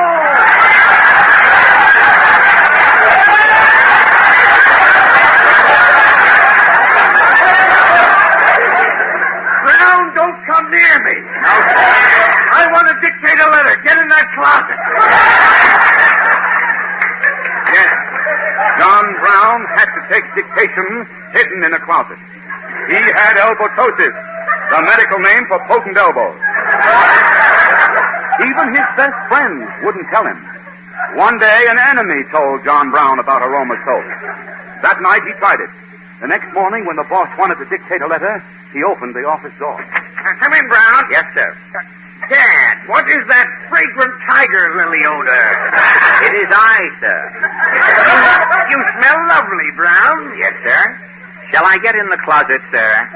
No, Brown. Come sit on my lap.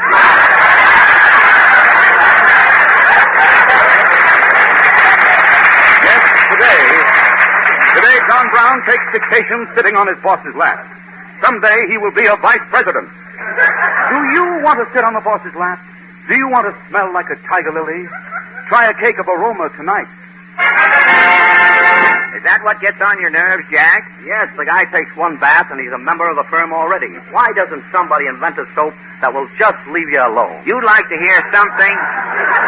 You'd like to hear a soap commercial something like this. Friends, have you tried Lumpo, the new won't-do-nothing soap?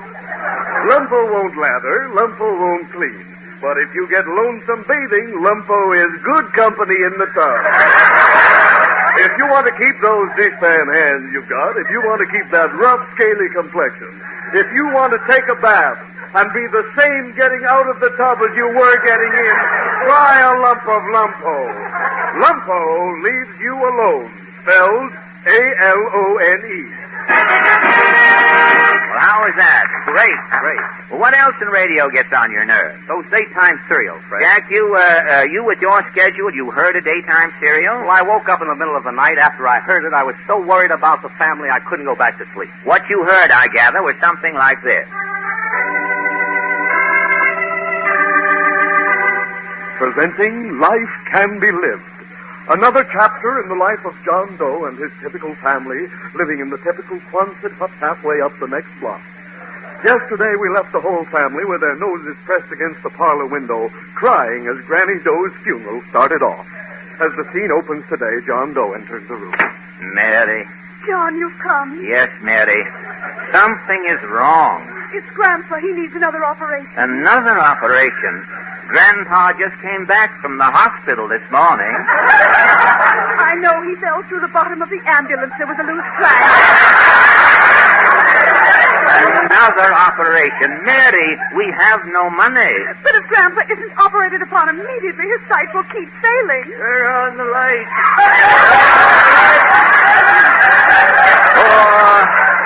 Poor Grandpa. John, have you seen Junior? No, I haven't. I hope he hasn't been run over again. Wheel me to the window, John. Mary, you are in a wheelchair. Oh, John, I hope you wouldn't notice.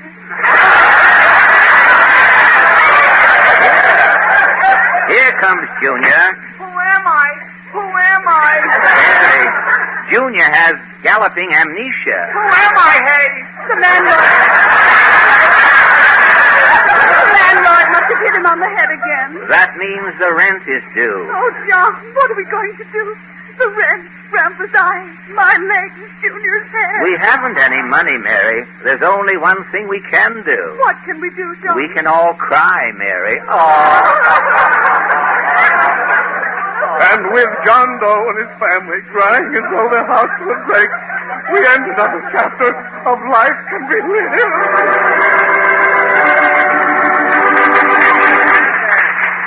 Is that what you heard, Jack? Yes, Fred, and it made me sore. Sore? John Doe sounds like an intelligent guy. What does he put up with all that stuff for? You mean you'd rather hear a serial that sounded like this? Mary. John, you've come. You're always calling me at the filling station. What's wrong now? It's Grandpa. His eyes are failing. Turn on the light. Shut up, you old schmo. John, here comes Junior. Who am I? Who am I? What's wrong with him? Junior doesn't know who he is. That's the last straw, Mary. Trouble, trouble, trouble. 15 minutes every day, 5 days a week.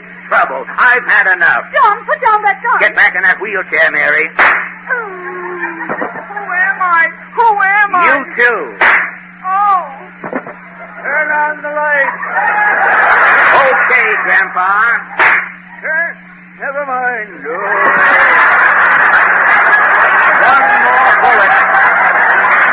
One more bullet. Here goes. Folks, you have just heard the final episode in Life Can Be Death. Tune in tomorrow when we will bring you a whole new family. Well, Jack, have you any more complaints about radio? No, Fred, I guess that takes care of everything. Well, thanks a lot for this visit at the Copa with you tonight. Say, we've been talking a long time. I'd better put a record on. Yeah, what record have you got there? This is Al Goodman playing Doing What Comes Natural. Oh, swell.